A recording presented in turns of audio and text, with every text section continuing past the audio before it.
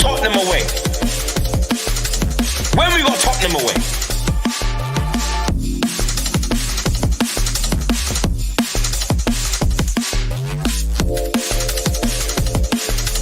Tottenham away. When we got Tottenham away.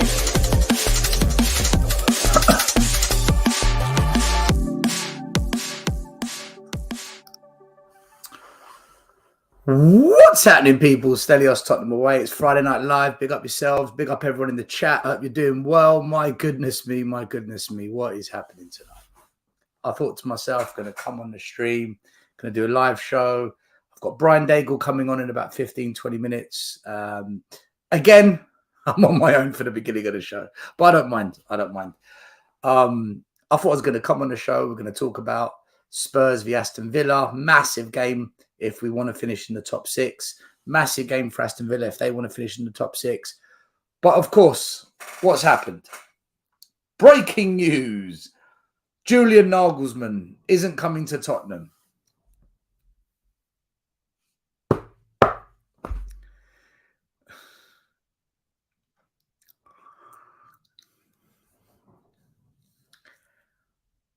I've been saying for what? 5 years? 2-3 years on YouTube? Levy out. Enoch out. I've had abuse. I've had hate. I've had other YouTubers turn against me. I've had podcasters turn against me. I've had people try to cancel me. I've had people spread vicious rumors about me. But yet, I still kept going. I still kept saying it. Brian Daigle, same thing. The amount of people that attack Brian Daigle on Twitter, and what's he been saying? Levy out, Enoch out. We've been called an echo chamber. We've been called boring. We've been called this. We even had our channel taken down by an Enoch in nut job who couldn't handle the fact that I said the fans are to blame. The fans never got us into this mess, but the fans are to blame for keeping us in this mess because we don't want to protest. We don't want to boycott. We don't want to boycott the club shop. We don't want to do a rally march, even though there's groups like Change for Tottenham that say, we're going to do a rally march. Where's the rally march? Where is it? You've got all the other YouTube channels now. You know, even people that never want to talk about it, like last one on Spurs, it's time for change. What have they done? What have they done? Everyone's all talk. Everyone's all mouth. Talk the talk, but they don't want to walk the walk. Everyone wants to have debates. And we need to think about the moderate fans. And who cares? Who cares, man? There's 2 managers right now available. 2 managers who are good enough to do this and maybe save the club from not being that mediocre club that we're becoming. Pochettino and Julian Nagelsmann. Mauricio Pochettino and Julian Nagelsmann. They're here, ready, available now. You say to them, come to Tottenham. We want you. Put together a plan. Develop the youth. Use the existing talent we've got. Play attractive football. We'll give you 3, 4, 5 years. Write out a roadmap forward. Take this club to where it can go with the potential of the amazing stadium we've got, the academy building, the first team training facility. We're spending more money than we've ever spent on players. Take this and put a plan for football together. And what do we do? What do we do? We let Pochettino walk into Chelsea and we've put Julian Nagelsmann off of the job because he's not convinced. And yet our fans, this ridiculous fan base that we are developing, you get excited about Scott Munn. Scott who? You praise Ryan Mason. Oh, he's doing a great job. We're 6th, people. We're 6th. We were 4th when Conte was in charge. And now people are suggesting Oh, but maybe Ryan Mason can do the job long term. No, no. What is happening to this fan base? Listen, guys, I'm going to get into it. But I'm at that point now where I don't even go to games. I've even sold my Brentford ticket. I held on to my last ticket for the season just in case. And I thought, do you know what? I'm done, man. This club.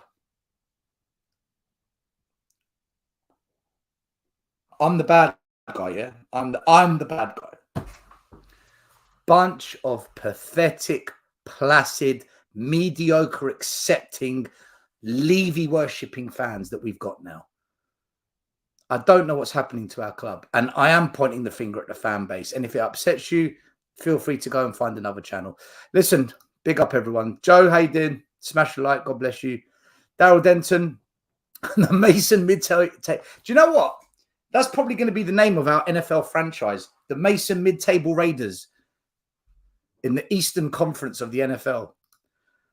Big up William Leone, channel member. I hate Tottenham. Dude, I'm with you. Hurry up, still. I'm here. I'm here. Big up, one love. You too, my man. It's the big one tomorrow. Is that when we announced that Ryan Mason's going to be the full-term manager?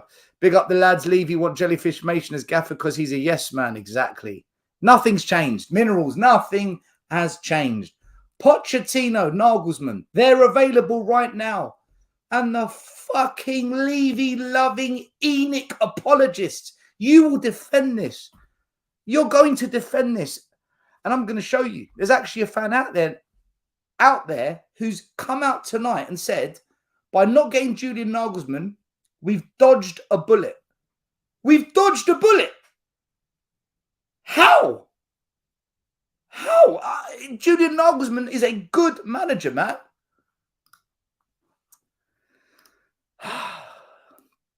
Champion, big up. David P, big up. Tom Thacker, big up. Harry, big up. Levy fumbled Nagelsmann so bad. Dude, I don't even think he was serious. I don't even think we were serious about Nagelsmann. Big up Language Angels, another channel member. Big up to SVRO BG. Jeff, how you doing? Channel member. Darius, big up. Sammy Mehmet, big up to you and the boy Harrison. And Mason, your other boy. Sorry, man. Rob Ayres, big up, guys. Mason will be in. You watch. I know. Oi, Rob, big up for being a channel member, by the way. My brother, who coaches as well, he said to me, as soon as we sat Conte, he said, you wait and see. Ryan Mason will be manager next season. I said to him, what are you talking about? If we put Ryan Mason in as manager, it's going to be like World War III. Surely the fans will snap at that point. And you know what? The more and more I look at the situation, the more and more I'm beginning to think just maybe Ryan Mason will be the new manager. And you know what scares me about this? Not that it's going to be a disaster, because it will be, but we've got fans who are now thinking, actually, he can be our version of Mikel Arteta. How is he going to be like Mikel Arteta? How? Arteta spent 4 years under Pep Guardiola. This is crazy, man. Big up to Steve. Is anyone surprised? No. Big up to Michael, channel member. Big up Phil, baby. Still make it go away. Mate, I've tried. I try. Protest. Purple and gold until we're sold. Boycott. How much more can I do? How much more? You know, we're losing, man. We're losing the battle. Our fan base is absolutely pathetic. And they get upset when I say these things. Tell me where I'm wrong. Show me where I'm wrong. Guys and girls, hello out there. Purple and gold, big up. How you doing, Cello? Levy out says fans need to start boycotting. Big up Ryan Busy, channel member. David P, how you doing? Brendan Rodgers, Ryan Mason, same crap.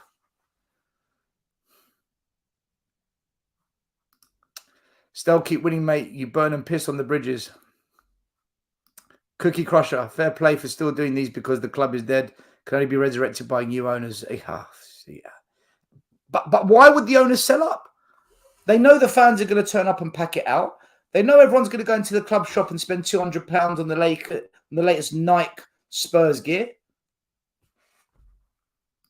Big up, Bob. How doing, Blue Mountain? Yes, Brendan. Where's the nearest Mirror Rogers? We've even got an Everton fan. Do you know what? Great win for you the other night, by the way, against Brighton. You might just stay up, Richo. Well said. Fuck me. What an absolute mess. Absolutely, Carl. Blue Mountain. Now we're being lied to. We never met Nagelsmann, but contact was made. What is it going to take? What is people's breaking point? When are you going to wake up, Spurs fans? Just Fly, the board are becoming more and more detached from the fans. Yeah, but we allow them. We allow them to become detached because we continue to turn up. We continue to spend money. We refuse to protest. Change for Tottenham, the rally march that never happened. Big up, Wayne Holland. How you doing, my man? I hope you're well. Leicester City, you're on the brink. You are on the brink. It's going to go right down to the wire for Leicester. Wrongan's brown envelopes. Big up, still. The club is finished. Amit, I'm telling you. Andy Lloyd, our only remaining glimmer of hope is Arsenal win the league. City, Everton could be a banana skin. Oh, I imagine they win the league as well. Oh, my God, my God. Evening Stelius. Big up, Johnny. Zach says, what will I say? Sorry, what I will say about Mason is that training under Conte has been clear to see. He has learned. Is he the future? No. Levy out, Enoch out.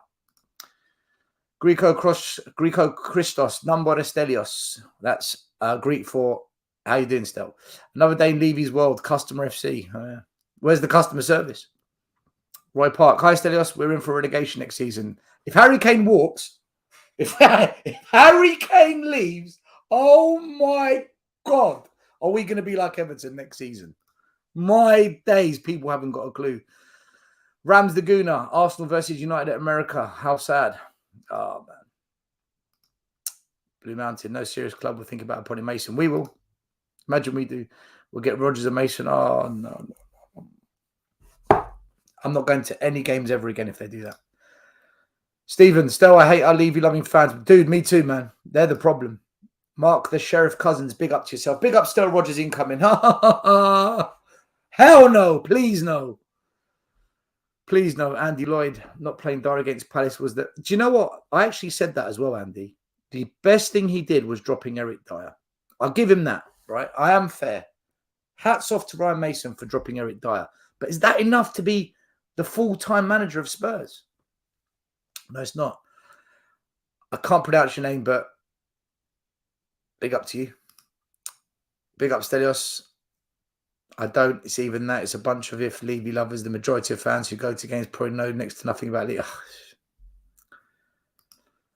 Big up Apocalypse now. Away on holiday can't keep away still. You're the only one listening to now. This club is sinking. Apocalypse, thank you, my man. Big up. Follow Brian Daigle as well, man. The guy fights the cause. He really does. The history of Tottenham Hotspur. How you doing, Roy? Evening, Stelios Alonso, now the latest fancy of fans who didn't even know existed 2 weeks ago. So true. Stel, outlink. Yeah, I'll send it now. Sorry, man. Oh, my days, my days, my days, guys. Honestly, I'm broken with that news. Because, not that I think anything will change anyway, because we'll let the next manager down as well. Because, and do you know what? That's probably what's happened, right? Nagelsmann has spoken to other managers that have had the job at Spurs. He's done his due diligence. He's looked into it and he's thought, right, for me to be successful at Tottenham, I need A, B, and C. Are they going to give it to me or are they going to control A, B, and C? And they probably can't guarantee it to him. So he said, you know what? See you later, man. I'm Julian Nagelsmann. I'm a top manager. Carry on with Ryan Mason. Let me know how that works out for you. Just like Conte said, you can change the manager. Nothing will change at this club. I'm right. He's being proven right. He's slowly being proven right, which is why I was always Conte in, guys. It's why I always said Conte in. Oh, my Lord, man. These Levy lovers, man. You're an embarrassment to our football club. You're an absolute embarrassment to this football club. But you are the majority. That's why we're in the mud. Big up, Spurs. Mario, if Levy had an inch of sense left in him, he goes and gets Poch. Exactly. If he doesn't, which he won't, then it's circus. The circus is going to continue, man. Nagelsmann isn't a jellyfish merchant. Yes, man. No, he's not. And you know what? The fact that Nagelsmann turned us down or isn't coming to Tottenham is even further proof why he should be the manager. Because he's got standards. He's got expectations for success. Doesn't want to work for Scott Munn. Have some random bloke we pulled out of our asses telling us how to run a football club. Who is Scott Munn? Are you kidding me? Nagelsmann had a lucky escape. Yeah, you're probably right. Big up Joe, anyone who thought for a minute Nagelsmann was coming extreme naive, never in a million years. That's what I said. I did say it. I said we're not getting him. Oh, God, Mason. Oh, don't. I'm going to cry. I'm telling you. I really thought tonight I'll just come on the show and just have a nice chat about football. I really wanted to talk about the match. Here I am again, sucked into Levy and Enoch chat. Why? Because it's always the fucking headlines. DS, good evening. Good evening to you as well, my man. Hi, Stel. When it was stated that we'd paid 10 million, I knew it was over. Yeah, we're not paying. We'll be relegated under Mason and the rest. Simon Davies, what does need to happen for this club to show some bollocks? It needs the fans to show some bollocks and stand up to this chairman and stand up against Enoch, and for all these YouTube channels who are jumping on the Enoch and Levy bandwagon just to get your likes and your subscribes and talking about the subject, to actually take action. Because all you do is talk and talk and talk, but you don't want to walk the walk. You're part of the problem as well, man. And that's why you turn against me, because I'm the only one, or one of the only ones, that says it as it is.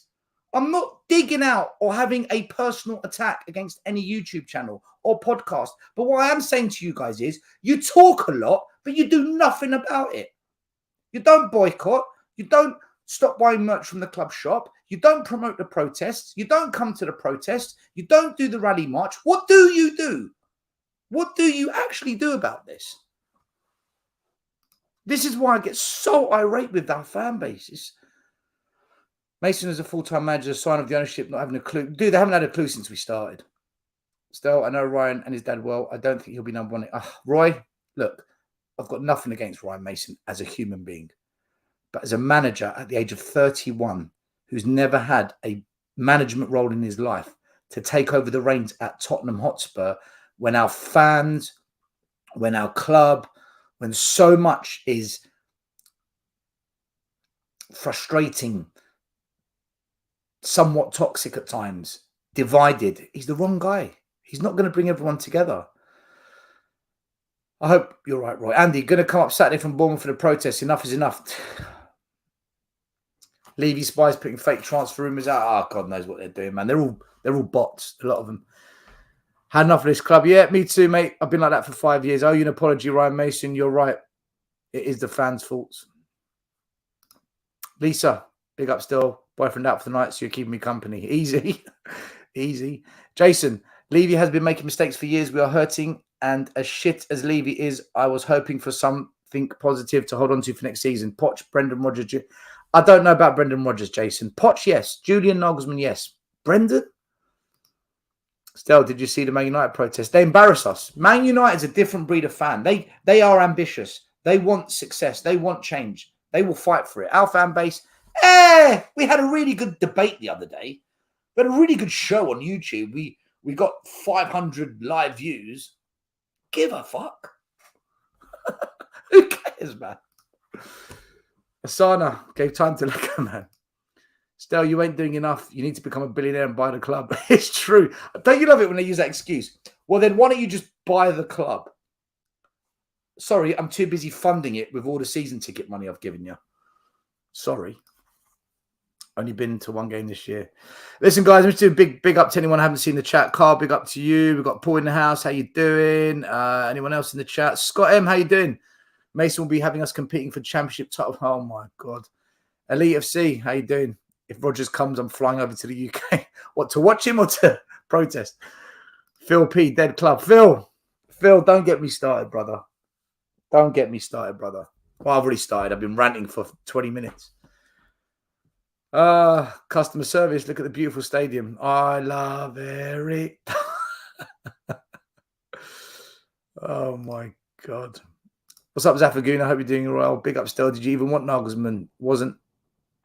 Look, if I had a choice, I'd have Pochettino or Nagelsmann because they're the best managers available right now and they're good.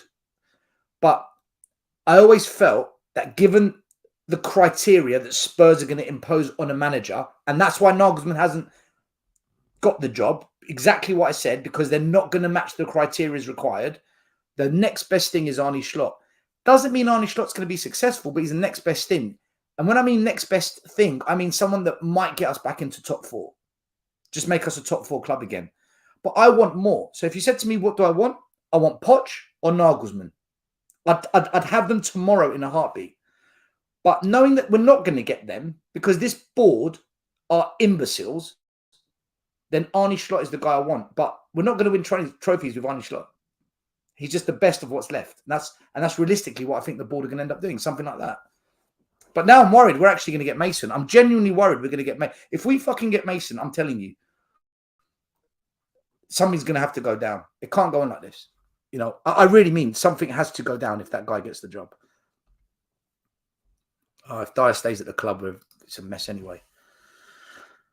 Sorry, guys, I'm just forwarding the link to a few people. I've forgotten to do all this. I've been so busy. This is the busiest time of year for me at work. David P, how you doing? Missing out on Nagelsmann is nowhere near as bad. Literally having content, letting him walk. Oh, mate, not backing him is a disgrace. Big up still. What do you think Tottenham need to do now? The fans need to take over the club. Get back control. That's what we need to do. I feel like we could be up for relegation. Listen, I'm not kidding, and I'm not bantering when I say if we lose Harry Kane, we are in trouble. Trouble doesn't mean mid-table; it means below that. So, and Alex THFC box office, he's been saying the same thing as well. If we lose Harry Kane, he said as well we're going to be in big trouble. So, I do agree with that. What's happened on my phone here? Sorry, guys. Ah, there we go. Cool. Cello. I don't get all this Mason hype. A bloke who hasn't... Exactly. I don't get it. Scott Munn, Moby's 90-10. Breaking news. Spurs expect to name Ryan Mason manager if he gets European football. Well, he's going to get European football, isn't he? Oh, fuck my life. No self-respecting manager will take this job. This club has no plan, no future. Levy has no respect for fans. People need to wake up. We all being played. It's just... I've been saying that for how long, Hesper? How long have I been saying that?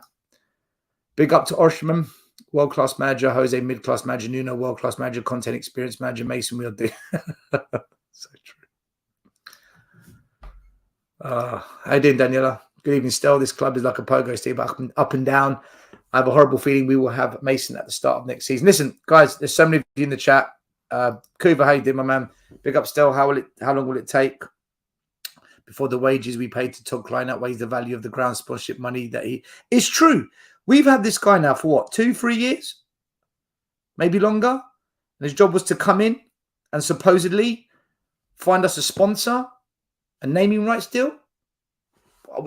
Is he working on commission or are we paying him a wage? If we're paying him a wage, we're hemorrhaging money here. The issue is the loan players and the dross. There's a lot of issues, Ariel. The issue is the loan players and the dross are running out of their current deals, meaning we have to sell them, otherwise they go for free. But Levy will extend the deals for players like Sanchez. If we let them go for free, just so you know, we still have over £200 million worth of transfer fees to pay because the players we've signed, we've agreed to pay in installments over years. So if we start selling all these, if these players go on free, we still owe the money for them without having recouped any money from the sale to go towards the money we owe for the transfers. That is not a good situation because effectively that money has to come from somewhere else. And the easiest place to take it from is one, player wages, meaning you can't offer new players the type of contracts that perhaps will lure them in, or you're going to have to take the money away from where existing transfers, future transfer budgets. Letting players go on a free has no positives whatsoever. None. Minerals, listen, I'll bring you on later, bro, because I just want to get through some bits and I'll bring you on, okay? I'm not blanking you, don't worry. TJ Warren, big up still on the chat. Happy Friday, 2-1 to Villa. Oh my God, if we lose to Villa. Actually, maybe then Ryan Mason can't get the job. Evening still, this club has ruined my weekend. Every weekend, Spurs. Big up for being a channel member. Levy out, Enoch out. Purple and gold tier was sold. Mark my words. In fact, I'm going to change the banner. Where is it? There it is. Purple and gold tier was sold. Guys, smash a like. We've got 260 in the building. Amazing. Thank you so much. Please hit the like button and support the channel. Listen, so what happened today exactly? Well, basically, do you know what? Let me bring up Twitter. So today, can I make this bigger? Let's have a look. There we go. Fabrizio Romano reported, Tottenham sources insist there's no plan to advance in negotiations with Julian Nagelsmann as things stand.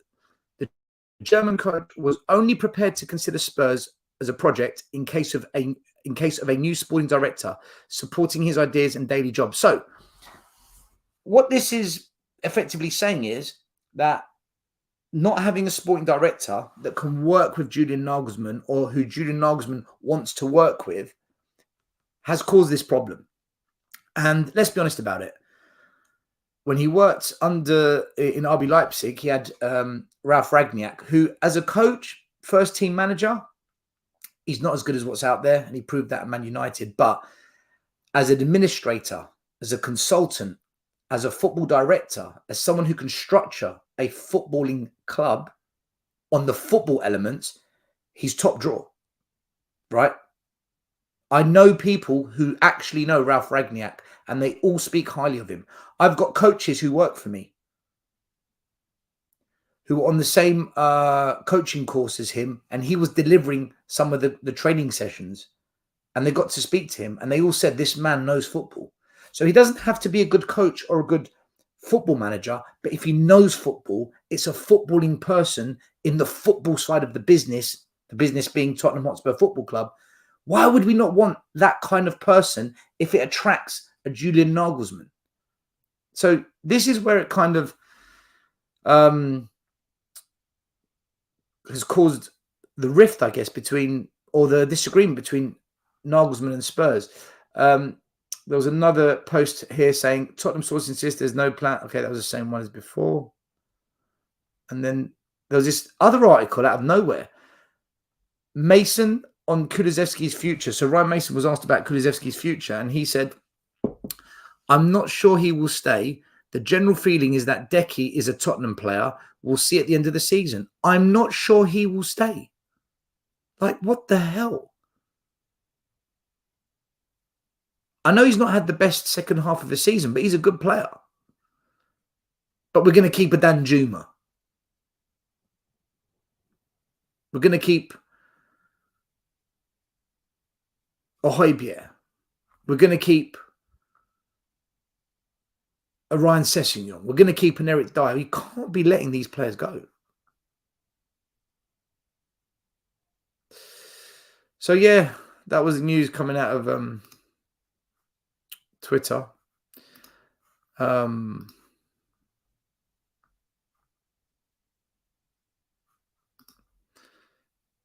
Daniel Levy, Julian Nagelsmann. They couldn't make it work. There's another manager who still hasn't signed for a club. Remember him? Nagelsmann. Poch. Nagelsmann. Poch. These guys are available. What the fuck are we doing? And now Nagelsmann is out. I saw this tweet earlier on. Unusual for Spurs to go so strong to quash a rumour. Usually only do so if they've been triggered. My opinion, if we're taking this at face value, is that Nagelsmann has said no for now.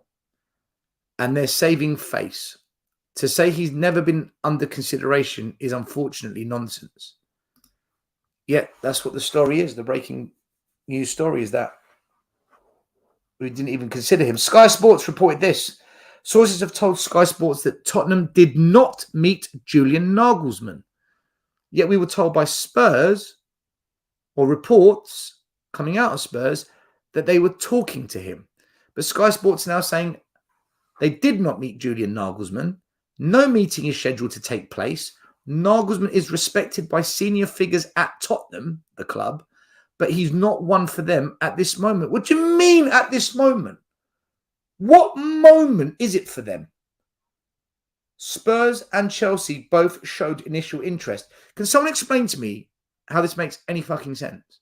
Spurs and Chelsea both showed initial interest, but then they say Tottenham did not meet Nagelsmann. So if you didn't meet him, how did you show interest?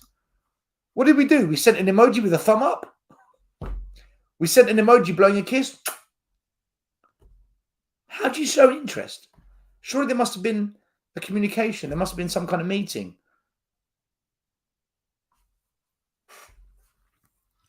And then you've got the problem. The problem. Spurs fans like this. Great news. Clearly, another seeing Spurs as a backup doing us a favour. He's got no CV to fall back on. He was kicked out of Bayern for his attitude and off-field behaviour. We've dodged a bullet. Just listen to it. We've dodged a bullet. This is why Levy gets away with it. We got fans like this. Fans like this saying it's a good thing we never got Nagelsmann. We've dodged a bullet. What fucking bullet have we dodged? It's insane. Let me bring Kuva in. Kuva, I've been ranting 30 minutes by myself, mate. And big up to you as well, bro. Yeah, it's just another depressing day as a Spurs fan, isn't it? You look at these big names coming out, and let's face it, Nagelsmann is a big name. He made good reputation for himself, so much so that Bayern Munich took him on. It doesn't always work out for a young manager going into such a high-pressure job, but for us, it's exactly what we're going to need, because we aren't going to be buying our way into success again. So we're going to need somebody that can work with young players and forge something. Get him in with a good director of football. I think we could be away. I kind of agree with the comment that was that one of those reports saying it's nonsense that we haven't approached them. I think we approached bloody everybody. I think we got feelers out there. I think they go for a Google search of football manager unemployed, and then just contact everybody. Because that's how you end up with the likes of Nuno, isn't it? I mean, it's going to be the same again. I'm leaning more and more towards us appointing Brendan Rodgers now. I think it's going to be the new Nuno approach. Can't get who you're looking at. Levy doesn't want to pay enough for. Can't convince the really top of the range managers. I think with Mourinho and Conte now, I think they act as it's like a repeat warning of don't come to this club if you've got serious intentions. Only come to this club if you want to make a name for yourself, managing dross and budget players, and get something miraculous out of it. If you think you can do that with a club for you, if you've got any higher ambitions, forget it. Wait for a better job. I don't think. I think that all the ones we're linked with, I think Pochettino's the most likely that we haven't contacted, because it'll be like the admission of, "Oops, we went wrong there. Better recall that one." Not going to happen. I think the egos are too high in the boardroom somehow. How many other clubs do we talk more about the board than we do about the bloody managers and the players? It's so certainly the likes of Man United, and like you said, they go out and bloody do something about it. Our lot doesn't matter. Kuva, welcome, Brian. Big up, man. Big up, brother. Big up, everyone. Yeah, mate. Love to have you on. The thing is, right? Okay. I'll put it to you and Brian, right? First of all, my brother said to me that he hasn't been to one Spurs game this year. Like, he gave up even before the season started. So he's like a premonition of how did you figure that one out before the season started, Alex? But anyway, he said to me when we sacked Conte, well, that's it. You know what's happening next. I'm like, what? Ryan Mason will eventually manage at some point, and then he'll get the job next season. I said to him, don't be so stupid, Alex. This fan base is not going to accept that. I'm now beginning to think our fan base is slowly warming to Ryan Mason, and it petrifies me. That's the first thing. Secondly, is there a better manager right now in world football to come to Spurs than Nagelsmann or Poch? In terms of who can come in, who's got experience, who can work with youngsters, who can play good football and try and make us, I'm not even thinking about trophies, I'm just talking about try and make us a top four side again, because I don't think we win trophies under Levy. And the third thing I wanted to say is, Kuva, Brian, I've sat back for the last 3 months watching the Enoch out, Levy out get more traction. And I've watched everyone jump on the debates for this, and everyone now say, right, we're going to talk about it. very few channels, maybe 2 or 3, have I seen actually get to the protests, take proper action. Guys, is Mason going to be the manager? Is there anyone better than Poch and Nagelsmann right now? And what the hell is it going to take for fans and channels to really get on board with this? And by the way, there's news coming out tonight that we're seriously speaking to Barcelona to sign Longley. But we don't have a manager. We don't have a manager. Kulusevski could be going. Lloris could be going.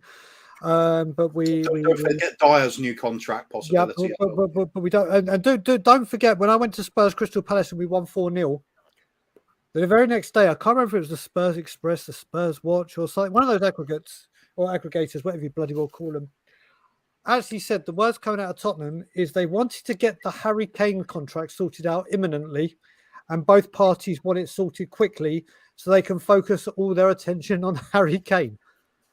Yep. So I'm glad that's even worked. So as I've started talking still, I might as well carry on what you said. So first of all, yeah, go for it, mate. Say, Brian, say whatever you want. There's so much to talk about. Again. I plan to. So first of all, people got to remember when it comes to Nagelsmann and all this bullshit that's going around now. When he was at RB Leipzig, Levy wanted him. Levy spoke with him, but for obvious reasons, Bayern, he didn't want him. So now Nagelsmann is available. You have a clean run at him, and you can't get it done. Okay, that's we hear that Nagelsmann wanted a sporting director, which I can understand, and he wanted one that would back what he said, not let's just get 2 random people and put them together and just hope for magic. I've been very vocal with Pochettino. I don't want him anywhere near the club. Don't want him anywhere near the club whilst Daniel Levy is here. If new owners were here tomorrow, I would be screaming from the rooftops to get Poch back. Not because I think he'd be the answer, and we'll go on. That man has earned the right to have the second chance to say, right, with money and backing, this is what I could have done. I want Pochettino to have the fairy tale, not the nightmare. So I don't want him back. No. Under Levy. If he did become the manager, I'd support him because I support our managers. Listen, when it comes to managers, Ryan Isaacs said to me, do you know what? There's one manager I want, and this manager will bring the club to its knees if he came. And he goes, I want Frank Lampard. And I said, do you know what? I said, do you know what? With our fan base would turn around and go, oh, but he's won the Champions League and every cup in England. He's a born winner. They'll find a reason to find, yes, Frank Lampard, come in. There's no plan at this club. This club, we're going, I said, mark my words, just kind of what you said, your brother said, Stel. I've been saying now that the 75-day hunt for a manager is going to seem like a walk in the park for what we're going to go through. And what we're going to end up with is we'll go past 75 days and end up getting a manager that was out of a job and we could have had all along.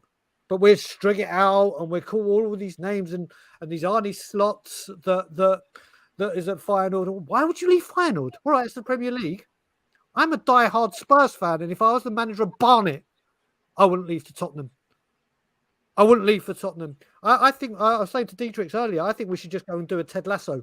Let's go hire the Maple Leafs manager or the Toronto Blue Jays manager and hope he can turn it into something, because football managers don't get a chance. The bit I really want to talk about is obviously, you mentioned about the work you and me have done constantly, or you didn't mention us, but I'm going to call it as it is now, because enough is enough. People will know Stella and I have a very, very, it goes way beyond YouTube, me and Stella. We went to school together from the ages of 11 to 16. Stella was at my bar mitzvah. We're talking over 30 years of friendship. Drifted apart as we did. Stella went to university. I went down a very stupid path. But the way we reconnected was we kept seeing each other turn up on Football London's page or any Spurs page. Leave you out, leave you out, leave you out, leave you out. And it's because of that we connected. Now, I've been going on Tottenham, We Are Tottenham TV for almost 3 years, starting next season. Stel was shortly behind me on We Are Tottenham TV. No one was speaking about Levy out on YouTube. And I mean no one. It may have been mentioned during the window or or if a manager's just a quick, oh, Levy, yeah, and we'll move on. But it was not spoken about. It was not discussed. Then you have people like Bob Spur, Danny Kiriakou, Kuva. I'm not going to go through the whole Will Stewart. I'm not going to go through the whole list because I'll be here for ages. And yeah, mine and Stell's channel, or the boys at Tottenham Away and the boys at Tottenham on Tour, have made sure that it stays as a very, very Levy out channel. And it stayed as a Levy out channel for a certain reason. Like I said, I've been here since Martin Jol got sacked. And I've been living this for 15 years. Some people have only been living it since the Super League. Fuck, some have only been living it since Poch left. Since Conte left. Everyone has a straw that breaks the camel's moment. It's like, how many fucking straws do you need to break? How strong is your camel? How many times does this need to go on? And then people, once again, I put a tweet out, which I mentioned on Henry Wright's, saying, just to let people know, once again, we're protesting, even though we're the 12:30 kickoff, we are going to be there at 9 o'clock in the morning. Come if you want. It's the final home game. Now, I can vouch for the international fan base. I can certainly vouch for the Canadian fan base. When I say if they lived here, we'd have hundreds, if not thousands, of people opposite that club shop. I can vouch for other, because of my links with Tottenham, Toronto Spurs, I deal with other fan clubs. And I know if they were in the country, they would bring hundreds, if not thousands. And I'm not even talking about the 100,000 Spurs fans or millions that are in this country that can't get to the game. Forget them. You can't come. You're not going to the game. You have family commitment. Whatever the reason may be. There's 62,500 people at that stadium, there or thereabouts. You take out, let's just say 10,000 for away fans, corporate, whatever. You're down to what? 52,500. And you're telling me that the only 100 Levy out fans, or 200 at tops, we're the only Levy out fans that stand outside that club shop. Do me a favour. Brian, do you know what? Just I'll let you carry on. Just to say, 1% is 500 people. We can't even get 1%. Yeah. And this is it. And you got to remember still. I big up. I've just seen something I haven't spoken to for ages. Big up my boy Jason Groves, my fellow Englishman in Canada. Love you, brother. Love that man. You look at it. People like Ben Kaufman. Let's mention Ben. Ben, part of Tottenham on Tour. Has been ever present since January. He's at all the protests. He's at all the protests. Was at the Phil P's there. Phil P. I mean, there are people in this group or in this chat right now. But then you hear the Levy out chants in the ground, and when they get to their highest, there's more than the people that we're just standing there. But they won't come and stand with us, whether it be they're in the pub having a drink. And if you're in the pub having a drink, fair play to you. You work goddamn hard all week. You deserve your time in the pub, whatever you're doing. But you can't come out for 20 minutes and voice your frustration. If 400 people came out and said, right, I'm going to stay for 20 minutes, all these people that say there are 5, 10, 15 in a lamppost are taking the piss, well, they won't be saying that then. They won't be saying that then. And I keep mentioning it, for a group of so-called, what have we been called still, 10, 15, 20, we've got into worldwide newspapers. We have got into every single broadcaster in the UK, made the UK papers, everywhere on YouTube, if you're in the Spurs community, talk about it, whether it's pro, against, on the fence, whatever, he's spoken about. Talk Sport, radio, the fan phone in, dominated when it's Tottenham. Not so bad for 20 people. Imagine it was 2,000, 200. Do you know what's interesting, Brian? Earlier on, before I come on the stream, I was just setting up some bits in the background, and I saw there was a show on 3 hours ago on the Don Robbie channel, so the spin-off from Arsenal Fan TV. And they've got the Spurs YouTubers on there. They've got Expressions, they've got Fuad, I think. There's 4 or 5 of them, and they're all on there doing the whole Levy thing, talking about it, not getting Nagelsmann. And I sit there and I think, do you know what? It's great you're having that chat, and it's great the conversation's happening. What are you going to do about it now? And this is where we separate the talk from the action. And for whatever reason it is, and I don't know what it is, our fans just do not have the appetite for the action. And the thing is, Brian, for you and I, it's demoralizing because we turn up every week not expecting much, and often we don't get that much.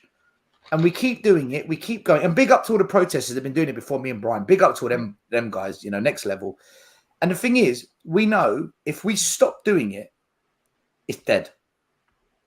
Any chance, any glimmer of hope, it is dead. Yeah. Because there's people that love to bash us. There's people that love to say, look, only 50 of them.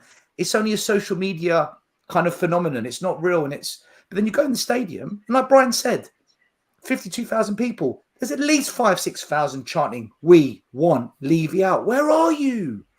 Where are you? You're in the stadium. Brian's right.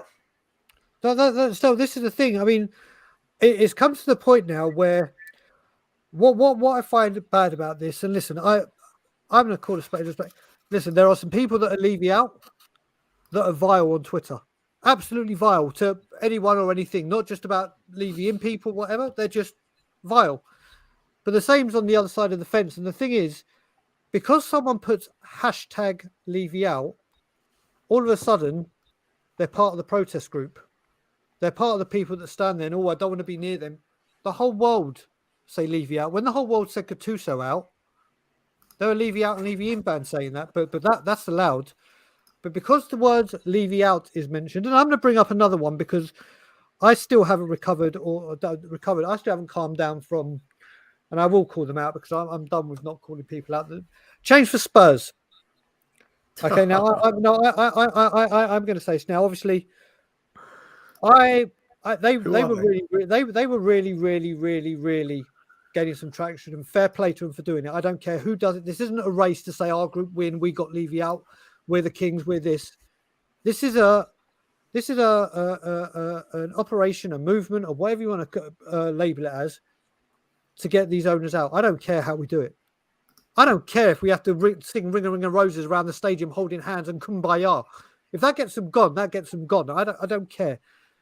But they had this march, and because 9% of people voted for it, they called it off. Now, how do you know those people that voted were even in this country or whatever? But because they said no, you decided against it when you did all this big hype. We give the hype, we stand where we are. All right, I wasn't there on Saturday, I was unwell.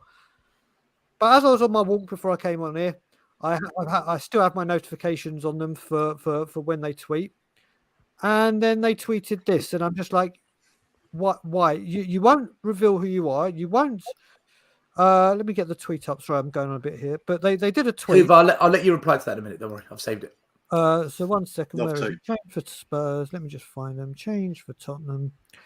For fuck's Brian, sake. while you're doing that, quick thank you to Bob for a super chat. 100 days till permanent manager, new Sanchez contract and Mason in. Also, if you don't want Poch in, why Nagelsmann? Question mark. All irrelevant. Mason in. Big up. Thank you for the super chat, Bob. Right, I found it. So let me very quickly read this. It went, no Nagelsmann, no Pochettino, no ideas. What are we honestly doing? What is your plan? What are the board thinking of for us moving forward as a team and as a club? Well, I'm sorry. The time for strongly worded letters or emails or tweets like this Doesn't work. We've gone past the point.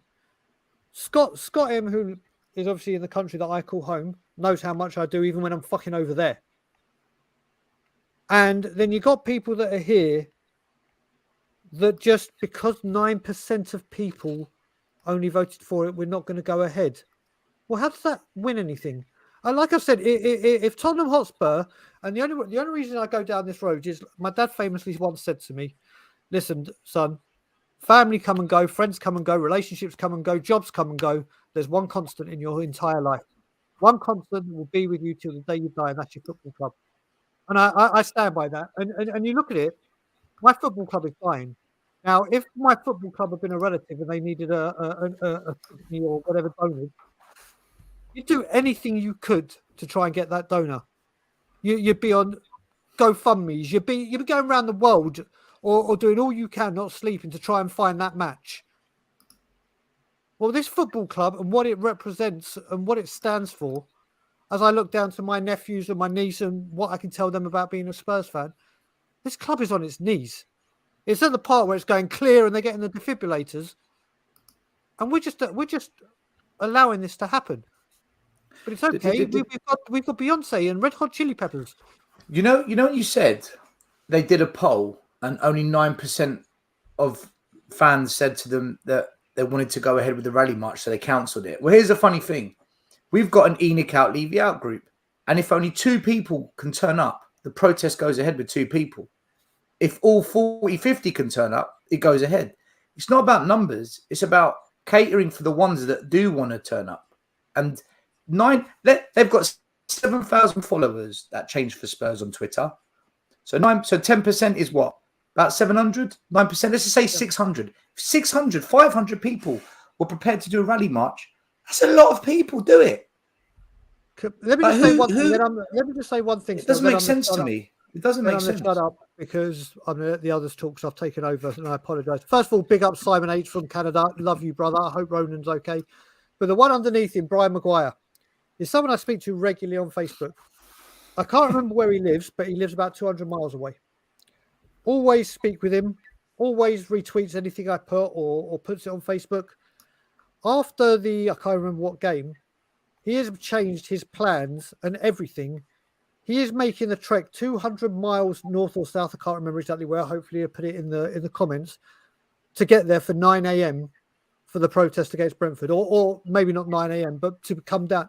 He's cancelled everything. Glasgow, there you go. He's coming down from Glasgow to be here for 9 a.m. or whatever time he gets here because he's like, enough is enough. Fair play to Brian Maguire and people like him who have reached out to me and have. Mate, you interviewed one still when we were there at the Man United one. A guy came down from Coventry. One of my friends who was at the original one, Miles, he came down from Hartlepool, 6 hours. And we've got people from Glasgow coming, from Hartlepool coming, from all over Coventry coming, but 62,500 fans. Let's take 10 away again because of the corporate and the away fans. Out of 52,500 fans, we don't get even a sprinkling of them.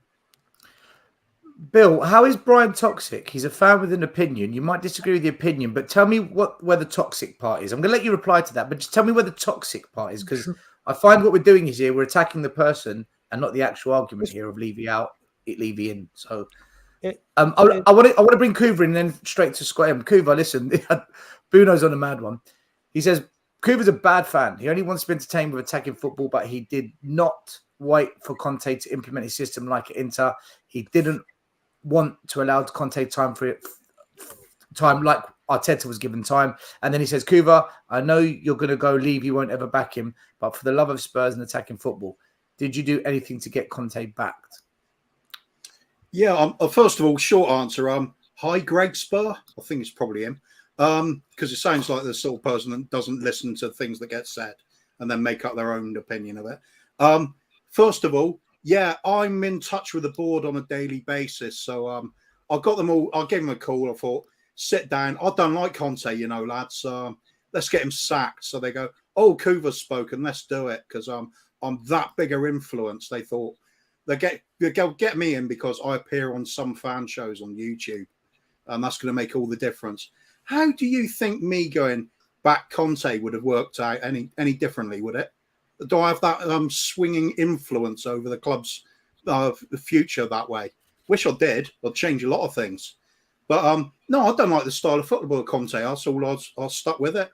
I said he's not going to get backed. I said it doesn't matter who we bring in. Stuck with it. I don't see the problem.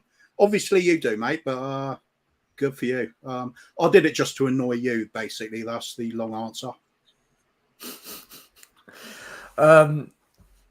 Before we go to Scott, I just want to quickly say to people saying about Chris Cowley on Sky that we should be on it. Look, I'm not attacking Chris Cowley. I want to make that clear. I'm just going to make an observation. The fans of Spurs who get allowed or invited to talk on Sky Sports, they kind of toe the line. Otherwise, Sky won't touch them. That's how I look at it. If I went on Sky, Brian, Coover, Scott, we're going to say exactly as it is. And that's the last time you'll ever see us on Sky. So that's what it comes down to. You either got to play their game or you got to be really straight up with what's happening. And sadly, the straight up fan in our club isn't going to get that gig. We're not going to get that voice with the main media. If it really went toxic and the numbers were hitting that, yeah, then they'd probably have us on. But we're not there. I thought we were there, but we're not. Scott, big up, man. You all right? Yeah, I mean, not surprised at all. You probably know that. I never expected Nagelsmann would come. This club, I gave up on the start of the season expecting anything from it. So now I don't get surprised by it. I don't get as angry about it. What kind of gets me more angry is when you see the comments, right? People saying Brian's toxic because he's calling Levy out. And I'm kind of, and it's the same thing when you guys were talking about the Change for Tottenham did a poll. 9% people wanted to march. Then those 9% of people should march. But what happens is these groups, they say Levy out for a little bit and they find every reason not to do anything, right? That reason was there's only 9% of the people that wanted to protest. Before we've said, oh, now we've sat Conte. Let's give it time for that. I saw somebody say in the chat, let's give it time. Let's see what happens over the summer. We'll give them time, right? Like at this point, they've had enough chances. They've had enough time. We know that it's not going to change. And that people, that's the problem with our fans. That's what pisses me off more than anything that the club does, is the fans constantly finding reasons not to do anything, constantly finding reasons not to act, to give the board more excuses when they've done nothing but show us that they will not, that they'll let us down, that they won't do the changes that they claim they're doing. So when somebody says that Brian is toxic because he has ambition and wants the club to do well, I'm sorry, like my answer is just fuck off. And I'll be the one who's toxic because I don't mind the toxicness. Because if that's what it is that the only way we can get along is we all kind of just toe the line and say, oh yeah, good job, Levy. I'm sure things will get better. That's not any part of the club that I want to be part of. I don't want to be part of a group that says we can't say mean things, even though Levy out isn't mean. We can't say anything that might make people who don't want Levy out to be offended. That's not going to get any change at all. That's been tried and nothing's happened. And I'm not saying that just protesting alone is going to do anything. I'm not saying chanting Levy out is going to do anything. But what it is 100% going to do is show that we are not happy with it. And I'll tell you, as somebody who for a long time as a Spurs fan thought I was the only one that felt that way, coming to YouTube and hearing other people said it made me actually find like I wasn't crazy. That I actually had points about what was wrong with the club. So I think everybody should continue to say that. I think everybody should continue to protest, do what they want, because if nothing else, it gets the message out there that you're not alone, that this club isn't being run properly, and it's okay to want more for your football club than what we're getting from these owners. Yeah, and do you know what, Scott? When fans like you and the Coovers and the Dannys and the Wills and the Iggies, all and there's many, many more, all come out and start saying it. It gives people over here in the UK that do protest like hope to carry on as well. Believe me, it's hard when you're out there and there's thousands of fans walking up and down the high street just staring at you, photoing you, and you're chanting Levy out, and that they're not coming and joining you. It's a tough thing to do. Just got a quick super chat here from Tom. Big up, Tom. I've completely given up on all things THFC. Dude, it's going that way. And also, thank you to Gaguma. She put in a super chat earlier. I'm sure she did. There it is. Thank you, Gaguma. Friday Night Live. Big up to us, Brian Coover, Tom M. Twin. Guys, listen. There's a lot of you in the comments having digs at Coover for his thoughts in the past on Conte. Look, dude. Yeah, the fans were split on Conte. People were split on Conte. Lucas 14, or was it saying I was on a 3-month rant about Conte. I can't believe we always have to repeat the same thing over and over, and people still don't hear it. Well, I said at the time, if you're interested in success, Conte's as good as anyone. Might as well keep him. If you're interested in watching better football, I would prefer another manager. Stuck with that right the way through. I've never changed my tune. So say what you like, but I'm sticking with my guns. Sticking to my guns. The one thing I'll say in Coover's defense above anyone else who was Conte out or wanted change, whatever, Coover never wanted Conte from the start. I think he was one of 2 fans I know who said he never wanted it from the start. So I think maybe you need to rethink that one. But anyway, look, guys. If we're not going to get Poch, we're not going to get... Hang on. Can I just add one more thing to that, actually? Yeah. If we had actually gone and backed Conte, made some big name signings, putting some real quality into the team, I could have got behind that. At least we'd be going some sort of direction. But we just didn't, did we? It was a complete waste of time.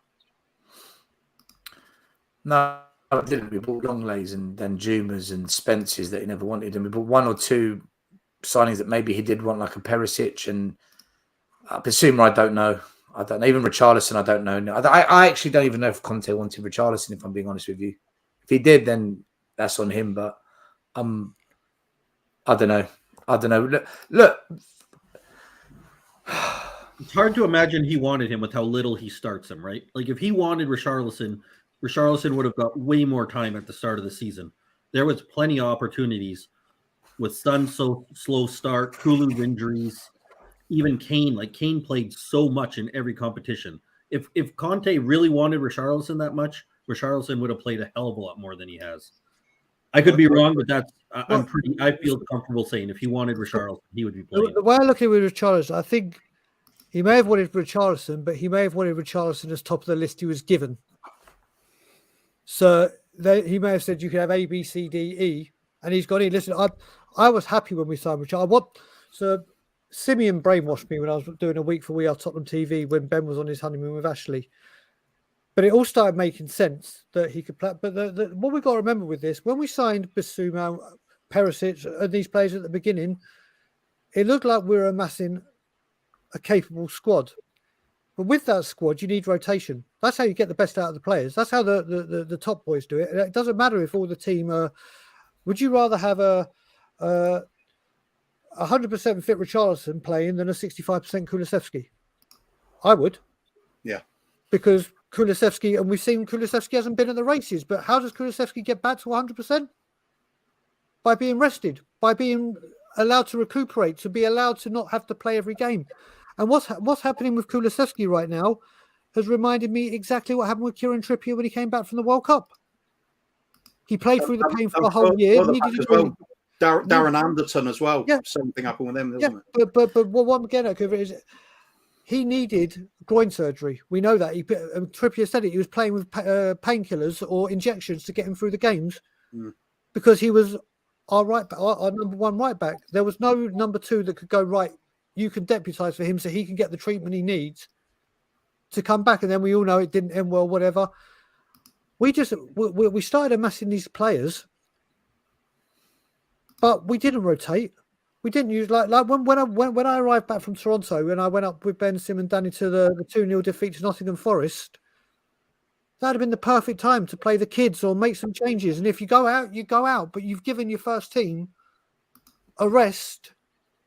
But he played Kane, he played Son, he played so many. Benson calls on the bench and came off. But it's like I would rather have gone up there, seen like 6 or 7 youth prospects, and gone out and been like, okay, we gave it a go. It's the youth team. It's understandable. But no matter what happens, it's the same team, regardless of how fit they are, regardless of what form they're in. And it's because the manager doesn't have the players to say, right, you can come out and this one can come in. You can't keep playing the same team over and over again without them resting and expecting it to change. It's been a woeful, woeful season. Woeful. It's been awful. Thank you, Sammy Mehmet. Big up. Long live Enoch out, Levy out. Oh, mate, until they're gone. Purple and gold until they're sold, until Tottenham is sold. Yeah, sorry, just carrying on about go. With the news of like Longley could be made a permanent signing, and the new, the threat of Eric Dyer signing a new contract. Jesus I think Christ. If those two things happen before we got a new manager, fans in general, have to stop this narrative of saying such and such a player is a Conte signing, is a Poch signing, is a Mourinho signing, because it will be concrete evidence. It will surely eradicate any view that we make signings for managers. We make club signings. The managers just have to deal with it. That's why we keep going wrong. If that happens, it's absolutely damning. I'll be done for next season already before the season kicks off. If those two sign permanent deals again. Well, Kuva, just to add to that, I've been saying this for a while now. Get ready for the first lie before the summer's even started. Stel will know this because me and Stel call him Long Gap for a reason. The very reason we signed Clement Long Gap was we were told it's so we can wait till next summer to get our number 1 or 2 objective. And that at the time was Bastoni or Gvardiol. Yep. Well, obviously, Bastoni ain't happening. The Conte thing is gone and he ain't going to come again in the Champions League. And Gvardiol, yeah, all right. So if we don't sign a top draw centre-back, we've been lied to again. And if we actually end up signing Clement Longap to be the replacement for Clement Longap, then forget what transfers go on. Forget what transfers we get. How can you say we sign this player on loan so we can focus on getting the right player, to then buy the player that you've deemed not good enough to sign originally because you're looking for a better player? How can people even justify it?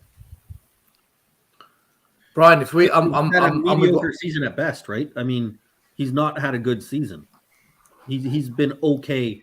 And people say that Romero gets credit for being good around a bad bunch of people around him. I think Longley really benefits from being around Dyer and Davies, because I don't think Longley is good at all.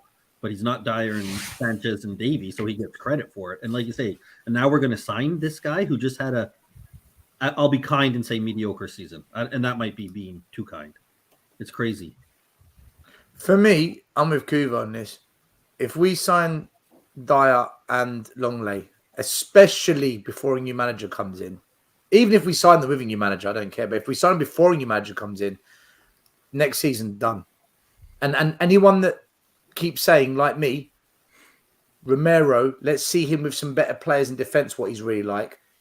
We're going to see the same Romero this season, just below par, not good enough. So, Phil, like the purple and gold scarf, man. Do you know what, Phil? I'll be back in a sec. You just remind me of something. 1 sec, I'll be back. Come on, Daigle, get the branding on, mate. Looking like an LGBT Doctor Who there, Phil. It's exactly what I was going for, mate. Yeah, fair play, mate. Big up both communities. Absolutely. Listen, every time you think, like tonight, you know, I've been on a bit of a journey, everyone. Welcome back to square one. Yeah, exactly. I don't think we're even at square one, you know. But look, actually, just one thing. Scott M made me think about this. I've not really been overly impressed with Longley, but the thing is, the fact that he's just looked average means that he might actually be the best defender of all time. If you can just look average in this team, it means you might be. Because look, let's face it, lads. I reckon Prime Messi could rock up in N17 and actually look woeful at the moment. We've got players that we know are brilliant, like Kane and Son, and they're literally like they're looking like they're scraping their knuckles along the high road as they're going into the game. Do you know what I mean? It's the whole thing from top to bottom. The number of days since the last Spurs absolute master disaster class, 0. We're in it again. You know what? I was going to spend the evening either sleeping or I've finally brought myself to watch House of the Dragon after obviously season 8 of Game of Thrones broke my heart. So I was like, I can't go back. I can't do this to myself anymore. But I finally thought, you know what? Let's give ourselves a bit of time away. I know you're a big proponent of this, Cooves. You know, a bit of time away from the Spurs. Just give ourselves a bit of mental headspace. And then this happens, and you're like, we've got to get back into it. We've got to discuss what's going on at our once mighty football club. And look, the only thing I would say, I actually think, right, and I don't know why, there's so many reasons, Daigle, you've laid it out really well. It's a myriad of reasons that I think people won't protest or don't protest that actually do want better for the club or aren't. Look, who is happy with Levy at the moment? I don't actually think there's that many staunch Levy in people. It's just some people would back him more than others. That's what it is. But it's just not many people are willing to go to the front line on this. Cheers, Scott. I was only on for 2 minutes, mate, and I said I ran into the woods, as Minerals would say. But yeah, look, Yeah, but for many Phil, you reasons. say they're not happy with Levy, right? Sorry to interrupt. You say they're not happy with Levy. They still go to the games. They still go and spend money on food and drink before, during, and after. There's the club shop. The last protest I went to, club shop was packed, right? So if you're not happy with someone, you don't do that. Is it not a case of they're accepting it? Maybe not happy, but they're happy to accept what's happening. Yeah, but I think there's a few issues here still. And one of the things I would say is, look, where I sit in the South Stand, there were a lot of empty seats around. I actually worry that we might be misreporting the attendance figures now. Because, look, it wasn't like there was glaring whole sections empty or anything like that would actually have made a difference and made them sit up and take notice. They don't go by number of people. They don't go by the number of people who've actually entered the stadium. This is what Arsenal used to do. They don't go by the number of people who've actually entered the stadium. They go by number of tickets sold. So if someone's bought a ticket but chose not to turn up or sell it, it's classed as an attendance. Which is ridiculous, right? Yeah. Because Arsenal did the same thing. Yeah, which is complete balls. Where I sit, right, in 258, big up 258, just below the screen in the south west corner. So if you're looking for trouble, you've come to the right place. We're up there, and there wasn't many of the regulars around us. A load weren't there, and so there was a mixture of empty seats and tourists. And the thing is, still, I know where you're coming from, but what we can't do, we can't judge what those people are going through. We don't know whether they might be like, say, Bobby Kay, when he came over, with the kids. Might be the first time they've ever been to Spurs ever. It might be the first time they've been since the redevelopment, should we call it, the Northumberland Park project. And they might be buying shirts for the grandkids or something else or whatever. We don't know. But yeah, of course, it is the biggest demoralizing thing, guys. And to be fair, I was heartbroken. I was like, I'm not sure what has to happen at this club, and I don't think anything's ever going to change. And I've spoken to you all about this, I think, at different stages. But the first Saturday protest after the Super League, and of course, by that stage, I think Arsenal had their huge protest, Chelsea had their big impromptu protest. But by the time we did ours on the Saturday, we'd basically all come out of it. So in a way, what are we protesting about? So maybe people didn't turn up for that. Maybe people didn't turn up because what had happened at Old Trafford and people getting on the pitch, and obviously the mass criminality that happened. I'm not saying that we should be doing that at Spurs, but all I'm saying is I think the demographic of Spurs fans now, we're all very well heeled. There's a lot of people that have got, professional careers of any level, but they're not. Maybe they're thinking, look, if we go front line, it's not like it used to be back in the day. If you're front line now, you're all over social media. And if your boss sees that and you're in a job where that might not be, the done thing, you might be out on your ear. So there's a load of different reasons for it, guys. And I don't know. I mean, the thing is, I dare say, Brian and Stella, you've done your fair amount of this soul searching over the years. What can we do to get more people down there? What can we do to get more people on our side? But I don't know. When we only had how many went to that Saturday protest, guys? 300, 500 people, and then a lot of people used that protest to beat us over our head with, because some, remember, we'd not long come out of lockdown here in the UK. There were some young guys that got beard up, started singing some songs about Daniel Levy and maybe what might happen after his demise. And, as distasteful as that is, as you've heard me talk about before as well, we've sung a very similar song about a certain ex-central defender of ours that went down the road, which I don't back at all, as in the move or the player. But we've been singing that song for 20 years more now. And so no one walks out of a North London derby because of that song, right? And you're talking about a black man who's got mental health issues, right? So if you really want to have a problem about singing a distasteful song about someone, maybe let's not feel too sorry for a white multi-millionaire businessman who's going to be a billionaire, and let's feel sorry for a local black guy who's now got mental health issues, right? But that's as far as I'll go across the bridge to say, and big up to Sol Campbell, because and clip me up if you want. Clip that.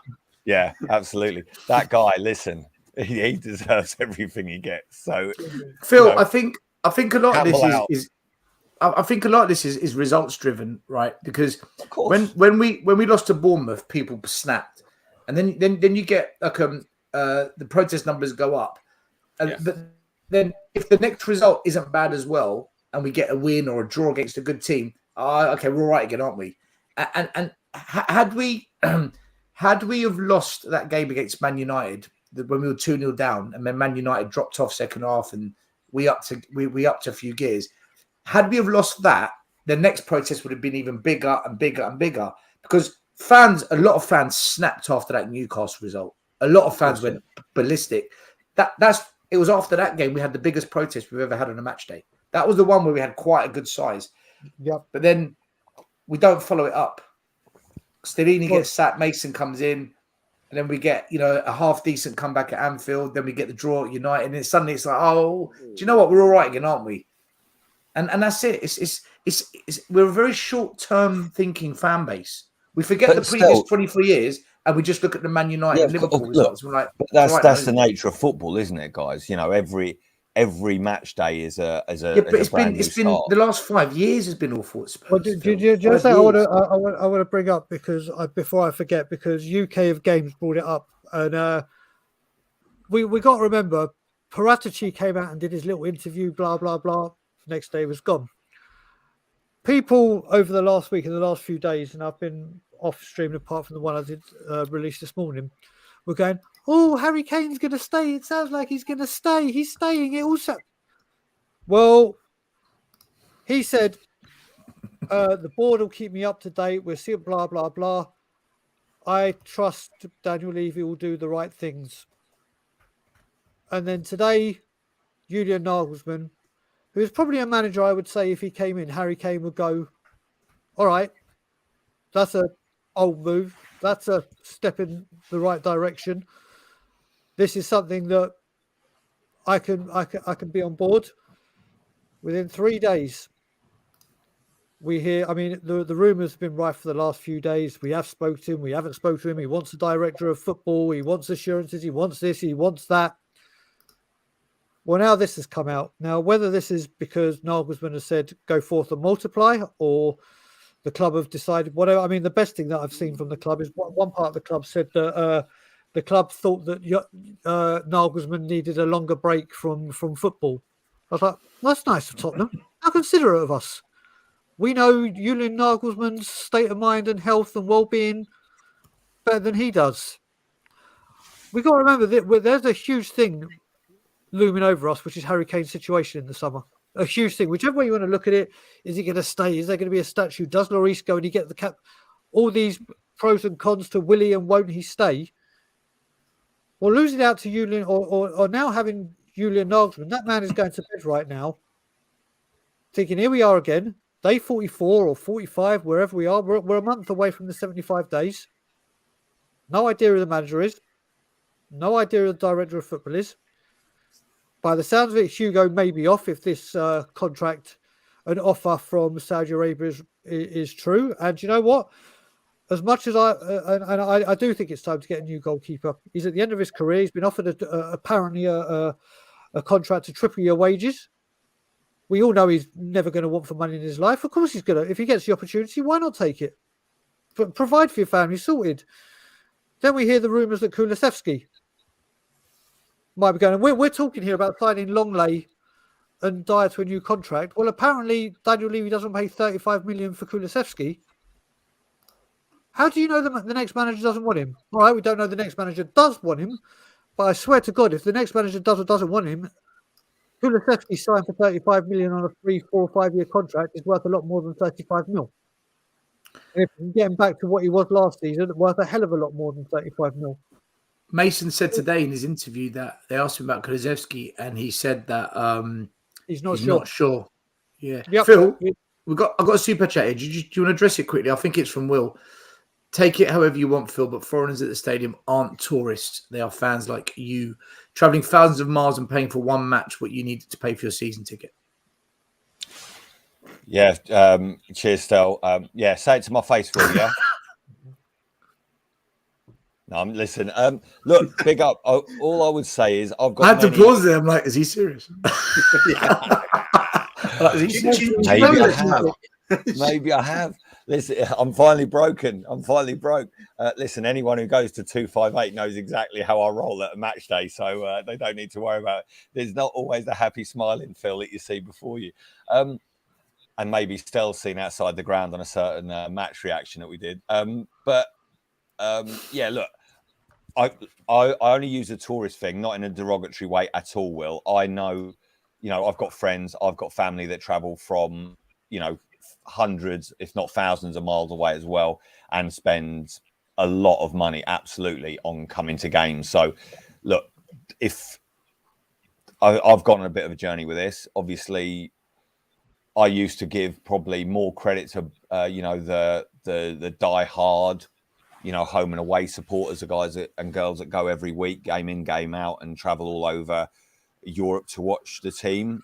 And, I still think they're the hardcore, to be fair. But look, if you've saved up for months and months to bring yourself and maybe your friends and your family to a game from the other side of the planet, or from Ireland, or from Scotland, or anywhere else in the UK, or North America, or South Korea, wherever you come from, you're actually the ones that I feel worse for, because I can be at home back here in my front room within, with Spurs traffic, probably 3 hours after a game. But it's a huge financial outlay and a huge emotional outlay for people that come from all over the planet to watch this great club. And many of us are very lucky, and I know I'm lucky to go. And this is the saddest thing, right? I think you've got die-hard Spurs people like Kuva, right, that now actively won't watch Spurs because they'd rather do something else with their time. And this actually is a point I was trying to make, obviously ham-fistedly, so I managed to insult all our international fan base, but at least I insulted Will, so that's fine. But the thing is, right, a lot of people have just sacked it off for the season. That's the point I was trying to make. Some people have just said, you know what, I'm listing all my tickets, or I'm not even bothering going anymore. I'm done. Because let's face it, the season ended at Sheffield United away. That was the end of the season. And the last little death throes was AC Milan. And as soon as Romero was sent off, done. We might as well have all stuck a fork in it and gone home, because that was literally it. And obviously the icing on the cake was or waking up inside a coffin that's been buried already was when Big Dave Sanchez came on.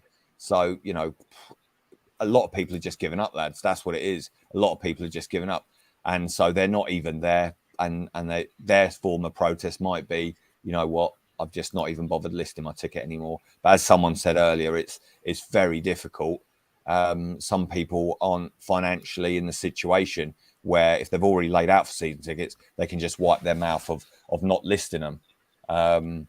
We've done it with some of our tickets. We've not bothered as a sort of form of protest. I was going to protest. I was going to boycott the other day, but in the end, you just think to yourself, I'd rather go in, and don the scarf and give it a bit of jip, with a bit of chanting against the ownership, and maybe that'll be more heartfelt, but or go across more. But yeah, look, there's no right or wrong answer, guys. If any of us knew the answer to this, I think we'd do it. But the biggest plea I would have to anyone who's either on the fence or not sure, or maybe have been put off by some of the negativity around Levy out in the past, my plea to you would be that even if you think certain elements of the campaign have been wrong, or you don't like certain people, or you don't like me and my Mac and you're scared, or whatever the situation might be, I would just say, look, by lending your support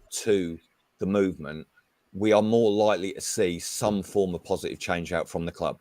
We're not idiots. We know that we can't, unless I find, 10 billion pounds down the back of the sofa, and I spend half of it buying a certain lovely football club in North London, you know, they're a private business now. They don't have to sell, and they probably won't sell. But by putting them under more pressure, all in my mind I'm trying to do is hold the club to a greater level of accountability than we have at the moment. Because at the moment, we are just turkeys voting for Christmas. That's what it is. And we're just sleepwalking into an even darker situation. I mean, look, we've been listless since, well, probably Can the I ask you a season question, of the Phil? Champions League run. Haven't we, guys? The Champions League run papered over some massive cracks that were already forming in the football club. Yeah, Phil, just to go on with Brian, that, just sorry, still, just one very, very, very quick point. Go for it. What I think I need to try and get out there and explain to people who are living in different countries or who don't go to games. I've been obviously going to the protests, not always going in, but sometimes going in because I get tickets. I won't spend money. But I've been going to Spurs since 1987 when I was a 8-year-old kid. And one of the things I always remember is walking down Tottenham High Road and hearing songs, chants. It was ablaze with noise, whether it be, like I said, the chanting. There was an atmosphere. There was a buzz. There was fever pitch going into the ground with anticipation, with everything. You look around the High Road now before kickoff and the big build-up. It is like walking into detention at school. There is not a song. There is no atmosphere. You could just hear fucking boots and train and footsteps. And I'll tell you how bad it got. The protest where I had to leave early, which was the Bournemouth game, because it was my nephew's birthday, was the day that Aston Villa beat Newcastle 3-0. Now, during that game, you could hear the Spurs fans cheering the Aston Villa goals from inside the goal line bar, clear as day from us opposite the club shop. Because people walk along that high road now, not because it seems like it's a chore. It doesn't seem like, it's Saturday, it's football, or you walk down there during the Pochettino time, or the Venables time, or the Yol time, or AVB time. There was some anticipation. There was an expectancy. There was a hope. There was a camaraderie. There was a joy in the air with people singing, "Come on, you Spurs," or "Yid Army," whatever you expect. You can hear a pin drop around there now. There's no song sung. There's no atmosphere. There's just people walking from pub to their turnstile that they need to go in. And there's no noise until you get to the goal line bar where people are pumping money for the longest bar and beers that float from the top and maybe some fish and chips. But outside that football stadium now, it's like the walk to school. That's what it is. The joy, the passion, the very soul and ambience has been sucked out of that football club, and it's kind of. Brian, like, don't you think this is just sort of almost almost like a condition of where we are at the moment as a fan base? Of course. That game, the Man United, where we were outside in the pouring rain at that protest. Everyone else was just trudging there. It wasn't even like, going to school detention. It was literally, I don't know, like walking down to the mines or into some sort of work camp. But you know what? Everyone's just broken, Brian. If you listen, lads, oh Christ alive, look at the date it is. It's the 12th of May. This day last year, we beat Arsenal. And that was one of the best atmospheres I've ever been at any football match ever, right? And where we've gone in 12 months is actually frightening. And when you compare the atmosphere, as you've said, Brian, from then to now, but this goes back to the point I was making earlier, Brian.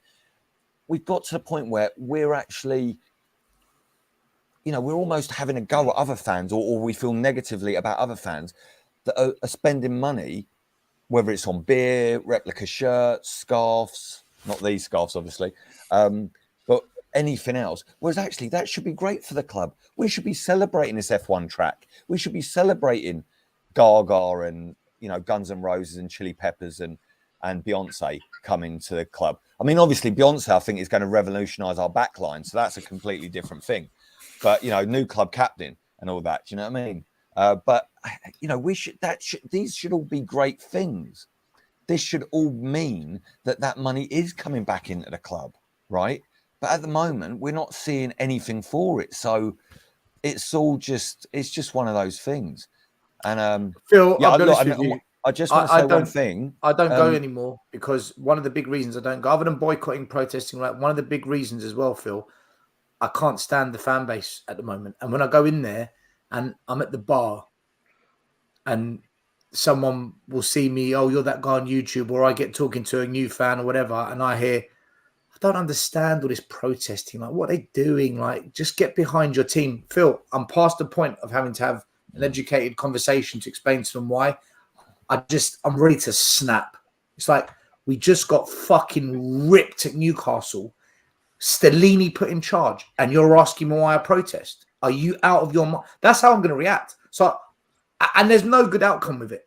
There's an argument never ends well. So Phil, I just stay away now. Well, still, to be fair, you staying away, mate, is the best news I've had all season. So seriously, people will know I walked out at half-time in the North London Derby. I walked out at half-time in the North London Derby. And for the very last game that I'll go to whilst there, the Man U game, I walked out in the 61st minute. And the reason I did it is I was sitting down in the same standing area with Ryan, and then Ben and Simeon said they had a couple of seats spare, so I went up and joined them. And I'm sitting there, we're 1-0 down halfway through the second half. And I'm just looking around me, and it's after the balloons have gone on the leave you out chants. There's some people just sitting there on their phones. There's other people talking about their day at work.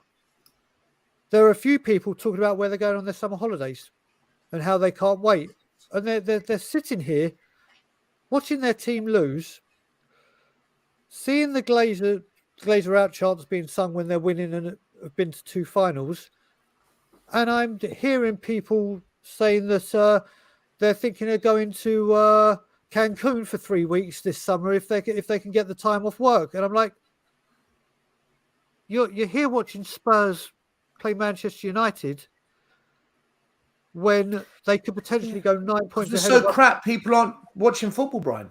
It got to the point. But one thing I did notice when I walked out in the 61st minute. What I was surprised is there was actually a fair number of people watching the game in the concourse, and they're like, I'm not going in. I'll sit here, watch it, and get some beers. And they're sitting there, and they're like, I'll stand here and watch it because I can't go in, because some of them are like, I'm trying to get Levy out chance going. But you get looked at with pure disdain. And you look at it, once again, people on Twitter with all this news will give it the big push on social media. And do what they do, but then Brian, look at this one. I saw this. Well, you know, Stel, I don't do WhatsApp groups anymore, and I had to leave. We've dodged a bullet. We've dodged a bullet by not getting Nagelsmann. I've had to leave that group. I left. There's a couple of people in that group and a few others that I just had to leave because it was getting to the point where I can't go to the stadium. Where a side of me was going to come out that I stored away a long time ago. And do you know what? I've met a few people now through the Leave You Out group, whatever, that know when people are trolling, or these Twitter people that are just seeking attention. And normally I bite. Normally I bite straight away and I'll go in, not verbally abusive, but I'll get hooked by the fishing rod that they've gone looking for, and I'll bite and keep going. They keep going for it, and I've learned just stay away, ignore. They'll get bored, whatever. But there's people in that group, in that Tottenham group, and the Spurs show, and others that are just so clearly deluded, or I don't know their age. And you'd think people my dad's age, or your dad's age, Phil, all of our dad's age, grandpa's age, uncle's age, auntie's age, cousin's age, that are older than us, that have seen such wonderful things. We've seen wonderful things. We've been lucky to see a couple of trucks, but we've seen some things. But if I asked my dad, who was born in 1953, how many trophies did you won by the time you were 30? It'd have been a damn sure more than I've seen. And how many title runs or pushes or be a damn lot more than we had. Like Phil and Coover have got kids that are growing up. Please God, one day I'll have a kids. Please God, you will still. I'm lucky to have my nephews and my niece. And as I said on We Are Tottenham TV, my grandpa, whenever he spoke to him about Spurs, would speak about the teams of the 30s, the 40s, the 50s, the 60s, the great players, the push and run, the managers. My dad will talk about Alan Gilzean and Dave Mackay, his two favourite players, till he's blue in the face, and talk about. My dad tells me the FA Cup replay in '81 when Villa scored that goal. Tells me to this day that was the quickest he's ever drunk a bottle of whiskey, and he was absolutely smashed off his face. But he tells all these great, and I'm looking at it, and I was like, what can I tell Isaac, Noah, Levi, Joseph, Sophie? We've got the aggregate from White Hart Lane on the floor. We have the longest car in Europe. You can grass go pitch of the year, most eco-friendly stadium, free as in a trot. Yeah, we've got sponsorships coming out. We were the first Premier League team to have a double header with a women's game, and listen, big up for the women's game and the way that's getting bit. That when I've been going mad about that, that's not about the women's game. When this match got moved, the Brentford game to the early game, I was convinced Levy knew there was going to be a huge protest, and he thought at 9 o'clock in the morning the protesters won't be there. Well, you're wrong, Daniel. We'll be there. But then a few weeks later, obviously, this double header comes out. So there's always a motive. There's always something behind it. Listen, it's wonderful that the women's game might have a huge attendance that they deserve.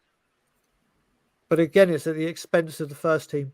Again, it's at the expense of the fans. Again, it's business over football.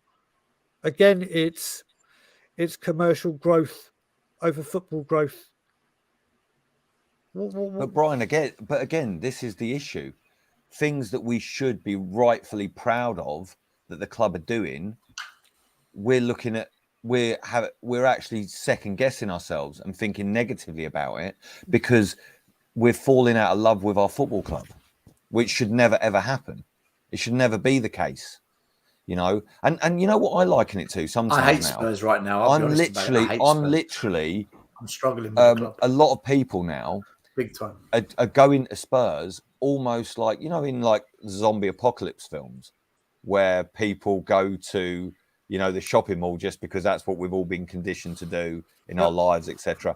That's what we're doing now. We're just all so conditioned to, it's Saturday, there's a football match on, we'll go to North London.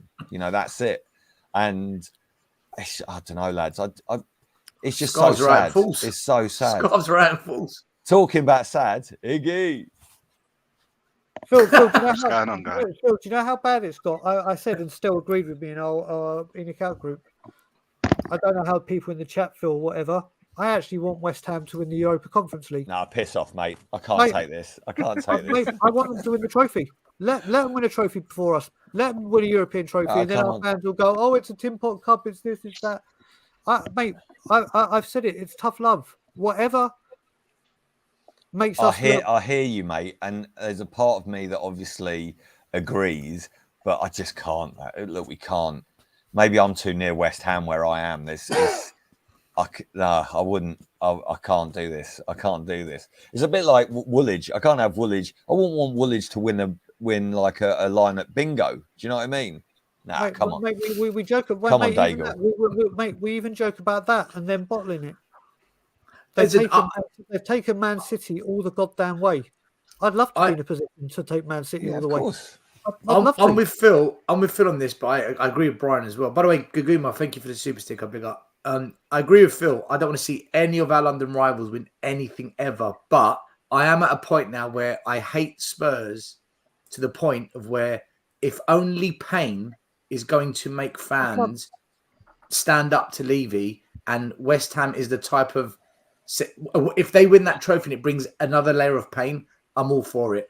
But I don't want the kind of pain where everyone's going to have mental health issues, because I had a long chat with Phil about this about 2-3 weeks ago.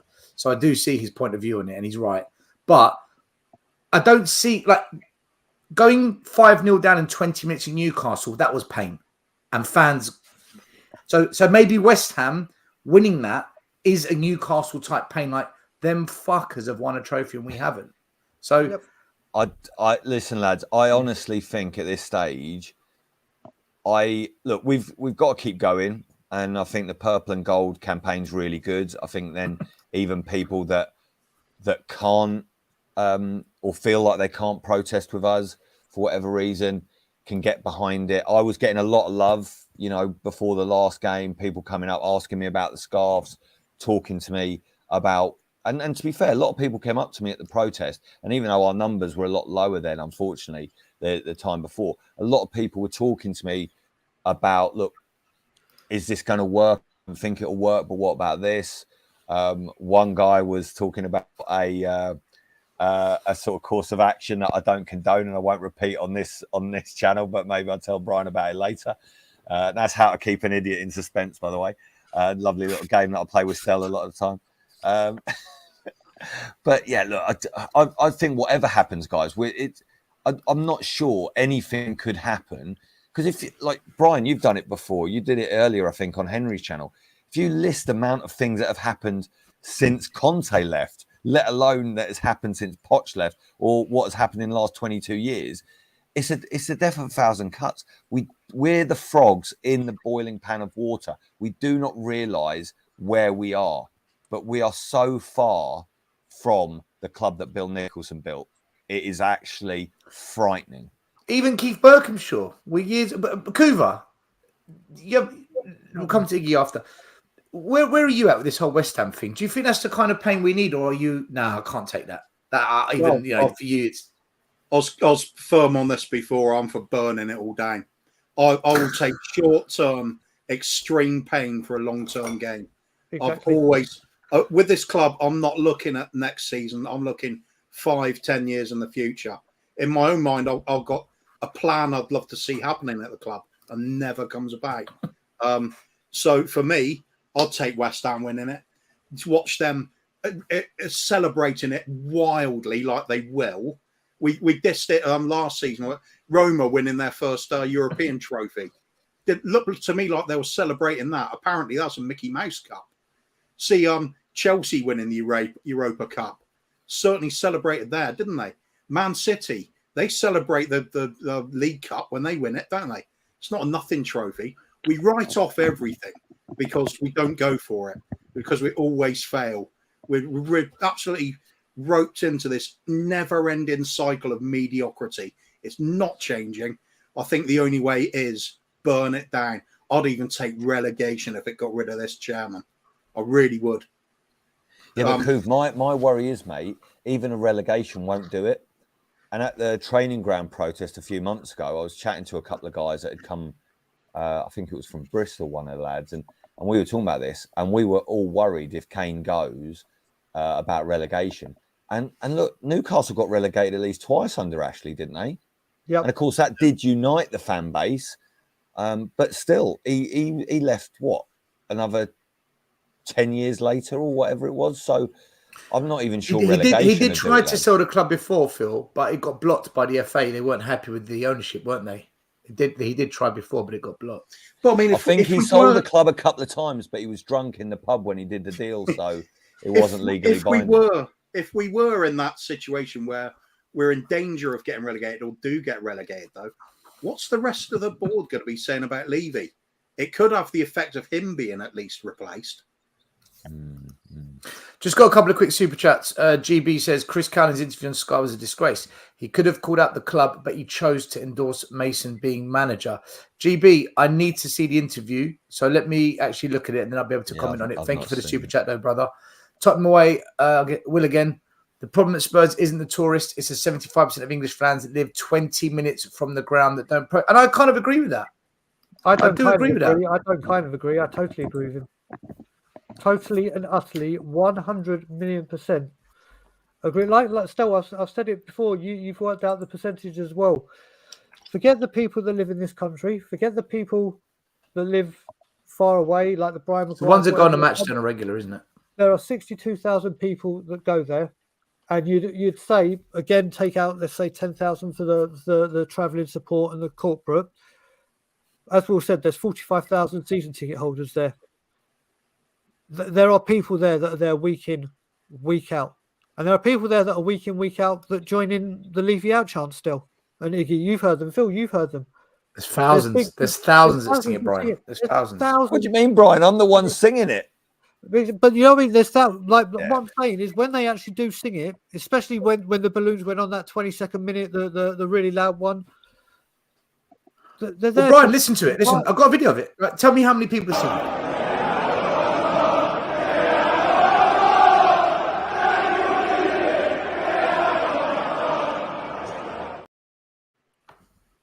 Wait, you I recorded that from my seat. So that was just me and my dad. Still, that was just me and my dad. Do you know what I mean? That if all of them with speakers like the old retro ghetto blaster on there, if all of them just came and stood outside that high road, we'd probably be in the road towards the club shop. Like get to, it would be jam packed and would really make a statement. Now, some of them don't want to stand out. You know, the irony is, though, there's probably only 50 of us singing it, but Mr. Levy's done such a great job with the acoustics at the new ground that it, like, obviously reverbs around the whole place and gets it all going. But it just goes back to Will's point. This is what we all talk about. I like I said, I can vouch for the Canadian fan base and the North American fan base. Still, you've been to the pubs there. You've seen what the fan base is like. Been to Toronto Spurs, Chicago Spurs, Minneapolis Spurs, and they're all livid with Levy. And they would be there. I've had contact from people from Germany Spurs and but parts of Germany saying, Brian, we've joined you and Toronto Spurs. We're not spending a single penny at the club shop. We'll get it from other places. And just, when we pay our memberships for the season, none of that money goes to Tottenham Hotspur. That goes towards the official supporters club to arrange the stuff that we do. These fans would do anything. And just so people know, because I've been there, so I can say as someone that visited, when you go to the pub that they have the Spurs match day on, it's no different to us. No different. Yeah, it's the same vibe, same songs, bit of an accent, but that's it. It goes to, like I said, with Will Super Chat. I don't kind of agree. I wholeheartedly agree. There's 55,000, 50,000. Even if I brought it down to 30,000, and they'll do everything in the stadium, but they won't stand on the pavement. 500 of us is good. If we get 500, it's good. I'm telling you. They won't speak on Twitter, but they won't stand on the pavement.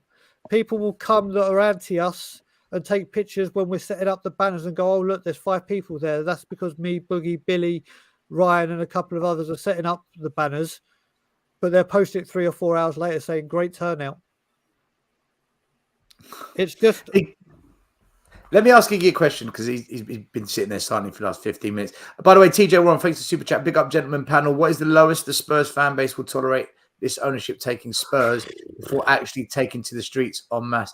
Iggy, go on. What's he going to take? Your guess is as good as mine, to be honest with you. I don't know, man. If I was guaranteed that West Ham winning a trophy or anything of that kind would 100% make a difference to our situation, then I'll be all for it. But I don't even think that's going to be. I don't even think that's going to be the defining factor. Because after a season like we've just had, we've had the manager, we've had the assistant of the manager taking over. Now we've got the assistant of the assistant taking over. I don't know, man. I honestly don't know what it will take. How much the fan base can take before they say, do you know what? Enough, man. We must be the most patient fan base, and I'm just gonna leave it at that and say we must be the most patient fan base known to man, because I don't know, man. I'm used to. I've grown up with football in a different mentality, like more European, like how things get done over there when they're not happy with the board or the players or a manager. They take matters into their own hands, and I'm not saying I'm inciting violence or any way of thought. I'm not doing that. I'm saying that they have their limits, and it's just like they force that hand essentially to say you need to sell up. You got this time to sell up, this amount of time to sell up and get rid of this club.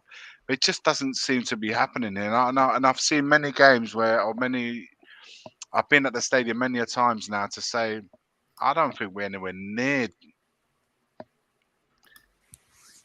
near close to that point. I haven't seen it.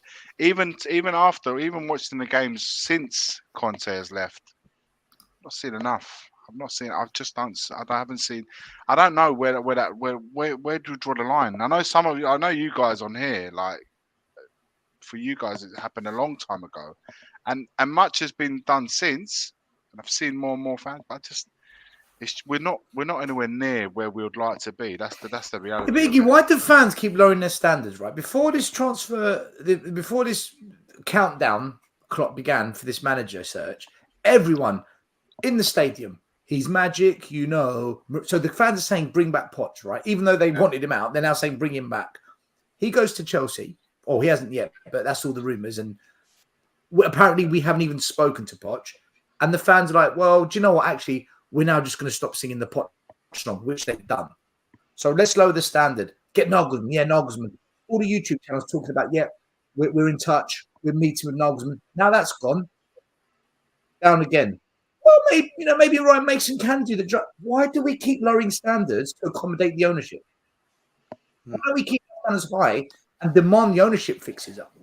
I don't get this. I've never. Yeah, but still, I think it's why we leave it out. It's all a coping mechanism, isn't it?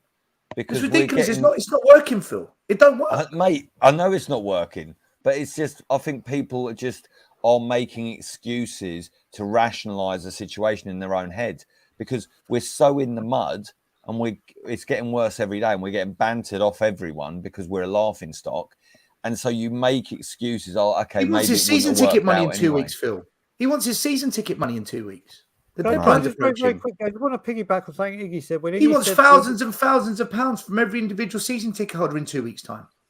So just to very quickly piggyback on what Iggy said, very, very quickly, because when he said we sacked the manager and hired the assistant, and then obviously spoke Conte, Stellini, then Mason. If you look at it from the last time we played United at home, not this season just gone, but the first one where it was Nuno and Levy out being chanted first, to when we played United recently, so it was 18 months apart. We have sacked Nuno, hired Conte, sacked Conte, hired Stellini, sacked Stellini, hired Mason. We've gone through 5 managers in 18 months. Insane. That's just from Iggy harped on about, and rightly so, about the manager trio this season. But that's Watford territory.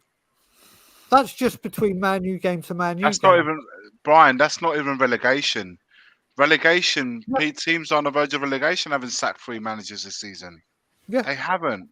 And the bottom line is they keep madness. The thing is, the expectation is rightly, as you guys are saying, it's getting lower and lower and lower. The will to change its ways is getting far, far less. But yet, for all of it, the prices are very much going up the other way. It's not like they're saying, do you know what? As of next season, until we get our house in order, we're going to charge £500 for a season ticket. £600 for it. We're going to lower the prices because we're not offering you the product that the prices suggest that we should be supplying you, because you're paying premium prices, but we're not giving you premium. So if they brought that down, they could say, do you know what? For 2 seasons, until we get our house on order, the prices are going to be half price. Your season ticket will be half price. Then people could be like, do you know what? Okay, right. It's not ideal, but at least it's reflected in our season ticket prices. But here, the prices are going higher. We're still number one highest price in tickets and in season ticket holder in world football. For sure in Europe, 100%. So how is that reflecting what you're paying? How is that reflected on what you're seeing on the pitch? That's the part I can't get on board, because and it's it's incredible that we still have 130,000 odd people on standby waiting for those season tickets to someone go, here you go.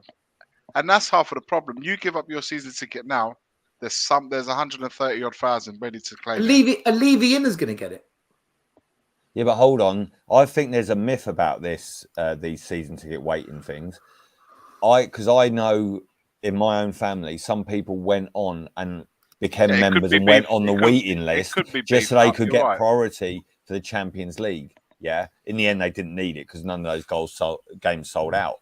But people get offered tickets that are like into the 50,000s on the waiting list and I think this comes down to two reasons. One, when we're dog shit, people are like, well, no, I'll just wait. And also, if you are there and say your dad, your brother, your mum, your sister, you're all on the waiting list, but at different levels, you're like, well, no, I don't want to go and sit on my own. I'll just stay a member until we all get a chance. And to be fair, look, I'm sure, Stel, you might have seen this before. And on the other side, Alex, I don't know what you think about this when you're trying to get tickets. Whenever and if you can remember this far back, whenever we've been doing well, if I've got spare tickets, they get snapped up.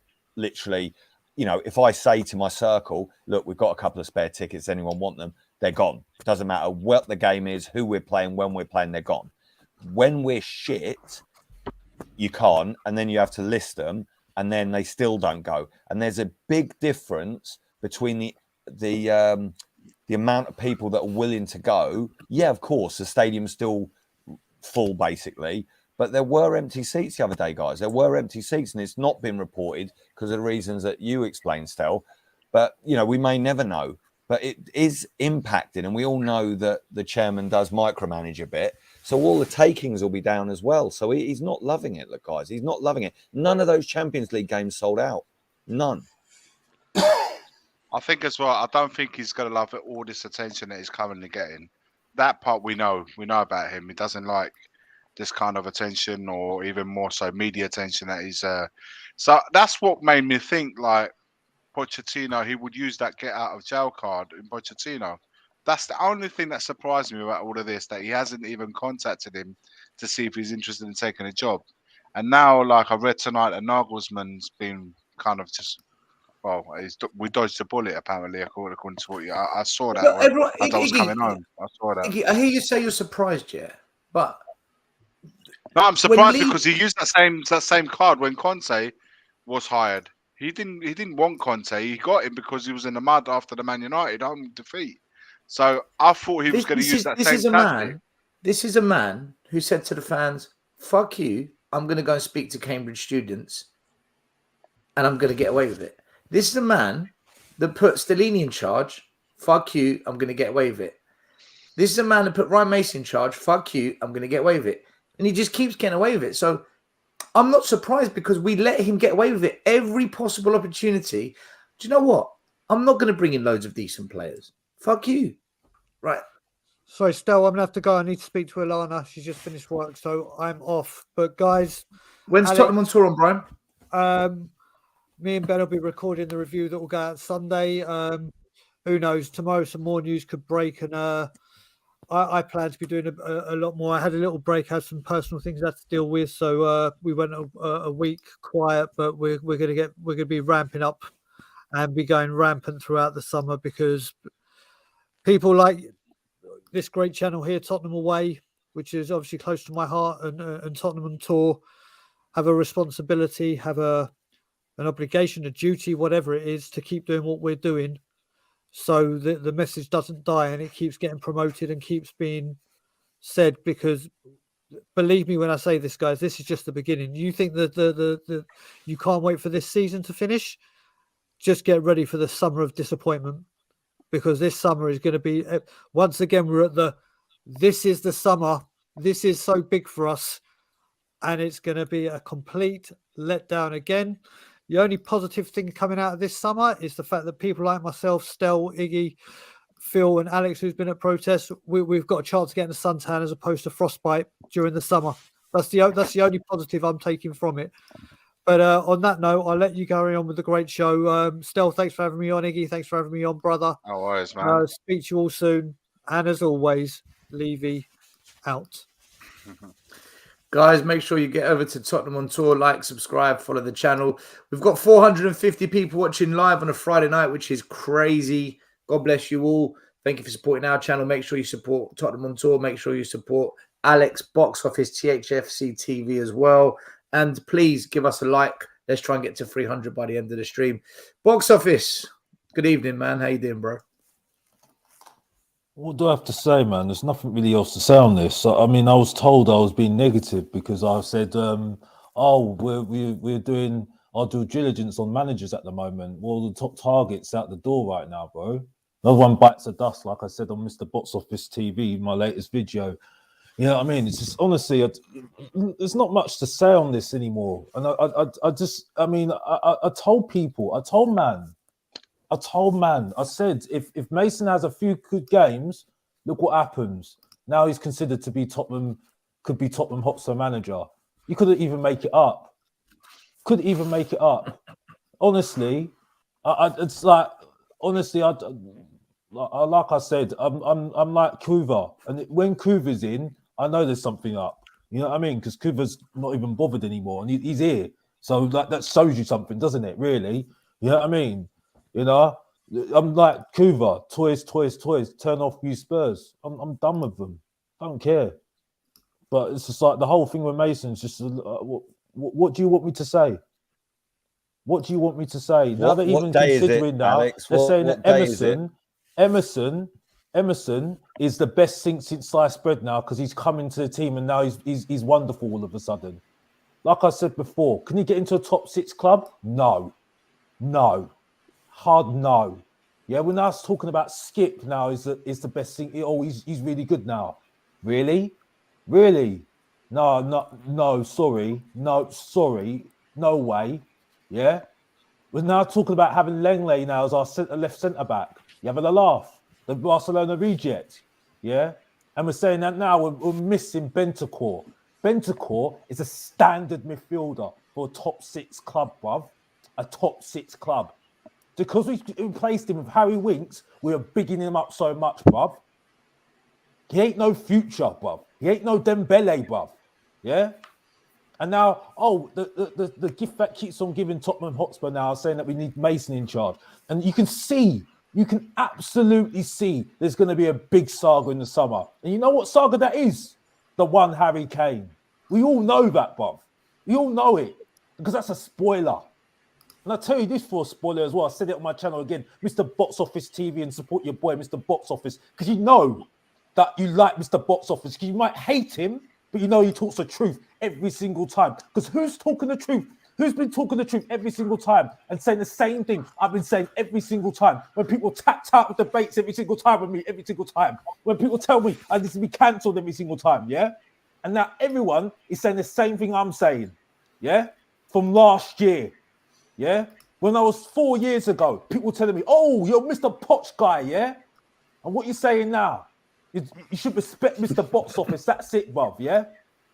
So you know what I'm talking about because you know the truth is hurts and that's it, bruv, yeah? Because you know the saga is going to be about Harry Kane, bruv. You know the saga is going to be about the director of football. And you know the saga is going to be about our next bang average manager that's going to get us relegated. Put on us a relegation battle and that's it. And that's all I need to say. Back to you, Stellis. I'm done.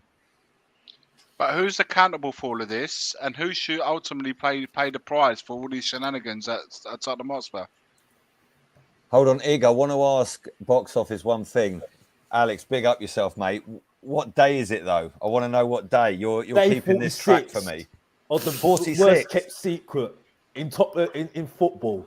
Tottenham Hotspur trying to find a manager. On the road to 72 days. Yeah, and people say to me on We Are Tottenham TV on the chat, say to me, "Oh, why are you talking about the days? Why are you talking about the days?" Because it's counting down, Bob.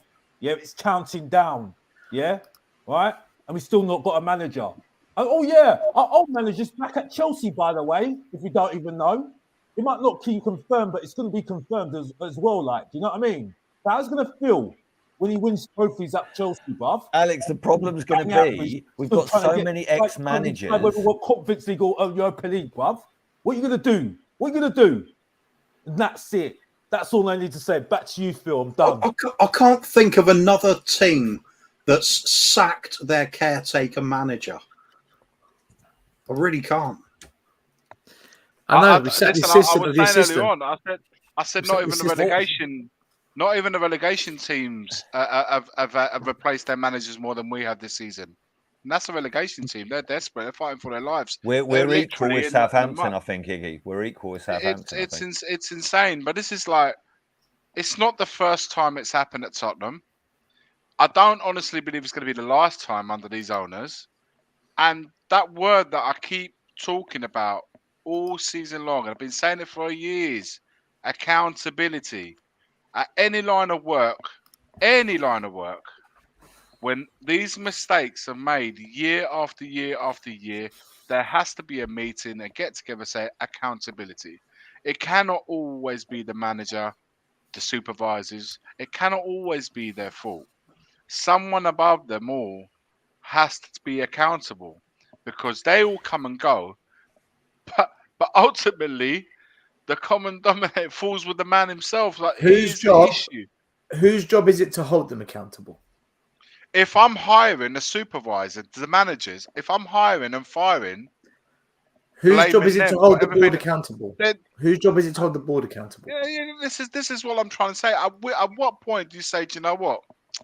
You know what? We tried that guy. We tried that guy. We tried that guy. We tried that, and it continues. But ultimately, it's me, man. The buck falls at me. Falls at me. At what point will everyone turn around and say, that's the problem right there? But unanimously, all of us have to say that's the problem there.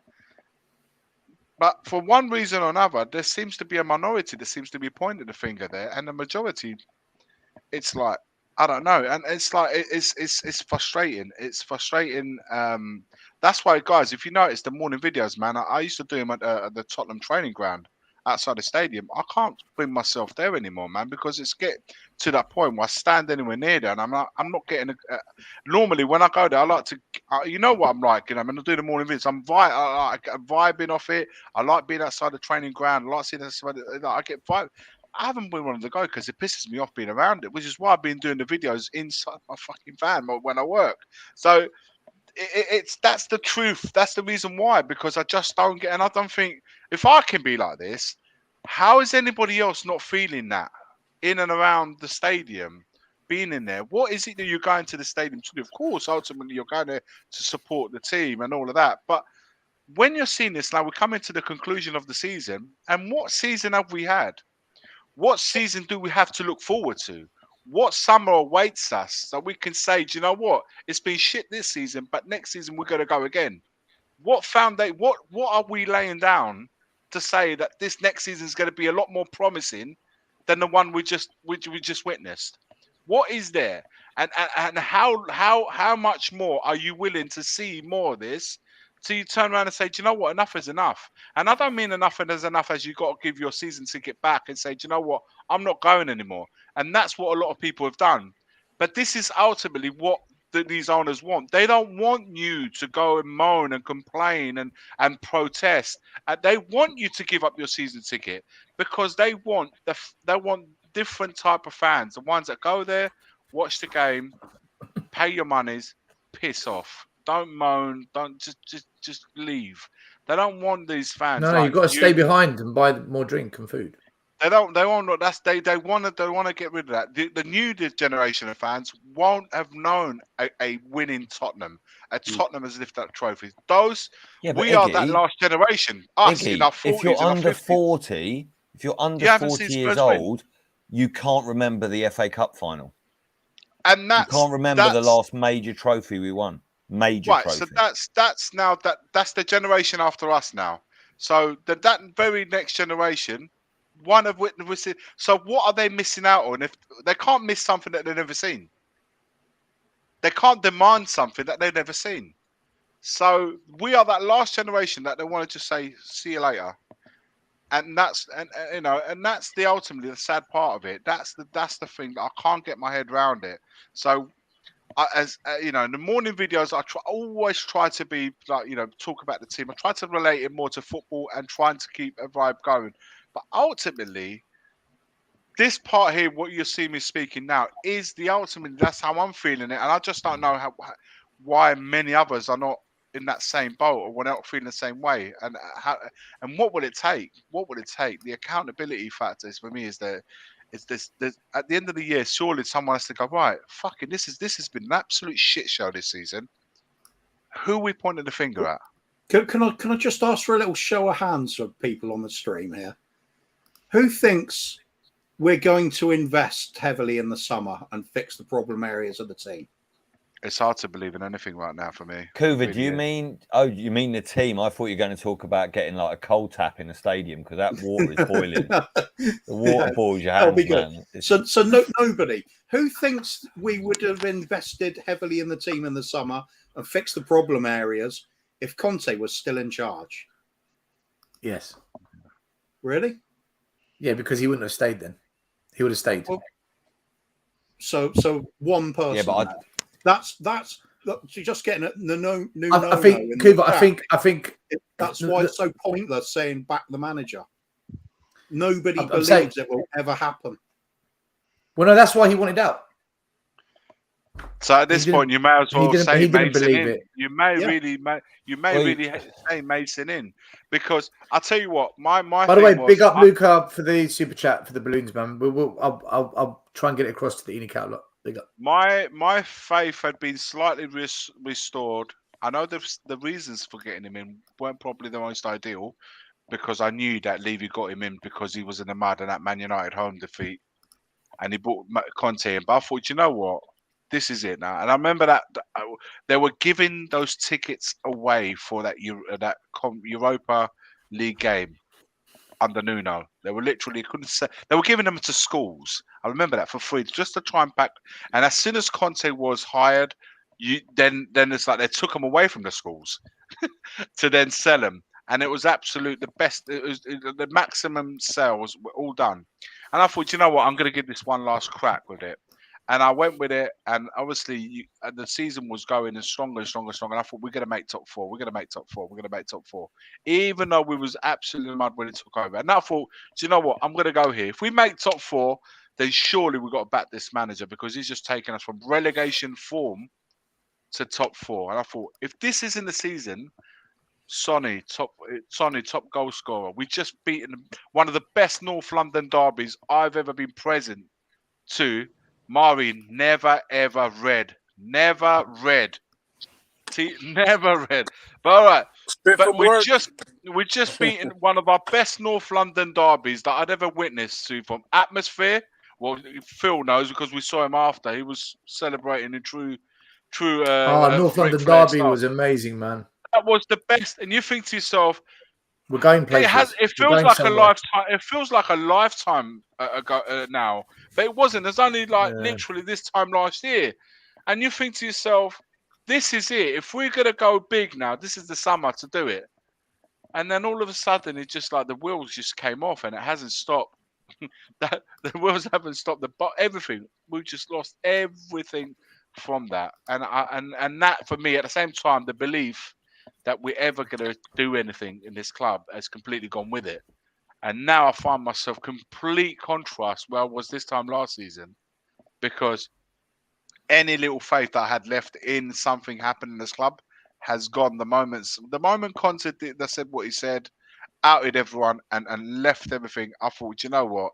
Let's see what these players now got. Who's going to prove what he said was bullshit in the post-Southampton game? Not one player has able to say that guy, what he said post-Southampton was right or was wrong, or rather. They've proved him right, if anything. So, yeah.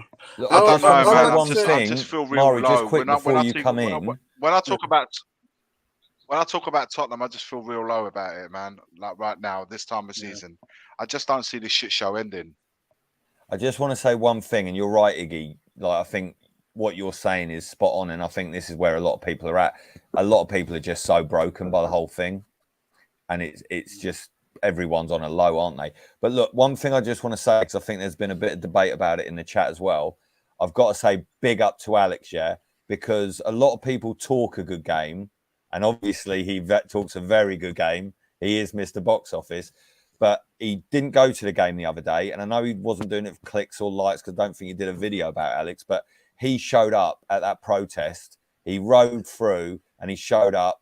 And I just want to say, mate, big up, because, you know, you can talk the talk and you can walk the walk, and you do both, my friends. So absolute respect, and put some respect on the box office's name. And if the chat don't know, now you do know. Okay. Back to you, Mari. Back to you, Alex. Listen, I don't need. Listen, it's nice that you did say it, Phil, but I do it out of just because I've had enough, Mate, and I know that's you it. weren't doing it for clout or anything, mate, but Yeah. I just think people, you know, it's people have got to. Anyone who goes, anyone who's willing to try and do something proactive to help the club, I think needs to be shouted out. Yeah, and a lot of people do a lot of selfless acts on behalf of what, you know, what we want, which is a better football club. And that's all we ever want. Look, I'd be the first one to shake Levy by the hand. Not that he'd probably come anywhere near me because he's scared. Don't be scared, Danny. It's fine. I'm a nice guy, really. Trust me. But, you know, if we actually got something going down there and we actually won stuff under him, I'd say fair play. And I actually thought maybe we would do it under Poch. But, you know, it is what it is. First of all, big up my brothers on the panel and on the chat. Sorry for the red. I went to a school. They had an event at this school, one of our partner schools. So come straight from work. I'm not like everybody else. I've been broken. I've been broken for weeks, for a couple of months. Call it negative, call it depressing. I'm sorry, those who are Levianers. Yeah, maybe see more hope. 23 years, I don't see any hope. This is weird. It's kind of cryptic, but it all comes together. I went to a new restaurant, maybe about the end of April, and it was called Bar Italia, right? And I wanted my original order, which was it was a filet mignon steak, and it was a new restaurant that just opened. And the waitress came in and she said, "Sorry, we don't have this." I was like, "What?" I was like, "Okay." And I wanted to get something else, and then she says, "Oh, we don't have the next item on the menu." I was like, "Crap! What do you have?" And I ended up getting something else. I'm trying to remember what I got, and it was basically the last. I mean, it was my third choice. I had to take it. We're at this new restaurant and whatsoever. I'm going with something with it. I know where you go with it. It's just Tottenham all over. No, it is Tottenham. And the funny thing is too, there was two girls that walked by. One of them actually had a Napoli shirt. I was like, "Hey, Forza Napoli." She was like, "Hey, Forza Napoli." She was one of the students, international students by the university, by this restaurant. So I say this in two ways, right? Number one, our fan base takes what the club gives them, meaning that we want the filet mignon, right? We want Poch, if you call him filet mignon. We want the Nagelsmann. You know, we want this player to A, player B, but the club gives us C. Let me just tell you guys this: we're gonna either end up with Mason or Brendan Rodgers. I'm sorry, guys. That is our club. That is our club, right? Because even Wait, when Mari, we get don't you think we can get Nuno back? Couldn't we get Nuno back? Yeah, Gattuso or whatsoever. And even when we do get the filet mignon, the A, right? We don't have the best cooks to cook that filet mignon, right? We get the worst cooks, right? We don't give them the best resources or the best recipes, the best ingredients for that cook to produce the best steak that you will ever eat. Now here's the other side of the story.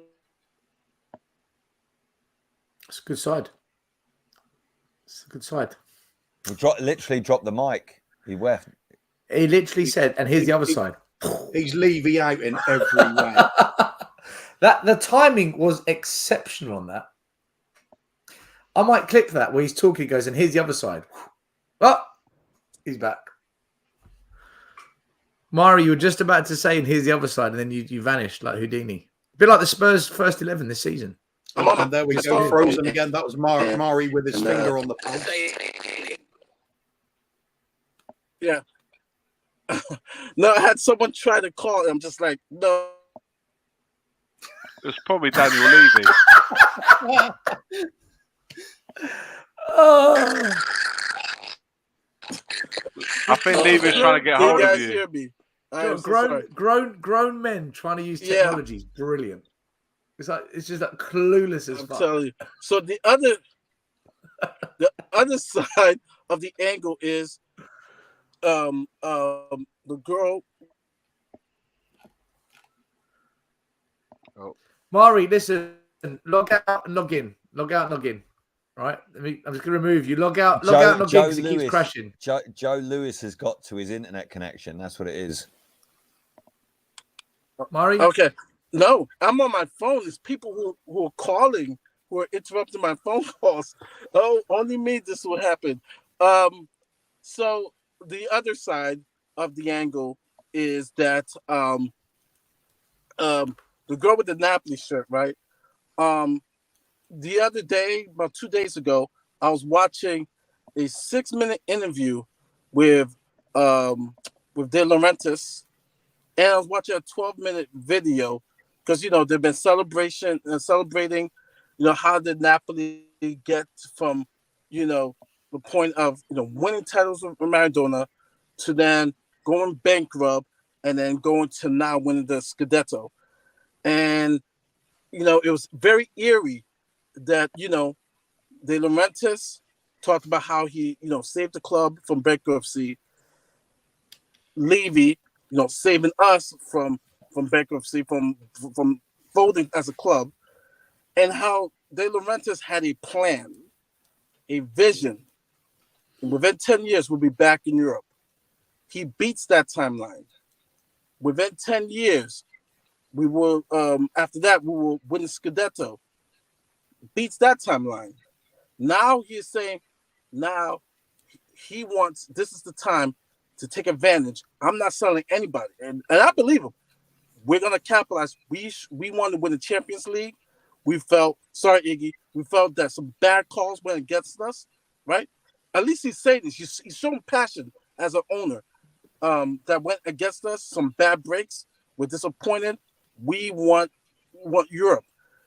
And he's doing an interview with the Champions League coverage in the States about ambition and what he wants to do for the club and the sacrifices that he did in just that, hey, I handle the financials whatsoever. My sporting director handles all the football moves, even the unpopular moves, which end up benefiting the team. I watched that and I'm just like jealous. I'm like, damn. This is what we want at Spurs. That's all we want. Stay in his lane, right? Handle the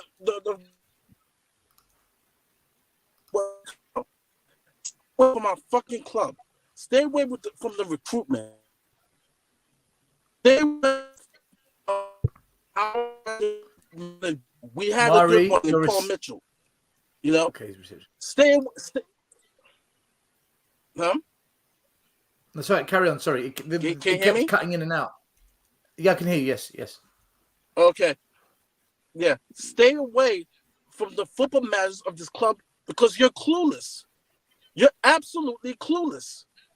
And the thing that gets me so mad is people make excuses for any functional business or organization or club. There's a structure. There's a vision. There's a plan. Blame Nagelsmann saying, yo, if I'm Nagelsmann, it would be a bad decision. An absolutely bad decision to come to a club where you don't know who your boss is going to be. You don't know if you're going to have the same vision. They have all these candidates. One's from Roma. Like, Is it the same DNA philosophy that you want to bring back to Spurs? This club is in disarray. Disarray. And I know people are like, oh, you're a bad Spurs fan if you want Harry Kane to leave. No, I don't want Harry Kane to leave. But Harry Kane is stupid. With intelligence, when you look at a sinking ship, like, damn, you have no leader, right? We teach kids, we teach adults, hey, if you're going to work for a job or you join a movement, you're going to follow a leader. You're going to follow a vision. You're going to follow a plan. What's our best player, right? You know, we will Murray, hate you. Murray, if you Murray, choose let me leave. ask something, right? It's ridiculous. Murray, let me ask everyone something, right? I don't think anyone disagrees with anything you've said, right? And we go over the same thing week in, week out when it comes to anything to do with Levy, right? But what is it going to take for fans like to actually change? Is it what Kuva said? It needs to burn down now, because you've got fans like Phil who say, you know, he gets why fans still go and he understands why people still turn up, because it's like almost zombies. We're programmed. Go to the game, meet your friends, go home. To break that up, what do? Then you've got other fans that say, but, you know, just get behind your team. Then you've got other fans that say, no, I'm boycotting, I've had enough. We can't agree. As a fan base, we can't agree on anything. And this is why Levy's getting away with it. We're divided. And when the only group changed for Spurs, who seemed to be slowly bringing everyone together, when it came down to the crunch, right, let's take action, I've got to say it, they bottled it. I'm not having a go at them. I'm not attacking them, but they did bottle it. That rally march, to not go ahead with it, I don't know, man. I don't get it. I don't know what. Yeah, but still, do you think they might have called it? Still, our motto is not to dare, is to do. Is to remove dare and put fear, right? Even if it's at 9% of people say, okay, we'll do the march, right? They backed off because of fear, right? Fear is what stops people from advancing, right? In all talks, like if you talk about protest, talk about march. If that fear was, you know, I don't want to say, you know, I used to be a history teacher.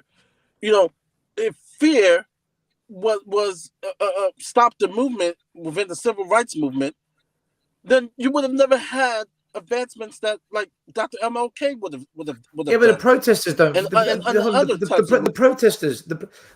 The protesters don't fear protesting regardless. And Change for Tottenham did say, join the protest instead of the rally march. They tried to promote the protest instead.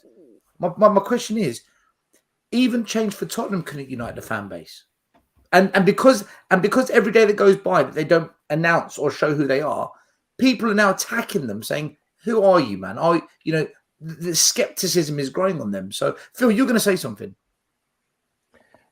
Well, there's a couple of things on the change thing. Do you think that they pull the pin because they might have been worried that there wasn't going to be a good turnout? Do you know what I mean? Because as much as Brian, yourself, and Ryan, and all the hardcore that have been going down there for years, and the protests said, you know, it was obviously a better number, an increase, and obviously with the weather especially, you know, the Man United was a better turnout.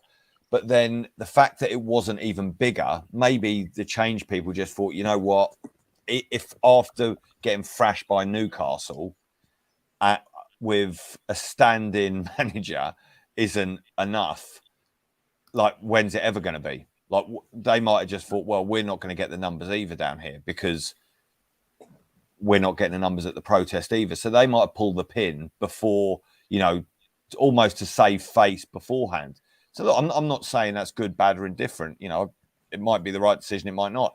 Other people I've spoken to said, and I know you were pleased with this, Stell, of course, but maybe they pivoted too quickly to full Levy out.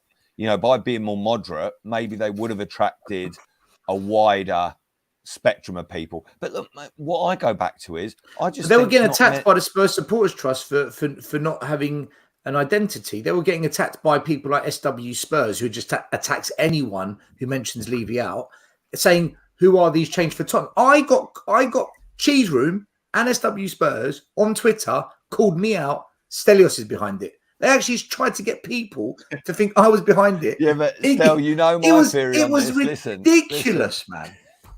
I've got a theory of 4 people that are behind it, but I won't say who because the others aren't here to protest themselves. But Stel's definitely one of them. Look, you're a fraud. You know that. You're a fraud. What You're do you mean? Fraud. You're a fraud. What do you mean? How can I even be on the shortlist? What I don't understand is, like, why do people need to know who's behind it? Like, it's not because they're worried it's me, and it puts them off. That's why. Yeah, fair enough. Like, if I thought it was you, mate, I wouldn't turn up either. I think if you're sending a letter to the club and you don't even have your name on it, that's pretty weak, isn't it? Oh, I love that sort of thing, Cooper. You know what I mean? Yeah. Regards, sort of letters, mate. Listen, mate. Listen, you can't say a thing, mate. Your regards from Smiley. Yeah. Damn right. Hey, listen.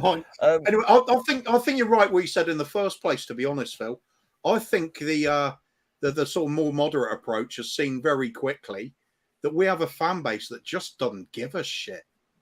I think that's the harsh truth. There's no other way of putting it. There's no other way of. But what about this? They're controlled opposition. Taking it. They're controlled opposition. They're set up. But listen. I will break this down. My personal view on why we don't see more is it's a little bit like the country at large, right? Or the world at large. On social media, you see extremes on either end of the political spectrum, right? But there's a sort of silent minority in the middle that don't go on Twitter, don't go on YouTube, might tune into the odd podcast, whatever. They're just average Joes. But I've said this a few times.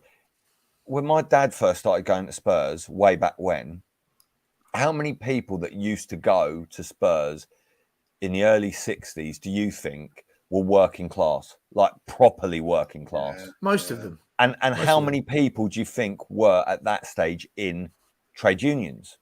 Right. Let's be conservative, ironically, and say maybe 75%. Yeah, maybe.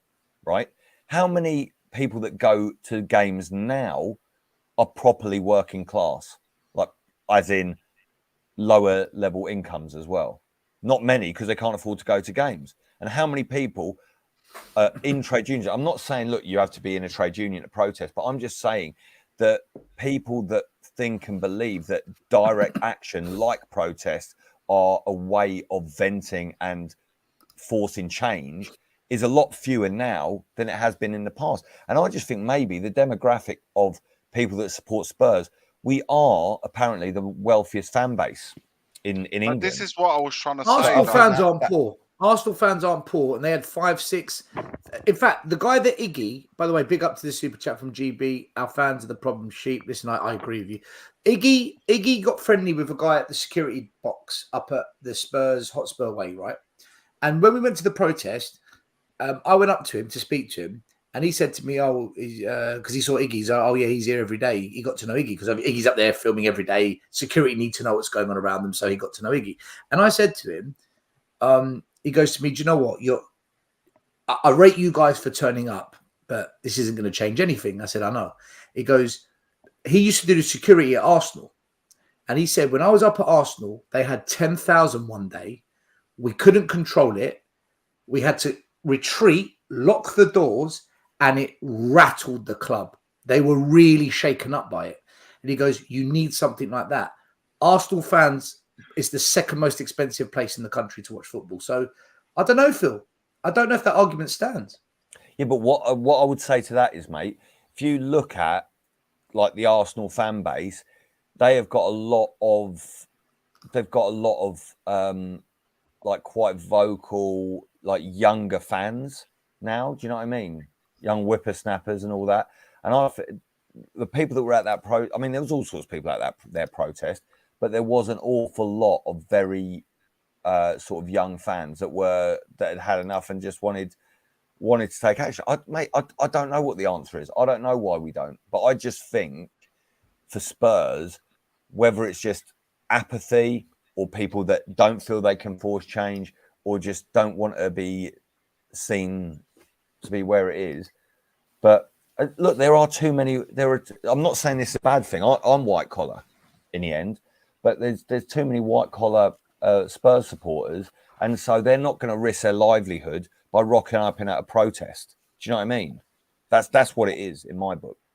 That's an awful lot of it. And of course, you then get people that aren't as far along the line to say, right, we want Enoch out. We're not going full Enoch out. And then you've got people that are Enoch out, but are like, well, we're not going to force them to sell. You know, so there's a lot of reasons why. But the other thing I would say, though, guys, a lot of people look for reasons. People look for any sort of excuse not to. Oh, I'm not going to protest because, you know, I don't like Stelios. I'm not going to protest because it's anti-Semitic. Which there are people like that who exist. Yeah, well, Jesus Christ, there's at least 3 on this panel. I'm not mentioning any names, but won't mention anything about people that won't protest because they're scared of Paddington Bear, will we? Spurs King knows where it's at, mate. Listen, all I do is bring up good points. I don't know what's happening over it. Listen, all I would say is, I know why people, absolute fraud. People want, and I understand why. Look, I was massively heartbroken, as I say, when I rocked up at that first Super League protest, not the first one, but the Super League protest on the Saturday, and there was only a few hundred of us. And I knew at that stage it was up. The game was up, it was done. But you know what? I liken this to a little bit. Do you remember that guy who was protesting the Iraq War and camped out on Parliament Square all those years?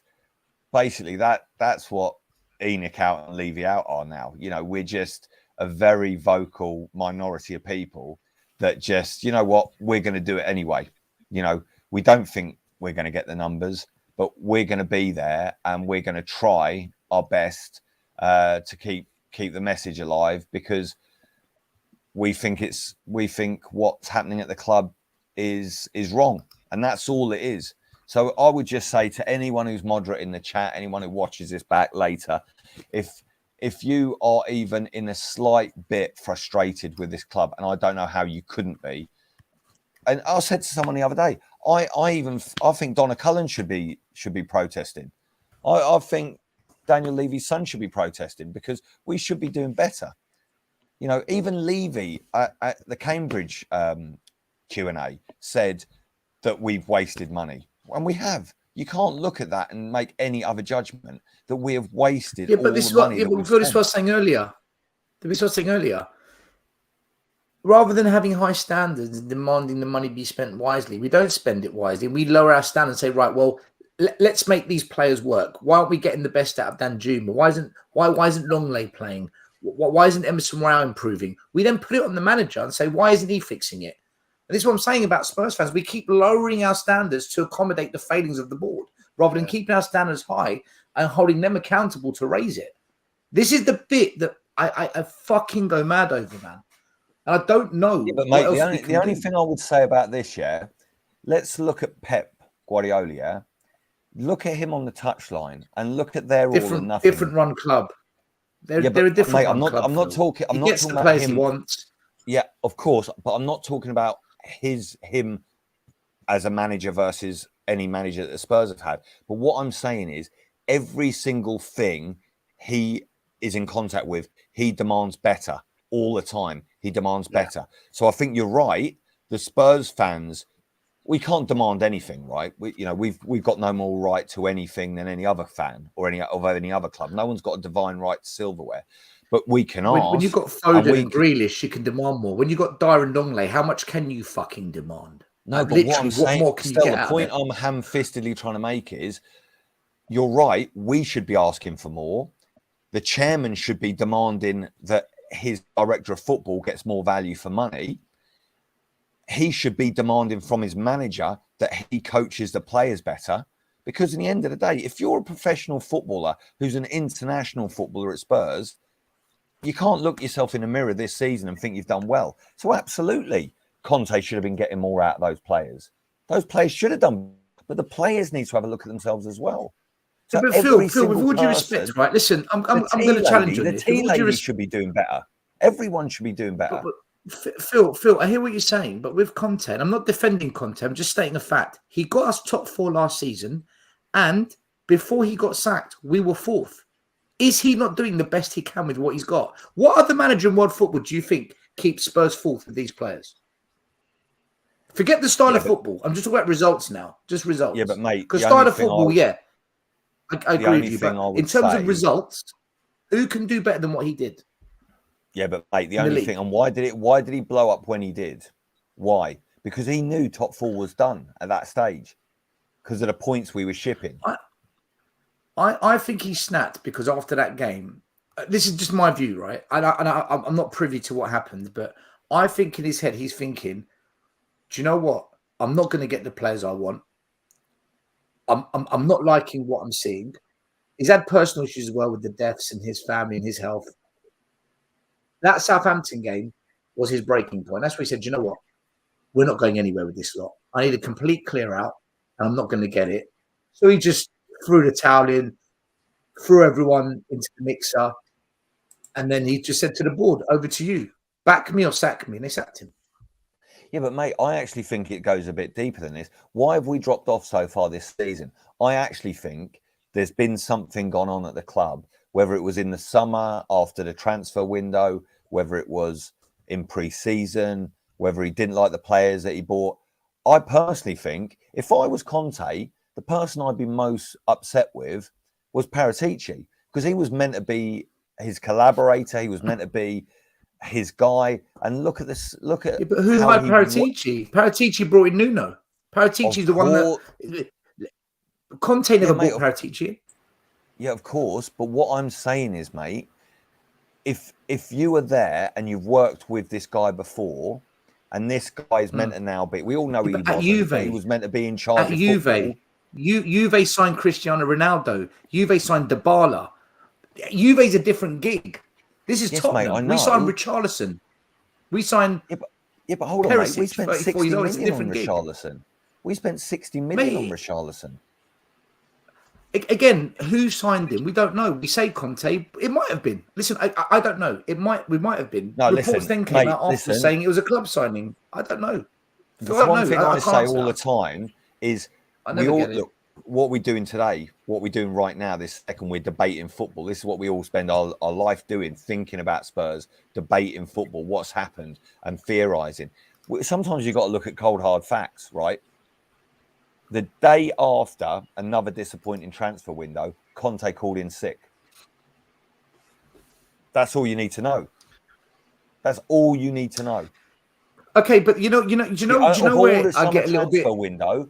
Sorry, sir. 1 second. On all the summer transfer window, the only player that got regular minutes was Perisic, who was obviously Conte's boy because he's played for him before. Phil, the rest. I hear what you're saying.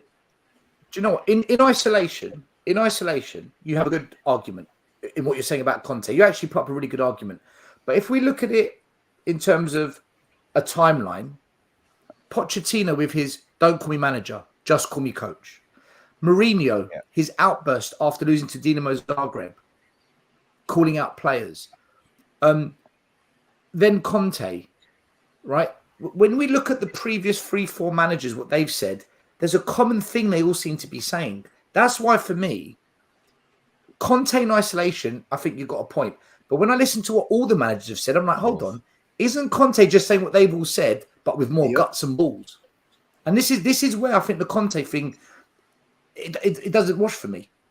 I think it's clearly, I don't know if Conte could have got more out of them. I'm being honest. I don't know if Conte could have got more out of this lot. No, I'm being honest. That's my view. It was never even a question of success. That he would have got. He achieved pretty much what he could have with the current squad. That's why, for me, the argument was only about the way we play. It's just how good it is on the eye. I don't like it if we're playing shit football. That's where it is. That's where I set my bar anyway. I expect from this club, with our level of resources, to play great quality football and be at least challenging for honours. I don't think that's too much to ask. But we have to have arguments about, oh no, you got to have style, but you're giving up all any chance of winning. No, go for a serial winning. The style doesn't matter. Fuck that. Let's get both. The thing I would say still as well, to your point, that takes time, patience, and a plan, Coover. Fans have lost get more patience. out of those players. Levy doesn't give anyone players last year, didn't he? Levy doesn't give everyone time. Now, I'm saying fans haven't got patience for a project because we've blown the last ones. Levy doesn't give a manager time. He gets rid of them way too soon. And then a plan. Have we ever had a plan for football? Ever in 25 years? Our appointments of the last managers have purely all been knee-jerk reactions or just desperation.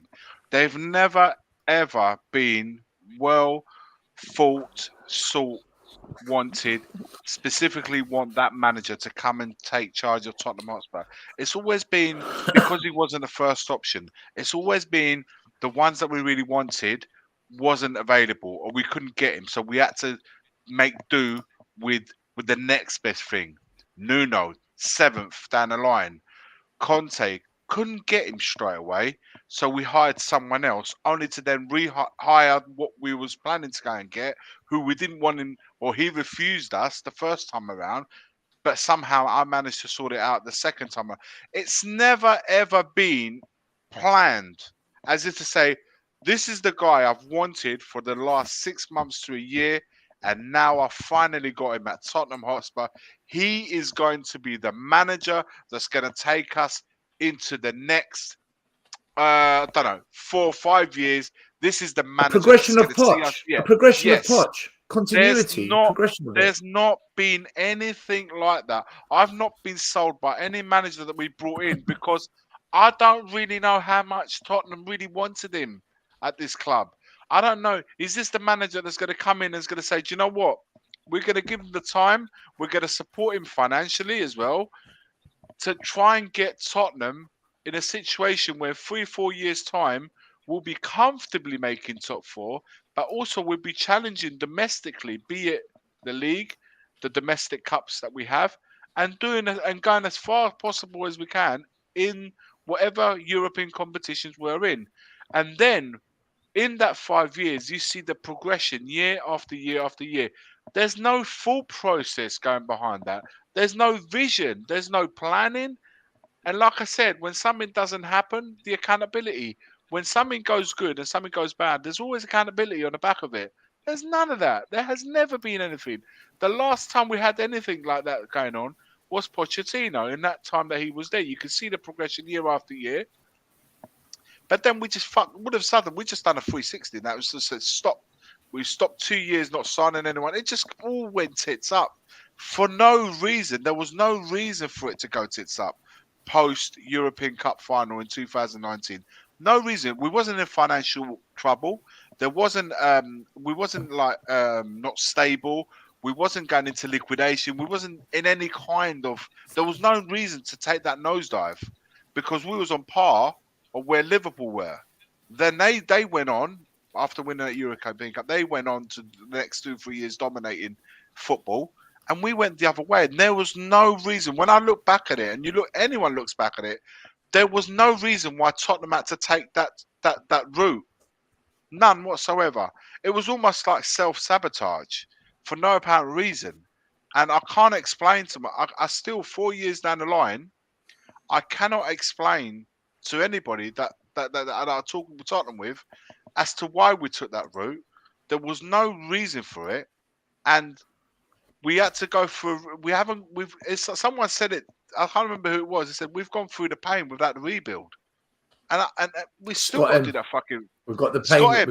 We've got the pain without the rebuild, and we still got to go through that rebuild 4 years after we got rid of Pochettino. So I don't understand why Tottenham, the top 10 richest club in world football, have gone through this.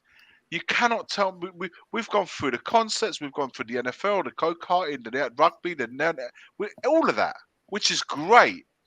It would actually be great providing we had a situation that we had that time with Pochettino right now. Then you can say, you know what, everything at Tottenham is great.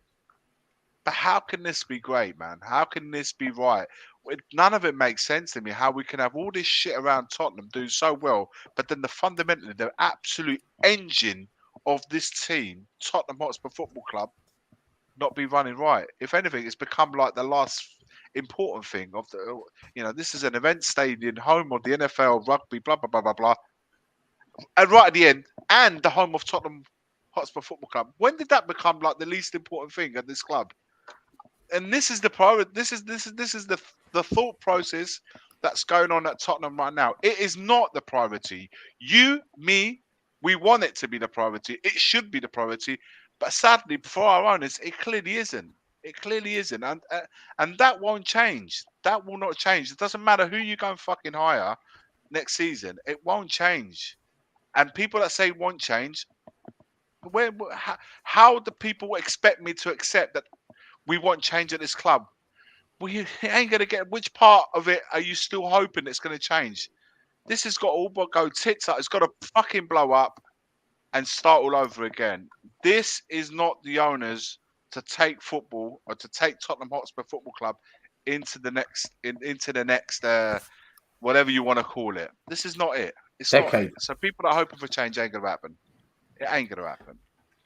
Big up. I agree with Vicky. I don't think change is coming. Jeff Bargy, big up. He says, see you guys at the next protest. Llewellyn out. Levy and Cullen combined. I've got to say this as well, because now people are now talking about West Ham winning the Europa Conference League now, because I think they've got a very good chance of winning it. This is a year too late. This is a year later, because I said that they should have won the Europa League last season. And what would happen in the Tottenham fan base if we got Champions League top four? Well, we got Champions League top four, which I thought we were absolutely lucky to get top four. Let's just say that. I didn't think we were that great last season, but everyone knows my thoughts on that already. Yeah. And West Ham win Europa League. I said that would have been a better season than Tottenham all day long.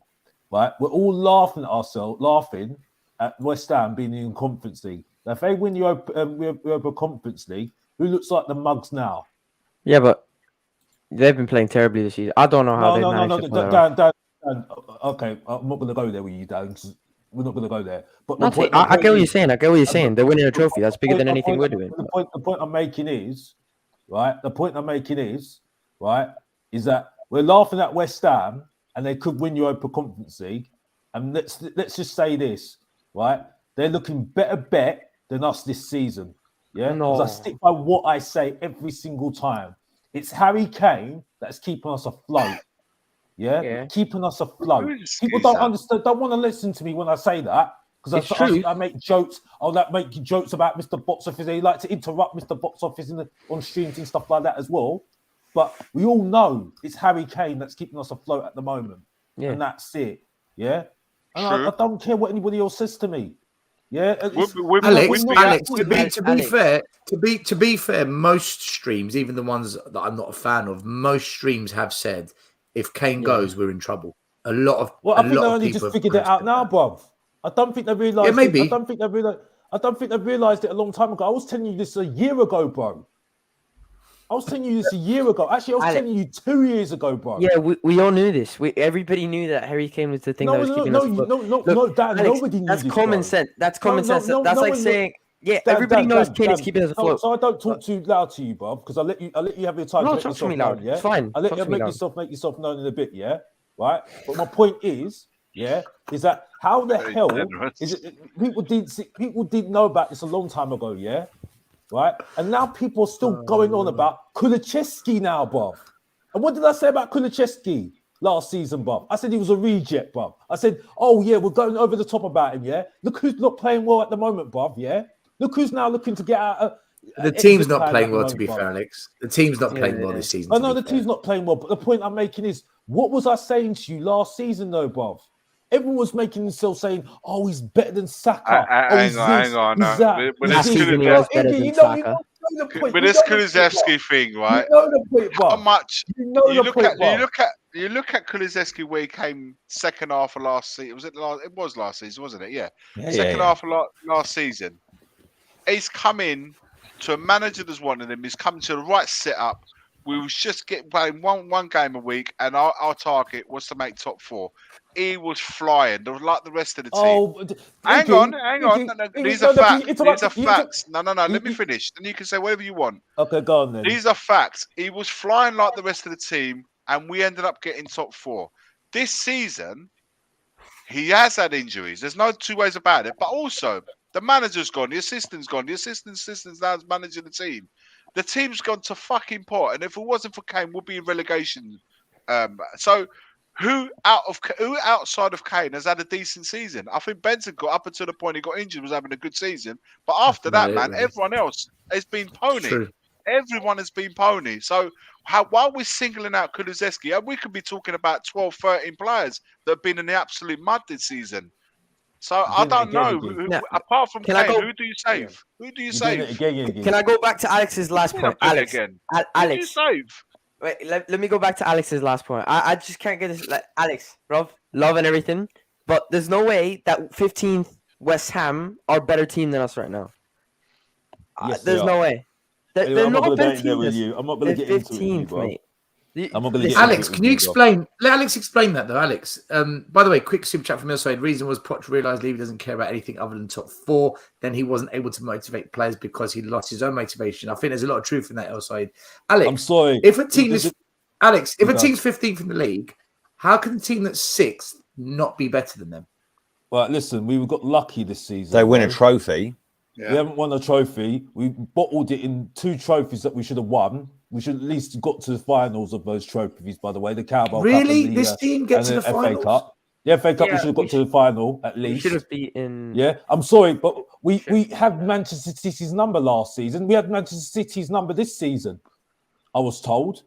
Yeah, we have got past Man United. We kept above average John Carew quiet at home, by the way. When we're so bang average, by the way, aka Haaland, by the way. Yeah. So I'm sorry, I don't even know what we're talking about here. You know? I'm sorry, this team needs a lot. And the thing is, it summed it up last season, yeah, because Conte gave him a target, yeah. He had to give him a target when we bottled it in the Conference League. Remember last season, the Conference League, when we bottled it against a we couldn't fill the team. That was the government. Cup as well, against Middlesbrough. Yeah, I know, Iggy. I know Iggy want to make excuses. I know you want to make excuses, but unfortunately, excuses not going to do it for me anymore, Alex, these are because I'm Jamaican, bub, and I like my Jamaican. I don't do excuses. I don't understand what you mean by saying you're Jamaican. Straight up to the point.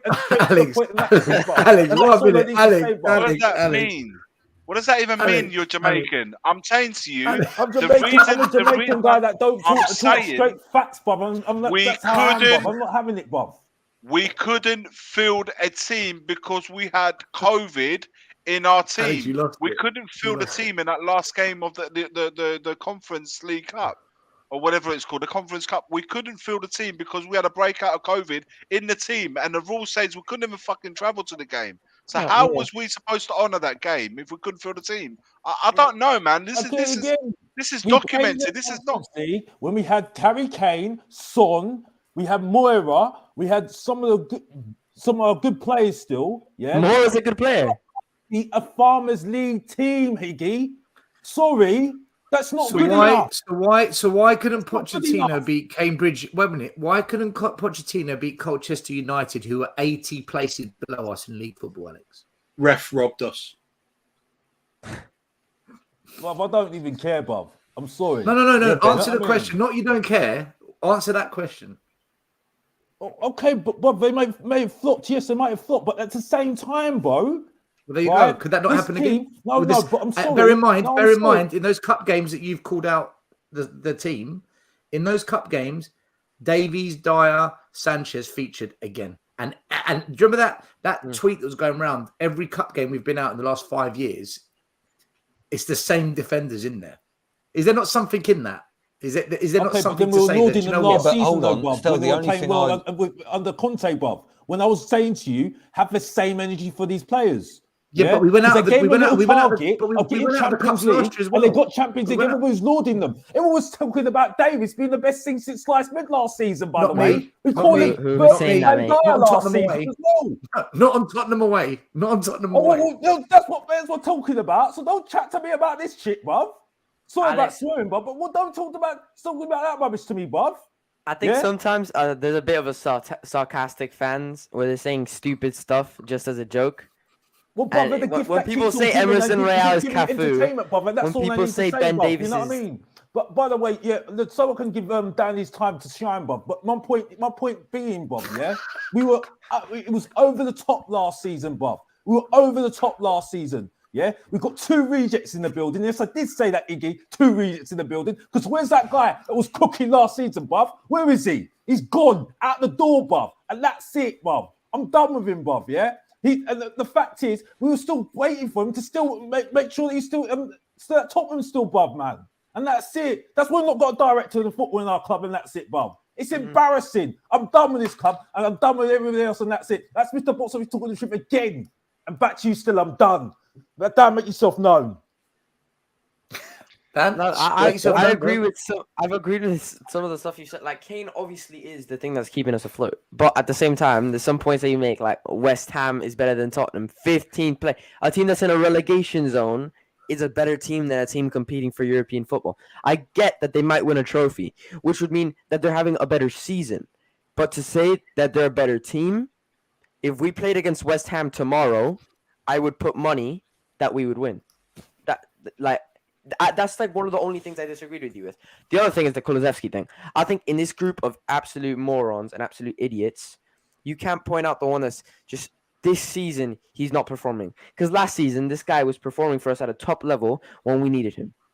One season where he's a little bit, sometimes he's there, sometimes he isn't, inconsistent. Yes, you can say he's had a poor season, but don't say he's a fraud, man. He's not a fraud. Because last season, he's the sole reason why we got top 4. So I think personally, I agree with most of the things you said, but some of the stuff like Kulusevski, I disagree with. But listen, I think personally, if we were to play West Ham tomorrow, I think we'd win. Yeah, but Dan, it's all in the end of the day, football, elite sport is about putting things in the cabinet. No, that's what I'm saying. If they were to win the trophy, because they haven't already, let's not forget that. But if they were to win the trophy, I'd say that they have a better season. But to say that they're a better team, I don't agree with. Fair enough. Guys, listen, to everyone saying I'm depressed in the chat, I'm relatively depressed. Yeah, it's bad times. If we're all honest about it, we are all pretty bummed out with how the things are turning out this season with Spurs. On the back of last season, I'm bummed out with the fans, Iggy. I'm bummed out with the fans. Yeah. I'll be honest with you. I really, do you know what? I've been watching atmospheres in stadiums across Europe this year, and I'm looking at just the atmosphere at the Emirates this year, which hurts me. And I feel like our atmosphere is no difference to Chelsea, and they're fucking horrendous this season. I just feel our fans, rather than saying, do you know what? This is shit. Let's do something about it. They'd rather sit there and say, do you know what? Let's just all be depressed in one big group. I can't handle that. I can't live like that. I don't get it. That's all right. Iggy, you're right. We are all bummed out. That's what I'm saying. We're a bit bummed out because I'm bummed out with our fan base. We was on the back of last season, man. I would never, ever in a million years, if you said to me at the end of May, when the season ended last season, having reached top 4, top goal scorer in Sonny, and everything was just coming together nicely. If you said to me 12 months later, I'd be sitting in May, 3 managers out of the way, in the absolute mud of a scenario like this shit show that we've been served all season. And getting rid of like Conte, his assistant, now his assistant is manager. We can't get we're an absolute mess. I would never have believed you. I wouldn't have put it past Tottenham to be in this situation, but I would never have believed you this time last year. And that's the part. I can't. That's what I'm bummed out about. Then you're right. Then you can say the fans, the fact that the protesters outside the club, we can't get, they can't get the numbers there. The fact that the stadium's always 62,000, doesn't matter what happens, there will always be 62,000 fans in the stadium every home game, no matter what.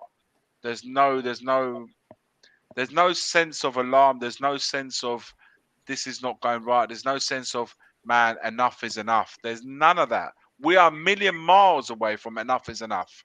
That's the part. It's the acceptance. We sit there, and there's a level of acceptance about it, and it's just. And you're right. Then you look at Napoli winning, the scenes of them winning the league after 33 years in charge. West Ham 15th this season, but in the semi-final last season, in the Conference Cup semi-final again. So that place, even though they're 15th in the league, it's buzzing because Arsenal of the European. Still in the league title. Arsenal Liverpool clawing back Newcastle. that terrible start, Arsenal maybe down the top 4 race, which could have been us, by the way. That could have been Liverpool. us. No, we're still in the top 4 race. What are you talking about? Liverpool. If there was a plan post Conte from a proper manager, we could have been in that race. Can I have a question? Liverpool, Tottenham and plan. As bad as Liverpool have been, they are on the verge, or they are literally there now in the top 4. They can actually pick Man United. That could have been us when we sacked Conte. Man United, 2 finals, the top 4. So they got their little route going on there. Newcastle, new owners, they're now in that top 4, and they are going places, guys. Believe they are going places. So they got Brighton breathing down our necks. That place is buzzing. Brighton under De Zerbi have gone one better than Potter. They're going into European play. Another club on the rise and buzzing in the area. You look at all these teams in and around you. They're breathing a different air to us. And then there's us looking around thinking, it's like, do you know what it feels like? You are watching a party you got a glass window in front of you. You can see everything happening around you, but you're not involved. You're just there watching, eating popcorn, watching the party. We're like Dan Aykroyd in Trading Places when he's dressed up as Santa and he's drunk at the window. You know the worst bit.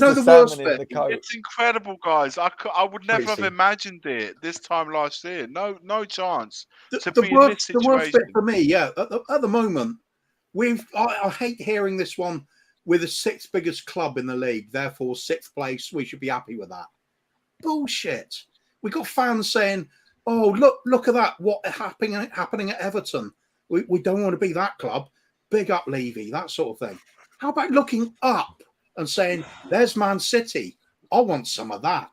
But let's aim at that. Let's set the bar up there and try and get that high, rather than keep pulling it down so low we can get over it and then give ourselves a pat on the bloody back every season because we're sustainable at doing nothing.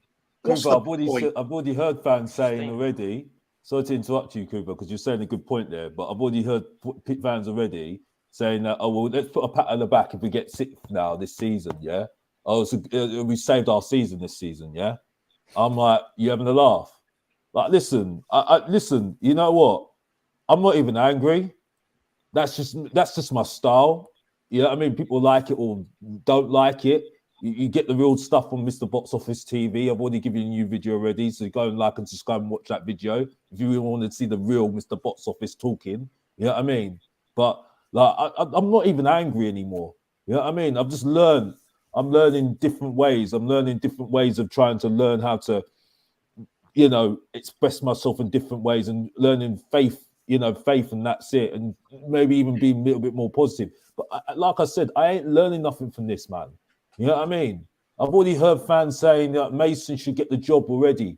You know what I mean? So, which I said I could predict already, man. And it's like I just think we're not getting the story at the end of the day. The fact that people think 6th this season, oh, we saved our season this season. Yeah, I mean. Like they've been so much shamed, the players. Yeah, the only way was up. That was it. Yeah, you couldn't see anything. You couldn't take anything from what they'd done already because they shamed themselves so much, right? That it was only going to be up. The only thing was going to be trying to be positive, and that was it for them, and that's it. So you're not learning anything from having Mason there. Yeah, he's made some early changes. Oh, yeah, he's put Emerson in his right position. Oh, yeah, he's put Davis in the right position. Yeah. Oh, he's put Richarlison there and he played Dan Juma. But again, there's no chemistry in the team. There's no partnerships there. So what is the point of getting anything into this? And that's it. That's why the director of football and the manager was so important. Yeah. And trying to sort out the whole club from top to bottom was so important. Now, if we can't get it in by the end of the season, we're in massive trouble in the summer. Massive. Yeah. And then plus not leaving out Harry Kane and that as well. And then you've got Kulichevsky, who I'm sorry, we've been going over the top about. I'm sorry. I know Iggy doesn't agree, but I don't care because everybody can have a go at me as well. But I was spot on what I said already about this guy.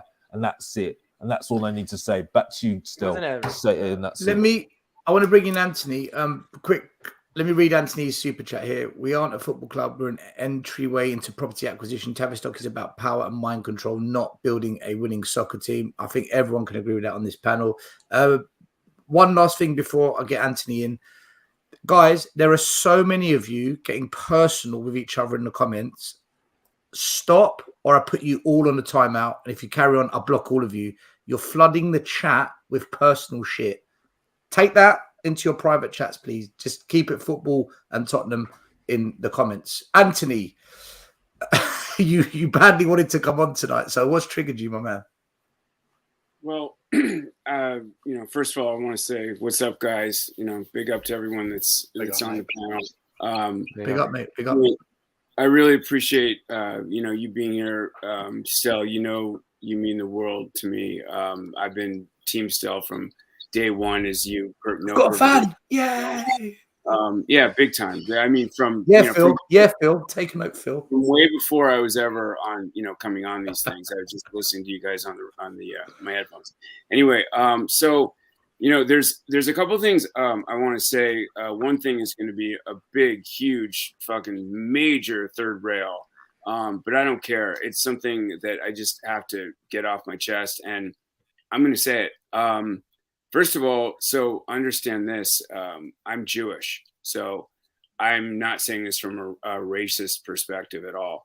But I think the whole Jewish club identity and the Yid Army and stuff like that, which I love, by the way, I don't have a problem with it. I don't want to stop saying Yid Army. I'm not one of those guys. But I think in a way, Jews are in general, we have a Yiddish word for it. There's an idea of us being nebbish, being like people of the book, more your lawyer, your doctor. Anthony, you can speak. Just do me one favor. Just don't get us cancelled with what you're going to say. No. I won't. All right. I just want to put it there just in case, because have some faith, mate. That's right. All right. Go for it. All right, man. And remember, this is coming from someone who's one of the tribe. So just understand this. This is not hateful at all. This is just a generalization. I think that in some ways, having that as your sort of like who you are, your identity, I think can sometimes hold you back because it's not like known as warriors, put it that way. And I think it's a very subtle, meta thing. I'm not going to harp on it. You guys can take that for what you will. But I think it speaks to a larger point, which is something that's been frustrating you like hell, and that's our fan base. I think our fan base, I don't care if your name is Seamus McGillicuddy, I think our fan base is nebbish. I think most of them, nebbish is a Yiddish word for people, a guy who's henpecked by his wife is always yelling at him. He's like, yes, dear, I'm sorry, dear. That kind of guy, a guy that doesn't really stick up for himself, very weak and stuff like that. I think our fan base is a bunch of nebbish people, and I don't know if that's because of spineless. What I said. Yeah, it's spineless. So I've been very careful I'm not blaming it on any one thing. I'm saying that I think part of it is a little bit of that identity. Now, here's where I'm going with this. When you see Arsenal, which is our closest socioeconomic class and all this kind of stuff, when you see them do like Arsenal fan TV, you see a bunch of different types of people and different young people that are of all different kinds of, races and ethnicities and stuff like that, which is a great thing. I'm not speaking badly about that at all. I'm simply saying that they're drawing from a crowd that's like urban and mixed race, and kind of what Spurs were in the 60s, 70s, 80s. That's who we used to be. We used to be that team that drew from like everyone. It was like a melting pot. And I think that over the years that we kind of diverged. We kind of split off where we started to become not a posh fan base necessarily, but even the working class people were more kind of like intelligent or stuff like that. They weren't, they weren't as rowdy. They were more laid back, and even our players reflect that. Remember, we were always the nice team. We wouldn't bother the refs. We wouldn't circle them and start screaming at them. Our managers were never Alex Ferguson berating the refs. Never. We were always nice. What is this nice undercurrent that goes throughout our fan base? And I think but why it is, we can all figure that out and do it on our own. But like I said, I think there's some themes that that make you, Stelios, you're Don Quixote. What you're doing is you're fighting against windmills. You're trying to change a fan base, and God bless you for doing this. There's no other. I would do the same thing. I want to do the same thing.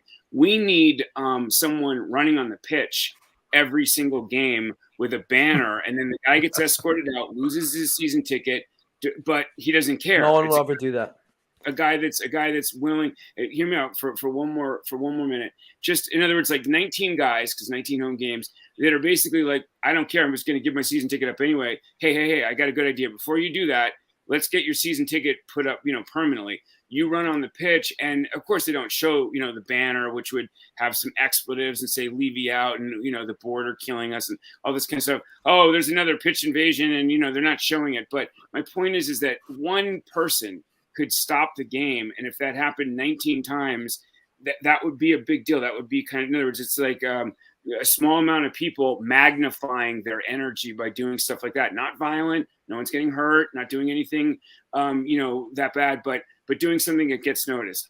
The other thing that I'm going to say is this, which I really don't understand. There's two things that I want to bring up that have been getting on me. How come Tottenham are always a team that are like, players want to leave and they're unhappy and they want to depart? How come like we don't hear this on like West Ham or these other teams? Even like Arsenal from a couple of years ago. Like it seems like we're always the team that everyone wants to jump ship and stuff like that. The slightest, I would think we're a London club and you're getting paid well, and you'd love it at Spurs. I don't understand that. And then the final thing, and this is going to veer way away from what I've been talking about. This is a simple one, relative softball. How come we're the team that always like has to move players on like the Joe Rodens in order to get in the Bastonis? Why don't other teams have this problem? I never hear like, well, Chelsea need to move on. Chelsea just buy what they want. It seems like they could have 90 players and they just keep buying. I never hear them having to make room. Arsenal, I never hear them having to drop this or drop that. They just get who they want. Why is it always us? It's like, oh, can't do it. We have too many players there. So that's, three things that I'm bringing up, about talking about the fans, and talking about the culture at the club, talking about the players, why they always seem to want to like depart Tottenham as if it's some hellhole at the slightest little problem. No one just digs in their heels and says, I love it here, I'm going to fight for the badge. And then the last one is why we're always the club that is like packed full of players, like a sardine can, and you can't fit one more in unless you take one out. Okay, I get that, but why don't I ever hear this from any other team? It's always just us. Those are my three rant topics. Well, I think we do hear from some of the teams, like one of the teams that you mentioned, West Ham, especially that man in particular, Declan Rice, which we're hearing a lot about. So that function, but I completely understand your point. Matter of fact, I will back your point and say with the whole that we're very nice people, which is very good P, but sometimes when you're on the pitch, you want to be a little bit more like fighting against the opposition. But I don't know if you guys remember this, but in the Amazon documentary, when we had Jose Mourinho in, he was screaming at the players to stop being nice guys and be, I don't want to get Stella's channel canceled, so I'm not going to say the word, but it starts with the C. I'm pretty sure everybody knows what it is. Like, there's been countless managers that come into this club where, like, they're serial winners. They're not going to take BS. And then like you see where there's players on the pitch that are afraid to go into tackles when there's a foul and we've like the other team is like a yellow card on every single player and there's a chance like nobody goes to the ref to fight about it. We're just a nice team. Like we just want to be nice guys. But sometimes on the pitch that's gonna hurt you. But I completely understand what you're saying. But I just think there's other teams that do face the same situations, but still that doesn't excuse Tottenham from facing these situations. Yes, fair point as well. The point I'd add to that as well, when it comes to buying players, we always have this policy of we've got to get rid of somebody off the books first before we buy another one in. You look at Man United, they've still got Ronaldo. He's a problem. Doesn't matter. Just go and buy the next one. Worry about getting rid of the player afterwards.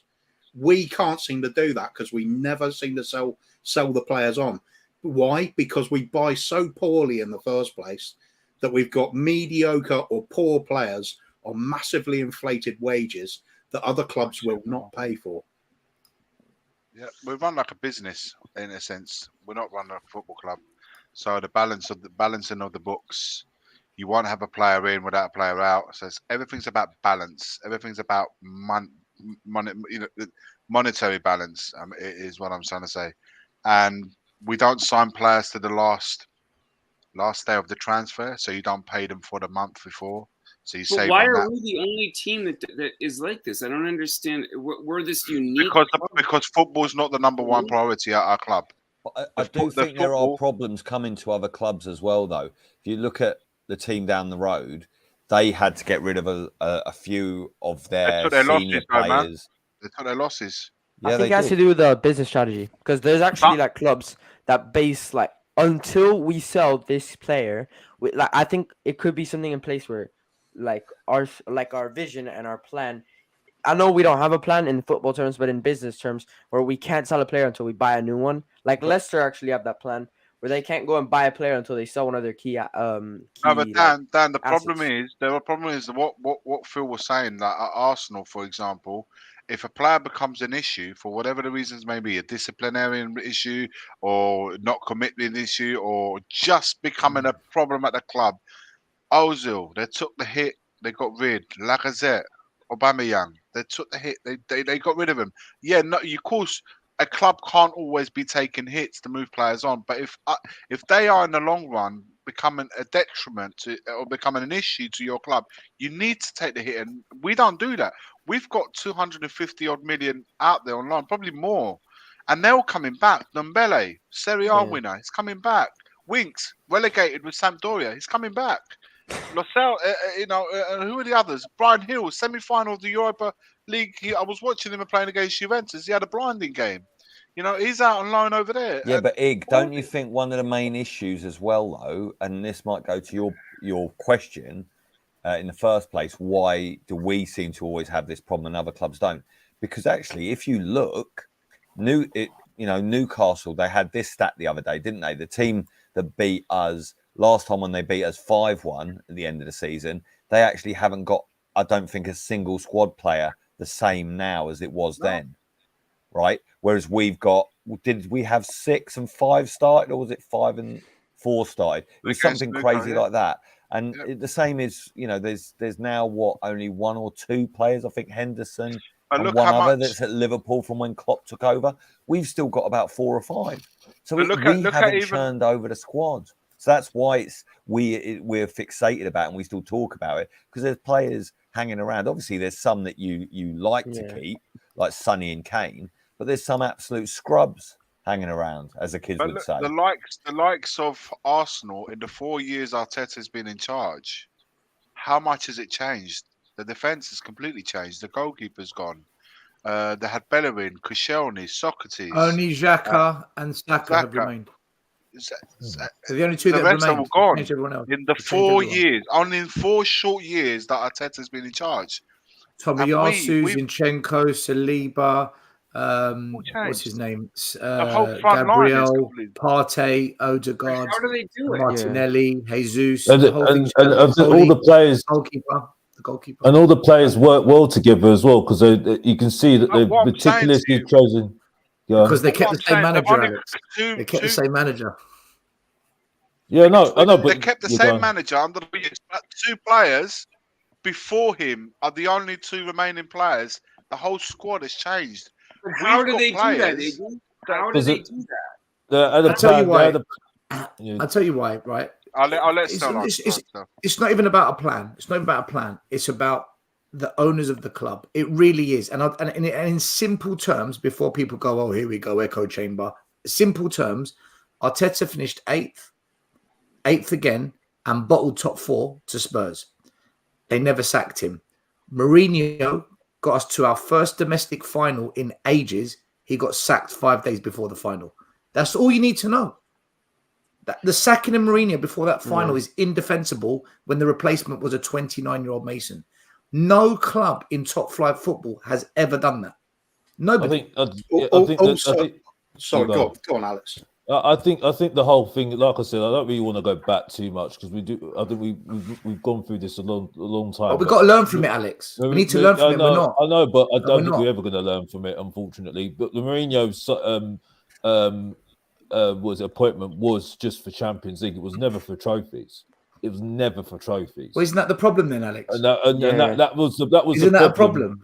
But that was the problem. That was the problem from the very get-go, really, wasn't it? Yeah, but hold on, I disagree. I disagree because everyone said he's a win-now manager. I know. Well, this is the point I make. But I think the point I'm trying to make is, and this is why I'm very, very worried about next season, right? When you've got all those players on loan at the moment, right, and we still got a lot of players that we need to get rid of, right? You've got a lot of players there that you think, oh, you could use them, because I've really heard now that people want Reguilon back, and I'm sitting there thinking, how is he going to fit with some of the squad players we've got already? Okay, because you need to gel it together. Okay, because it's not a surprise now that Arsenal are doing really well at the moment, because I said it's a bang average league. Because if you've got 11 good players in your team that work well together, got partnerships in the team, have got a system in place that everyone knows, and they work well with the manager as well, you could be up in that league right now. You know what I mean? You can be up there fighting for top 6. Okay? And it's not a surprise. It's not a surprise whatsoever. We have got no partnerships in that team whatsoever. The only partnerships that we have is Harry Kane and Son, and then you had Bentancur and Højbjerg, who I never really rated in the first place, to be honest with you. Yeah? So until Tottenham Hotspur get a system in place, get players that fit with some of the players that we've got already, right, and start working around trying to figure out how to make up with the squad, and that's it. That's the only way forward. How do you do that without a manager? That's the point I'm making. You need a manager and a director of football to do that. That stays longer than 18 months. Well, yeah, you can do that, but I think the whole point was with because I could get what Neymar's was saying, that he needs to know who his boss is. Yeah, because I didn't think Neymar's was going to be a long-term thing. I didn't think Neymar's was going to be a long-term appointment for me. Okay, because I thought if he does well at Tottenham, he'll be off to another team anyway. I just thought the most important person would be the director of football, because he would keep that progress with that manager. You know what I mean? And keep that progress on to the next manager. You know, and hopefully that manager would be similar way of playing to Neymar's, and that's it. But you know, I don't know how we're going to go forward with this. Alex, just so you know, next season the rules change. You can only have 6 players out on loan, not 8. Well, club wouldn't know. Well, regardless, they need to sort this all out. And the problem is, I am very, very concerned. And how do you sort it out? We ain't got director of football. Well, that's what I'm saying. That's why I'm concerned. That's why I'm incredibly, I will say this: we are probably like 3-4 top players away from having a really good side. No, it's a 5-a-side team. I don't agree with that.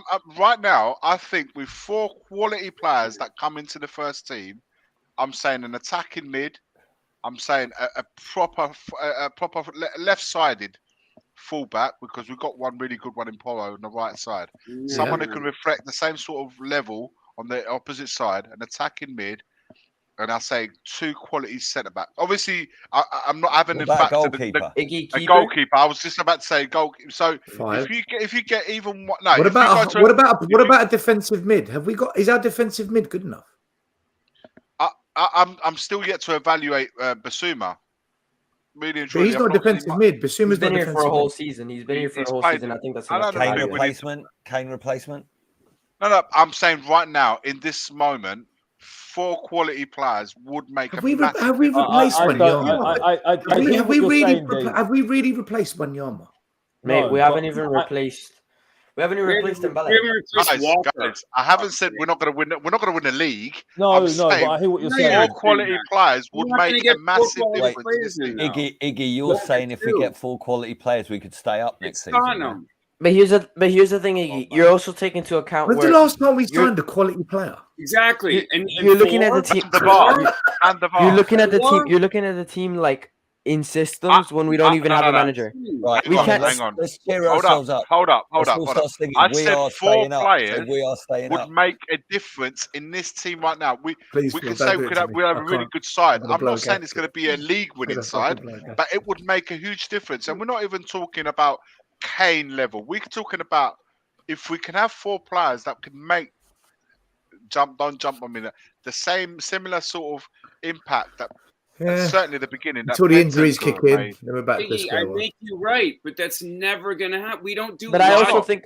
think that would also help any team. I think We're I think signing any Longley. quality We're players about would to help sign any team. Clement Longley. Do that. We don't do what makes sense. We don't do the logical, regular. Like if we No, it's just the do cheapest A, option. we'll do happen. Exactly. cheapest We're option. getting some like halfway decent, maybe center back Cheapest and like, option. you know, The a- cheap, I think the back, Fraser Forrester is going to be our number one next in season. man. You ain't defense, seen. in defense, Finding a Yes, season. I agree. And Ryan Mason will be our manager. in our defense right now, the cheapest coming option home. is to Mason's sign coming home. Longley for 12 million and to renew Dyer's contract. That's the cheapest option right now. But That's I it. hear, I swear, I we hear what renewed you're Dyer's saying. I hear contract. what you're saying, Iggy. But this team's done. I'm sorry. I've said I a agree, long time Alex. ago. I've said a long time ago. And who's culpable for this? Yeah. But Iggy, you know what my answer is, Bob. Because No, you say watch the it. end of Say the it. videos. Say Bob, it. no, because I said it at the end of my video, Mr. Box Office TV. You know what I mean? I don't need to go on Say about it, it. man. every I know single- the answer. No, Iggy. When I ask the question, no one wants to say it. Let Mr. Box Office. We lad- don't let want to Mr. go and watch your video. We got you here now, Alex. Tell us what you said. Tell us what you said in the video. Let me say this, yeah. Let me say this, okay. I'm sorry. Sending all the subscribers to go and watch your video. Tell us tonight. I do hear you, Iggy. I do hear you, Iggy. On a Iggy, don't do that. Don't do that, man. You know what I mean? Who's culpable, Alex? Huh? Who's culpable for this? We know who's Still culpable, blames the It's Levy fans. anyway. Still But, blames you know, the that's fans. it. But anyway, moving on. Listen, Because everybody knows what I said anyway. I blame yeah? the people in the club shop. Yeah, okay. But my Wow. point is, I can't. I'm sorry. These players are done. I'm sorry, they're done. I don't think they've got any connection whatsoever. I'm sorry. Yeah, turning up right now, it just shows how gutless they are. I'm sorry. I agree. Yeah, we're at the same stage when Unai Emery left Arsenal. Yeah, I think with we're fucking done. with a up and down team, right? Agreed. Of average players. You know what I mean? Some good players, but average players as well. Agreed. Yeah, we need to do complete They new have build this now. stink on them This from team is years done. back. They had an And identity I of stick winning. by though. what I say. I stick by what I say. If Harry Kane leaves and Mason's in charge, we are going to be in a relegation the battle. agree. And I don't care what anybody else says. You Nah. can say to me that Gil's going to come into this team. I'm sorry, Battle. Gil is no better than Lamella. Maybe I want to have mid-table, Lamella back. but I not want to have relegation. Lamella back, right? I'm sorry. I'm not having Emerson as my right back because he was from worse to now good. Yeah, and good's not good enough for Tottenham Ryan Hotspur. Hill. You know what I mean? Ryan Hill was playing the Davis, semi-final of Europa Cup last I night. don't care, Iggy. I don't care, Iggy. He Let's couldn't go, do sir. anything at Tottenham. He did a turnover. At the Crystal Palace game. That's all he's done at Tottenham Hotspur. And since then, he went back to Seville, and he's shown himself up now. But at the end of the day, he's no good for Tottenham, and that's it. I'll take Barnes all day long, Mason and Madison all day long. Well, Madison Barnes. all day long. It's incredible. It would- It's incredible would be how better than all these Gil all day players, long, and that's it. all these players flop at Spurs, but yet they go and play semi-final in the Europa Cup for Seville, and they're doing well over there. but all these players seems to do wherever. Sorry, Ndombele and Galini lifting up Serie A killed it. Killed it for me. But we shit all over that. We shit. He helped them to win a Scudetto. Why don't they want to keep him? Galini. No. Fucking The thing is, Galini. we shit on what they achieve abroad. We shit on that. But and we don't shit on the fact that we don't make these players good enough to play for us. But they go abroad. Nobody fits the Tottenham way. Nobody.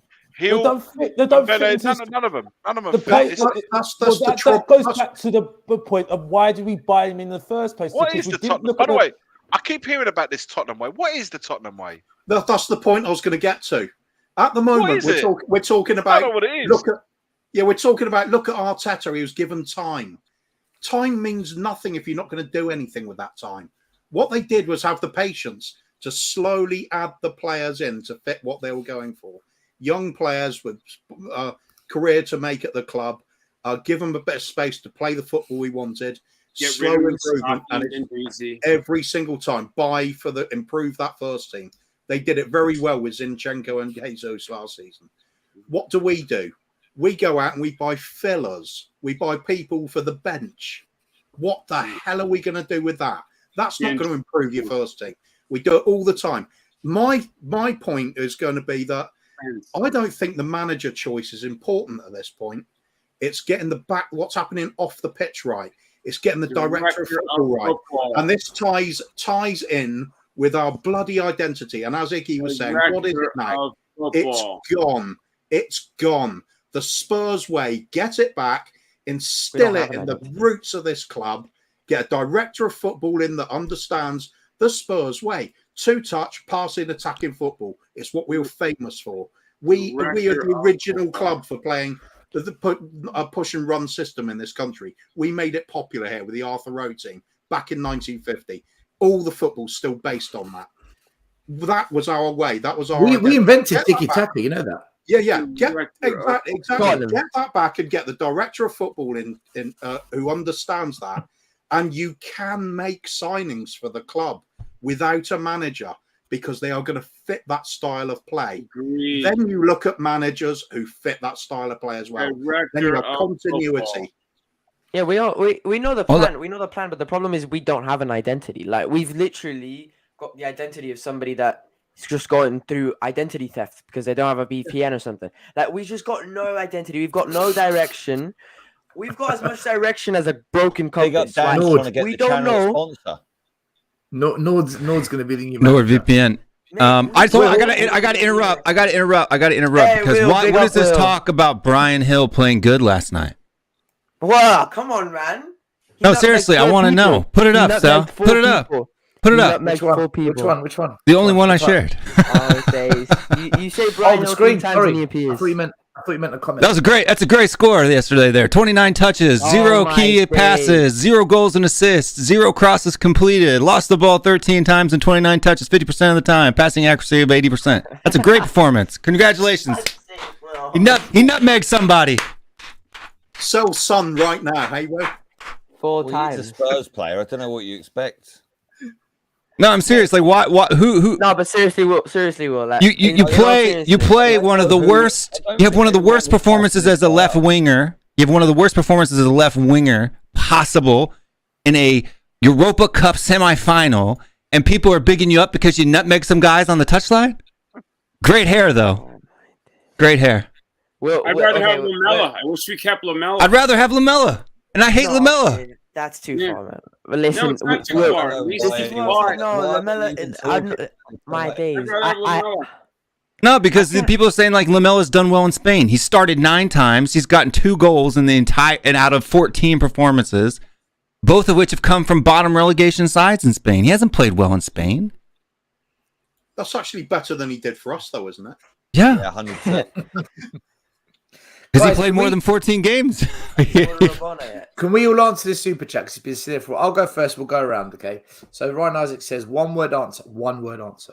Who will be the next Spurs manager? Not who you want. It's who you think. Right. I'm gonna go. Hold on. Stats do translate into wins, Athelstan. Right. The team that scores the most goals wins the game. Right. Stats are based off the facts that occur in the game, so you can't discredit stats. But at the same time, we can't just go off stats. It's got to be eye test. Oh, so I want to know what Gil did good then yesterday. If we're all, if the consensus is Gil played well yesterday, what did he do? Well, this is something that look. What did he do? You, man. I love you, man. But you never acknowledge this. When a player, no, I want to know what he did. Okay, I'm gonna tell you what. Will's on a mission. He just come in. I'm gonna tell you what I did. I'm gonna tell you what he did. Brian Hill is the type of player where he's got confidence. And I love one of those. Dribble attempts 2, successful 0. What did he do? For God's sake, bro. Do you know what having confidence is? Confidence isn't doing something, Dan. I asked, what did he do? Right. Listen, can I just point out at this stage? I didn't watch the game. I couldn't give 2 shits. He builds up the atmosphere. Like I swear, when I say this, he builds up the atmosphere with Charleston, the energy. He can smell it. I'm asking, what did he do on the pitch, Dan? Will, let he shows talent. He shows talent. He shows how? Talent. Oh my days, I can't. Okay. If you're showing talent, you have done something, like completing a dribble, scoring a goal, making a key pass, completing a cross. What did he do, Dan? How many? Can you see a stat of like how nice his first touch was? Can you see one of those stats? Yes, you can see a stat of how nice a person's first touch is. Shall I look them up? Okay, what's the stat? Like a 99%. First touch. Who do you want as the next Spurs manager? What stat is different? Like sometimes, Will, you have to understand this. Sometimes Dan, 1 minute. Will, 1 minute. You two, 1 minute. Chat, guys. 1 minute. Super Let me chat. do the super chat, right? Call Ryan. Bless Ryan, right? Let's do this. Then we'll come back to Brian Hill. So my answer is, I think Ryan Mason will be the manager next season. Iggy, not who you want, who you think. Not who you want, who you think. It's heading more and more to Mason. It really is. Because is that your answer? Yeah, I thought it was going to be Rodgers, but now I'm starting to think it's going to be Mason. Right. Yeah, Cuba. It's got to be 2 because I think looking at the duo, Rodgers as manager, Mason as his assistant. Oh my God, Phil. Brendan Rodgers. Brendini, yeah. Brendini. Alex. I think there could be an outside chance of just to make it clear. 1 minute, hold on, Alex. 1 second. Alex, 1 second. Oh, the Papagolosti, the Australian Greek guy from Celtic. He's not bad actually, but he's never. Mate, I'd be he won't do anything at Tottenham. Celtic and he'll screw up his career. So I'm sorted. And he'll only be £500,000 a year wages. Oh wow! Alex, from an Italian to a Greek. Fucking hell. What do you mean? What do you mean? Oh, we're trying to say. We're trying to say. Viva la vida loco, mate. Yeah, Greek guy won't last at Spurs. He won't last. Alex. Just to make it clear, I wasn't laughing at you, Dan. By the way, okay. I wasn't laughing at you, Dan. Yeah, I'm gonna laugh at Dan. I was laughing at Will's stats, but Will's funny. He was just funny. Because laughing at you because I didn't think your stats were correct. It's just because I was just laughing the way. Who's your manager, Alex? Who's your manager? But my point is, now I had to make that clear because people might think I'm laughing at Dan. Yeah. So, but yeah, Mason. That's it. Mason. All right, Dan. I would have liked to say, I've said this on a few shows, Graham Potter, but I don't see it happening anymore. So I'm just gonna say, Brendan Rodgers. No, wait, Dan. If you think Graham Potter will be the next manager, that's your answer, right? The way I see it happening, no, I've said it like in the last few shows, but I don't think that's what the question asks. The question asks not who you want, who you think will actually be the next manager. Yeah, that's what I said. That's what I answered. You go for Graham Potter? No, I'm going for Brendan Rodgers. I think it will be Brendan Rodgers. Brendan Rodgers. So we've got a couple for Brendan Rodgers, couple for Mason, one for maybe Papagolosti from. Let me make it clear though. Whatever manager comes in won't succeed at this club, so it doesn't really matter. We all agree on that. We all fucking agree on that. No, because then they'll clip me up. Graham Potter will come in, and then you'll fail, and you'll be like, "Look at you, Dan. You wanted Graham Potter."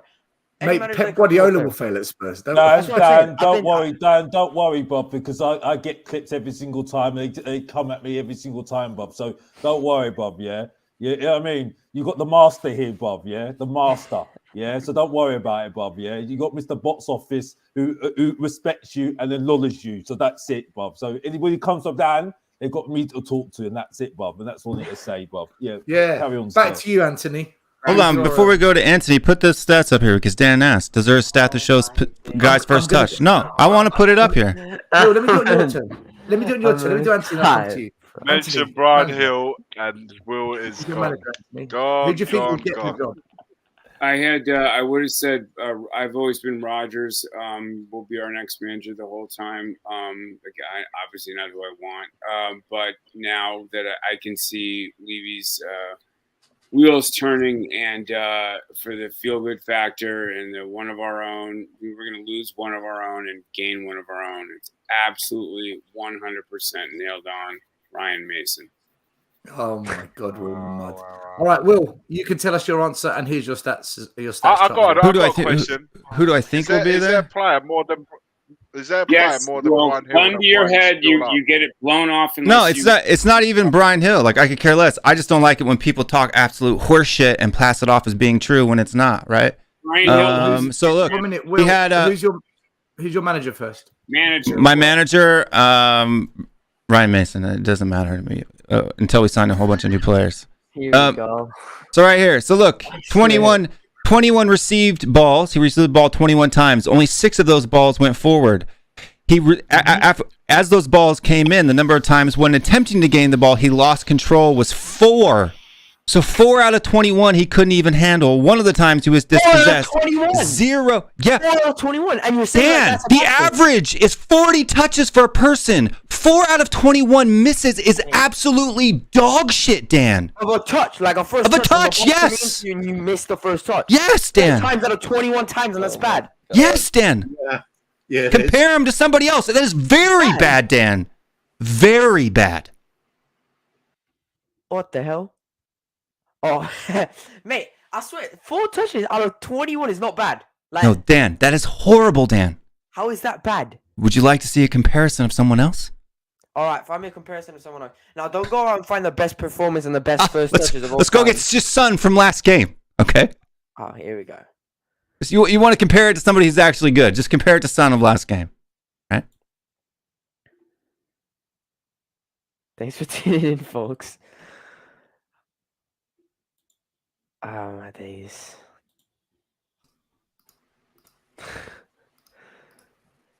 What was Son's stats last game? I'm pulling him up. You got to give me time. I got to actually move things. I can't just blink him into existence. I'm going to make that as a stat. It's taken Will 3.8 seconds to open up the Sun sheet. So,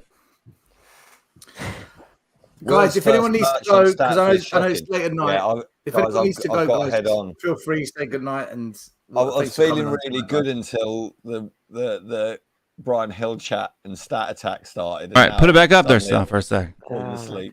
Here we go. Phil, listen, have a good night. Alex, if you got to go as well, big up yourself as well, man. So in the last, out of 22 touches, out of 22 received passes, out of 22 received passes, Son hasn't lost the ball 4 times ever. Out of 22, he's never lost so he's never lost what you're telling me is that he's never lost the ball 4 times in one game.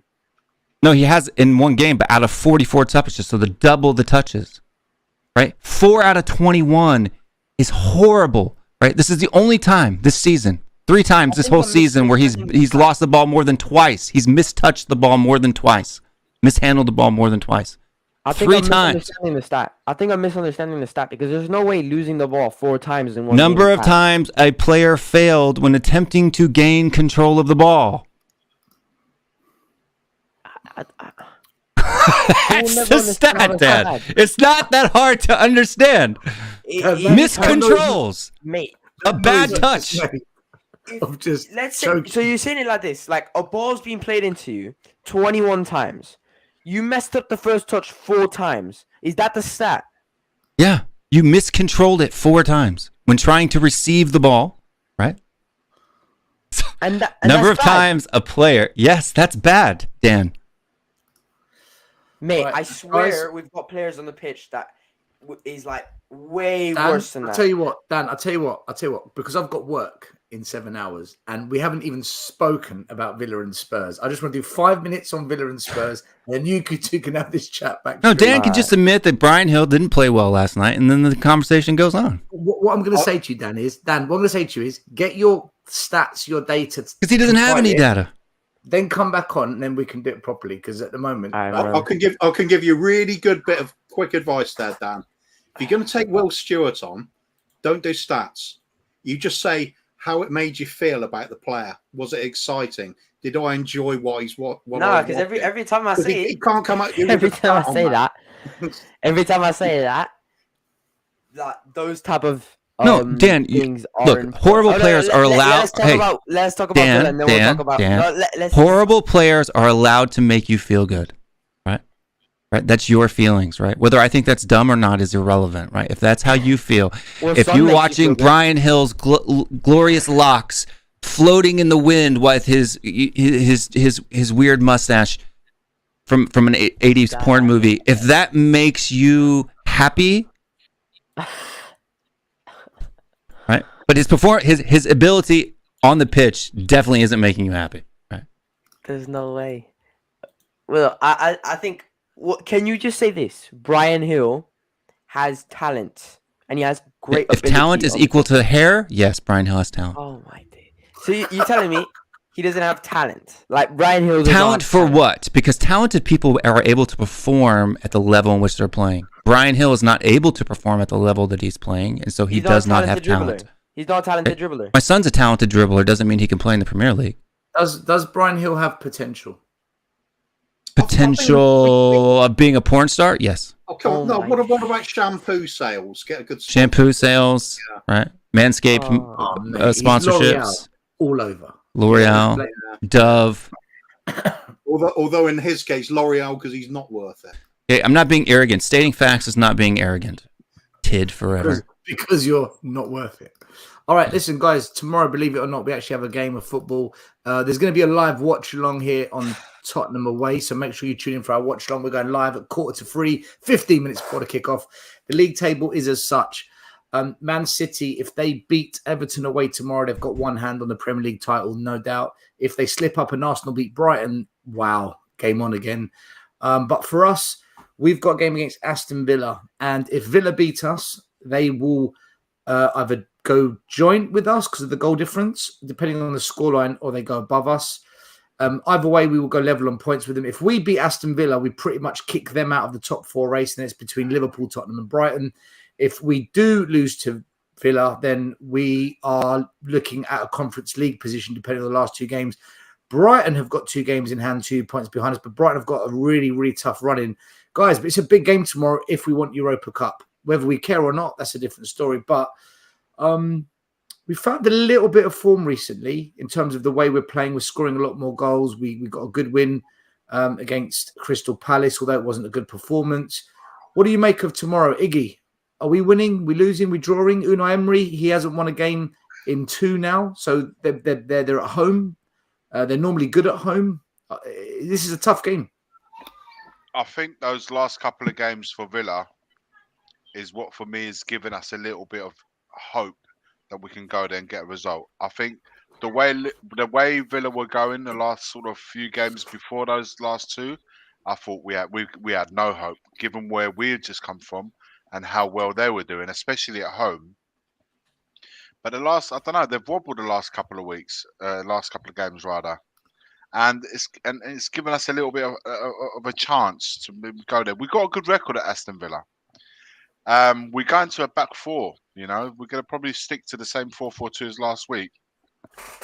And although we've obviously kept a clean sheet last week, which is a lot better than the 12 goals we conceded in the last 3 games, we're starting to create a little bit more as well. So if we can get that balance a little bit right defensively, and have even create the same amount of chances that we've had in the last few games, I think we got it in us to go and get a win there. I do. Whether we're going to do it or not, I don't know, man. How can we? If you was a betting guy, Spurs is the worst team to bet, you know, because they're so unpredictable. But we are creating a little bit more going forward. I really do believe that. I think if we can get Son and Kane, I really do believe that Son and Kane should be playing together in the 2 up front. I really believe that. I think it's the only partnership that I feel that they should be playing together. I would like to see them play forward and perhaps put somebody else on the left-hand side with Poro on the right wing. So defensively, if we can stay compact those 4 guys have to defend. Just focus on defending. Allow Polo on the right wing to do his bit. So when we attack, we become like a 4-2-4. If we can get that left-hand side sorted out, and maybe, I mean, I think Richarlison will play with Kane again tomorrow, and Son is going to play on the left-hand side. That's how I see it. But I would like to see Son play next to Kane, and we put maybe Perisic on the left wing. I don't know, guys. But I'd like to see that happening, and I think we could cause a lot of damage going forward. And provided we can stay compact defensively, we can get a result there. Because, like I said, last couple of games, Aston Villa have wobbled. Do you know when the last time we won away from home was? I'm just looking at it now. Long time. January. Long time. January. Against Fulham. Palace. It was 23rd of January away at Fulham. Oh, it's Fulham. Fulham. And we won a week after that in the cup as well. We lost 4-1 against Leicester. We lost 1-0 at Sheffield United, 1-0 at Wolverhampton. We drew 3-3 at Southampton. We drew 1-1 at Everton. We lost 6-1 at Newcastle. We lost 4-3 at Liverpool. We haven't won in almost 4 months away from home. No, but this is it, and then I'm going to leave, right? Because I'm a little bit pissed off. I'll be honest with you. So, Chris Savos in the chat. Will's an irrelevant content creator. Zero opinions. Just really regurgitates what's on a website somewhere. No, I have opinions, and other people have opinions. I just know my opinion's better. And so when I say my opinion, I have actual evidence that actually backs up what I saw with my eyes, right? The same reason how I called Brian Hill would be a flop of a player before he even put pen to paper. Emerson, Danjuma, Richarlison, the list goes on and on and on and on and on, right? And Tid forever, Stell will be back when it's just you. Peace. We might as well unsubscribe because it's never going to be just Stell on this channel, right? So you can eat my ass. Who else can eat my ass in the chat? Unai Emery TV, you're about to get blocked because you're just a Henry troll anyway. But I just want to tell, stats do say the whole truth, only part of it, and that's not true. Stats say exactly what they say, right? So if you guys want to take shots at somebody and say that they're dumb or they don't have an opinion for actually, I don't know, acknowledging reality, you can fucking do one. All of you. Oh my God. No, I'm serious. And you guys jumping off the stream, making some big deal. It's not fucking funny, right? Like I'm upset about it, right? Having people on here earlier making fun of foreigners and calling them tourists, right? That we're the problem. Nah, fuck all that. Seriously. Fuck it. Will, block them when they do that, man. Just block them. No, I'm talking about Phil P on this show. Yeah, but he explained like what he meant by that. He didn't directly try and make a comment about foreigners and tourists in that way. We did make a comment about tourists in that way. But I put it up on the screen and allowed him to address it, though. Right, I spent $10 to put the super chat in because he said it on this show, right? Like I didn't put the super chat in for no reason.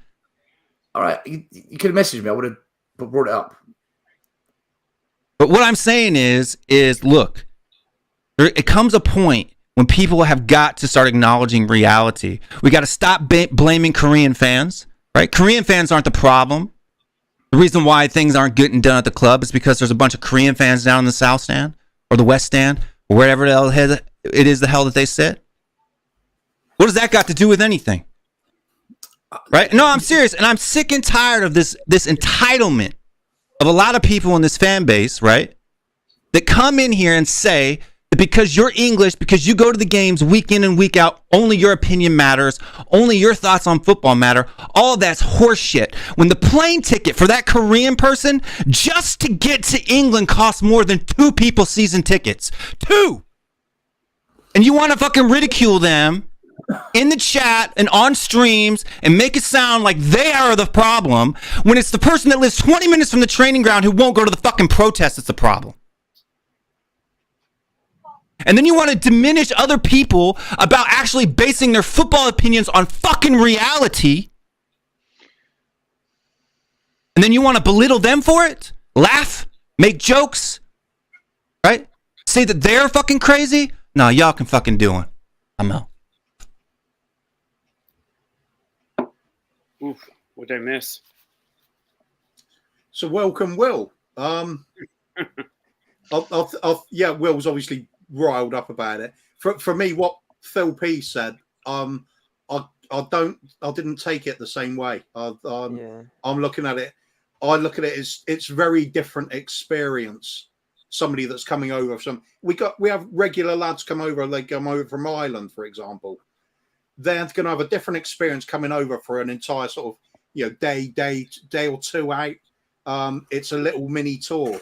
So in a way, it's kind of a tourist the thing for them, because they're not going to just be at the ground sort of, leave an hour before, like somebody just lives outside the ground, for example, turn up there with a few minutes to spare, then they leave, go to the pub, go home or something. It's a whole new, you've got to enjoy every moment you're there. So, yeah, if you are spending thousands to come over from foreign countries, of course, it's not going to be just watch the game and straight back on a plane.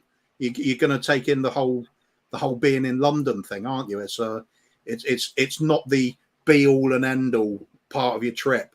It's important, but guys, I think look, my bad. Earlier on, that's okay, mate. It's okay. Earlier on in the chat, there was a back and forth with tourists and foreigners, and that's when I made. And then there was other people slagging each other off. It was building up during the show, and I made a comment, and I wrote it in the comment section saying, guys, if you're going to slag each other off, stop now. I block all of you. Okay, and it was building up.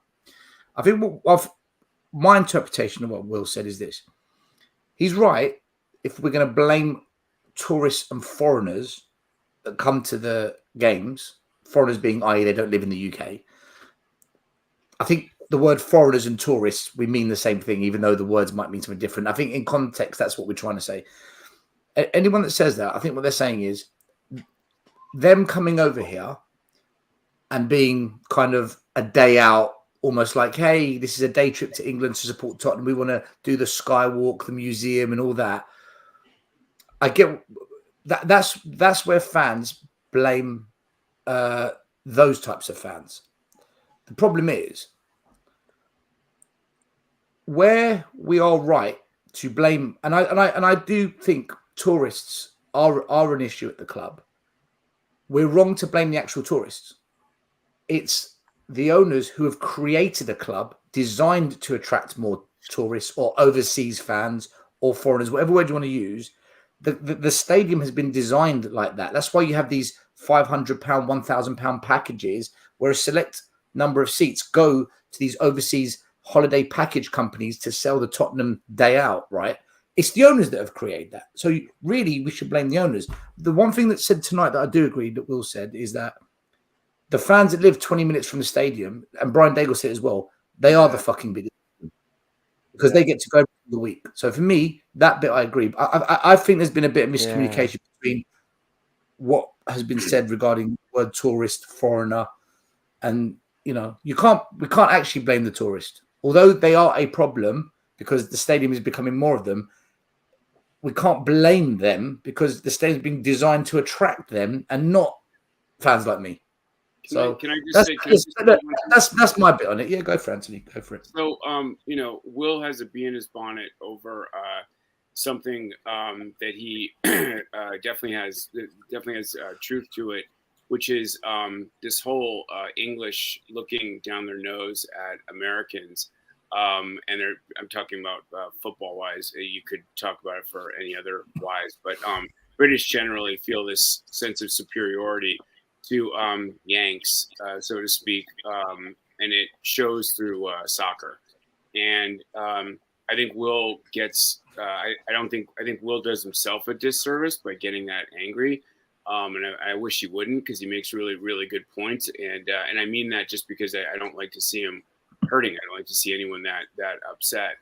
But I get it. I get where he's coming from because my buddy is an Arsenal fan. He's been an Arsenal fan for 20 years, and he has British friends and blah blah on his WhatsApp groups, and they always resort to like, what do you know? You're a Yank, or did it like he played soccer, he coached soccer, all this kind of stuff is like it's because you have an American accent. All of a sudden you don't count as, or he doesn't go to the Emirates every other week. All of a sudden he doesn't count. And there is this real, and it really is true. And it's, by the way, it's particularly British because he's an Atleti fan and he lived in Madrid for 12 years. And he said, I never got the same kind of, I was an Atleti fan. I happened to be from America, whatever. It didn't really matter in Spain. But he goes, in England, being an Arsenal fan, he goes, it completely matters. And he goes, and I can't go a conversation without having the Y word mentioned about me to, my friend speaking. So that's where, it's bottled up rage from this kind of like British looking down their noses at Americans when it comes to soccer. So that's the first thing I would say. Second thing I would say about Alex and Will is I kind of feel like both of them, Alex in particular, sort of they play it up a little. They kind of like where it is they're held to, where it is their shield or their opinions as like ways to kind of like who they are and who their identity is. And Will, obviously, it's with statistics, and Mr. Box Office is obviously with his phraseology and stuff like that. And I think in some ways it sometimes gets in the way. They're really good points. I think like Alex will make Alex calls out some stuff. Like Alex was talking about us being a bang average team and being crap. And he said last season, I'll never forget this because I disagreed with him, and he was right. He said we'd be better off getting Europa League, meaning like this year, than we would ever have getting Champions League. And turns out he was totally right. Not that we would have done well in the Europa League, but my point is that in theory, we're not a team that needs Champions League right now. And he gets mocked and ridiculed. But the problem is when he says, Mr. Box Office, back to you, Will, or back to you, Stell, and all this kind of stuff, it's kind of like it gets cringe because then it becomes this whole like, I know, now you're going to go through. Will go to a lesser extent, but with this statistics thing, he really, and I would say this to him, if we were talking, I would tell him, dude, you make great points. It's just if you get that angry about it, you've already lost the argument if you get that hot head about it. So he's got a lot of passion, and I think he's got a really cool angle. I think everyone needs to kind of be a little bit aware of this. Doesn't need to get that kind of ire up. You should focus your ire on where it belongs, which is the club and Daniel Levy. The last thing that I'll say about this while I kind of have the floor is I've been saying this for weeks, and I'm going to continue to say it. We are at, and this is preaching to the choir. It's not like I'm going to tell you guys something you don't know. We are literally at the worst point we've ever been in as a club. DEFCON 1. Yeah, we are literally at. It's not the 90s or any of that crap and all this kind of stuff that everyone likes to talk about. It has nothing to do with that. We are literally at I don't care if we don't get relegated for the next 100 years. It doesn't matter. We're nothing as a club anymore. We've lost our entire soul, and the owners and the fan base are both to blame. We need to, we need to realize where we are right now. It's not about slipping down the table or doing it Everton. We're not going to get relegated.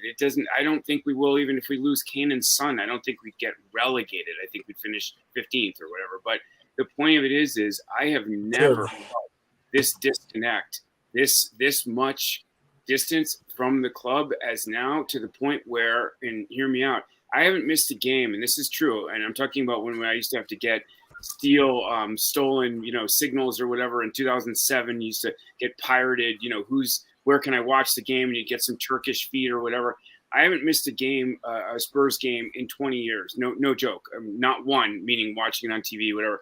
I haven't watched the last 3 games. I literally don't care. It doesn't matter to me. And there's one more thing that I want to say, and this is to the panel. This is to all you guys. I don't understand. Someone needs to explain to me why the fuck people want to win, and we can win tomorrow and we can do all this kind of stuff. What winning is going to get us 7th. We're going to get into the Conference League. We're not going to get Europa League. We're going to get 7th. We're going to get Conference League. So if winning means the Conference League, why would you want? I know you say because I'm a Tottenham fan, that's what I do. But literally, we are headed towards Conference League. Conference League will destroy our club. It will not be like, oh, you're turning your nose up at a trophy. No, I'm not. I'd be fine with Conference League maybe in a year when we have some youngsters and we could blood them and stuff like that. That's fine. But Conference League next year with what we're going through, that will literally just kick us down into the sewer. So no, I don't want to win and hopefully beat. I'm sorry. I'm rooting for us. I was angry when we tied it up against Man U, and kind of like pleased when Liverpool won. And I'm saying that with a broken heart. Tottenham's my life. I'm not turning on the team. I don't want us to get seventh. And every sign points to is right now the game's in hand. And I've looked at all the fixtures. We're gonna get seventh unless we lose. So I'm never going to be like wearing an Aston Villa kit and, cheering on their goal and shit. No, of course not that to that extent. But will I be like bummed if we lose tomorrow? Of course not. I would rather we finish 8th and out of Europe. I think we need one game a week. And I don't even understand the mentality behind people wanting us to, do you want 7th? Do you want Conference League? Because we ain't getting Europa League. Done. I think personally, I want to say, go on, Murray. I'm sorry, Dan, because you go. I've heard a lot, and that's why I jumped on. I was going to jump onto the back screen. I'll say this because I like to look at the whole. I like to look at the whole picture. I think sometimes within our fan base, because now it's really toxic, it's really bad. I'm being honest. I'm big on grace. I'm very big on grace, and people don't know what grace means. Sometimes people are not going to say the words exactly what they say or mean it and stuff like that. You kind of have to have a balance. There's people that say stuff that's just like, wow, okay, this is really xenophobic. And then those we can say, oh, wow, this is really racist. And there are some things I'm just like, no, because I know people like to play the cards and whatsoever. I will say this with tourists and foreigners, because I'm a straight shooter. I'm from New York. I tell it like it is. Our fan base, what makes it so great, it is an international fan base. They make that sacrifice. When I come to the UK, you make that sacrifice to go. And so you can't fault that fan to enjoy the experience, to enjoy it. And I think what hurts is that what really makes it a difficult situation is that those fans have every right to enjoy the experience. But I'm also the grace and open to know that fan is least likely probably say leave me out during the game or walk out because of that sacrifice that they made. Now, the thing is, it's not the foreigners' fault. It should be nobody's fault. They have a right to buy that ticket, spend how much they spend, and enjoy the game. Also, you can also understand, right? Because of that, they're least likely to be the one to say leave you out. I would say leave you out, and so on. I think what makes it touchy is because it was mentioned Korean, right? Then it's kind of like that stigma. I'm like, well, they're, because I'm being American. Oh, you're not a true Spurs fan. Like, we get this, and I don't know if Dad gets the same thing. It's just like, what do you mean? We love the game of football, so we pick a team. Like, it's no different if foreigners like an NBA team or an NFL team. Yes, the locals who live in that town should be a bit more. I don't want to say the word toxic. Yeah, and Will was right in the sense of people who live 20 minutes away from the stadium and won't protest. I'm more concerned about that than a tourist who spent the money and who wants to enjoy their experience. But then again, I understand Phil's point because we want that whole building to be toxic. But the problem is we have too many happy clappers in that stadium. It wouldn't make a difference if you got foreigners to say leave you out because you got so many people who have felt entitled. I like to call it distinguished FC, right? And I will say it's just Tottenham because you see what United has done. You have seen what Everton has done. You've seen what Arsenal has done. They protest. Yep. They protest. They have but anger. Something about our fan base is just we're too entitled to do it. The second point, is balance, right? And I've had this discussion with Will. I look at the whole picture. Stats is very, very important.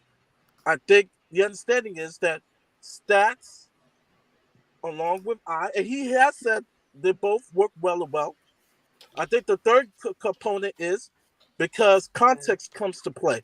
I'm very big, because I'm a counselor, on leadership, more on Dan said the atmosphere, like things that will change the momentum of the game.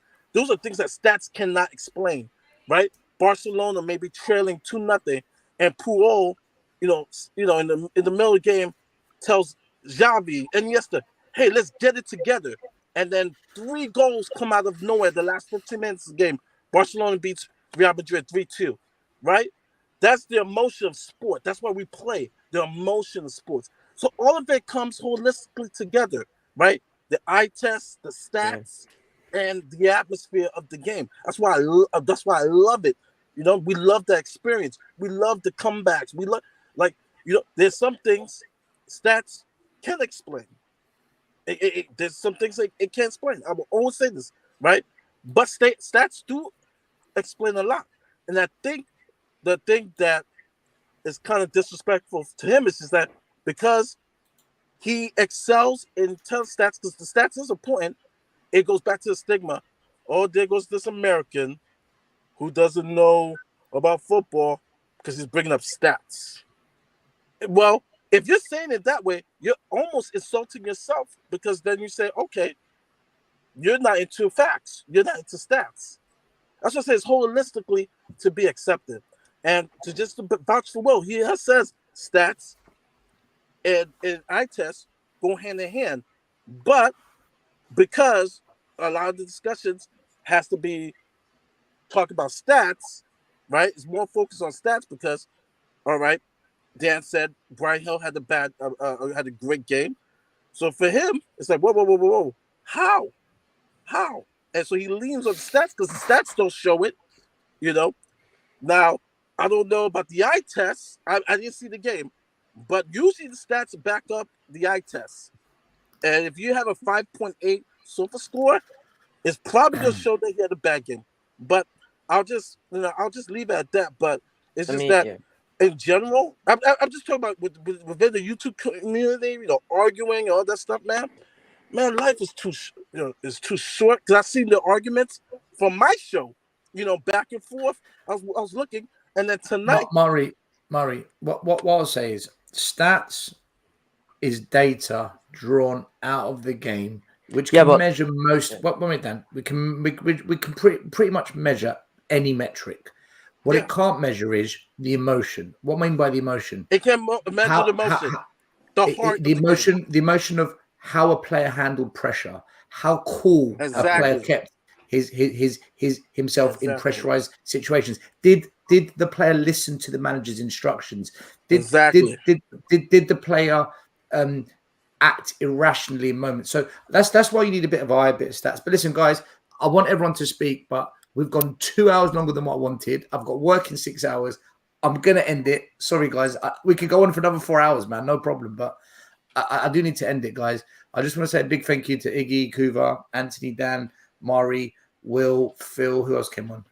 Alex, box office. Missed anyone? Thank yourself, Stelios. You have a wonderful forum for which, for us to get enraged and for us to get our emotions out. And if you didn't have that, I think a lot of us. So you're telling us Stel is the reason why we're mad? Listen, I also want to say respect to Will, because if it wasn't for Will, Tottenham Away would be gone. He converted his channel to Tottenham Away after Tottenham Away got taken down. Agreed. So I love Will. You can big me up as much as you want, guys, but without Will, we don't have a channel. So I've got just people need to understand that as well, that maybe don't know that. Listen, big up to the super chaps: Bob Spur, Tom81, Gaguma, thank you, Sammy, Will, Gaguma, GB, I think that's Will again, TJ Warren, Luke 14, GB again, Jeff Barguri, big up to you, Elside, 2855, Anthony is on the show now, and big up to Ryan as well, guys. Thank you to you, everyone in the comments tonight who participated. Big up to all of you as always. We're going to be live tomorrow, 2:45 p.m. UK time for the live watch along. You're welcome to come and join us. Make sure you go like and subscribe to Dan THFC's channel. Make sure let's get Dan to 2,000. We got up to 1,000. Let's get him to 2,000. And guys, say your good nights. Good night. Leave you out. Enoch out. Good night. Enoch out. Purple and gold, baby. Purple and gold. Purple and gold. Until we are sold. Purple and Mason in. Mason in. Brendy. The first game we look for, Robbie. Tottenham away. When we got Tottenham away.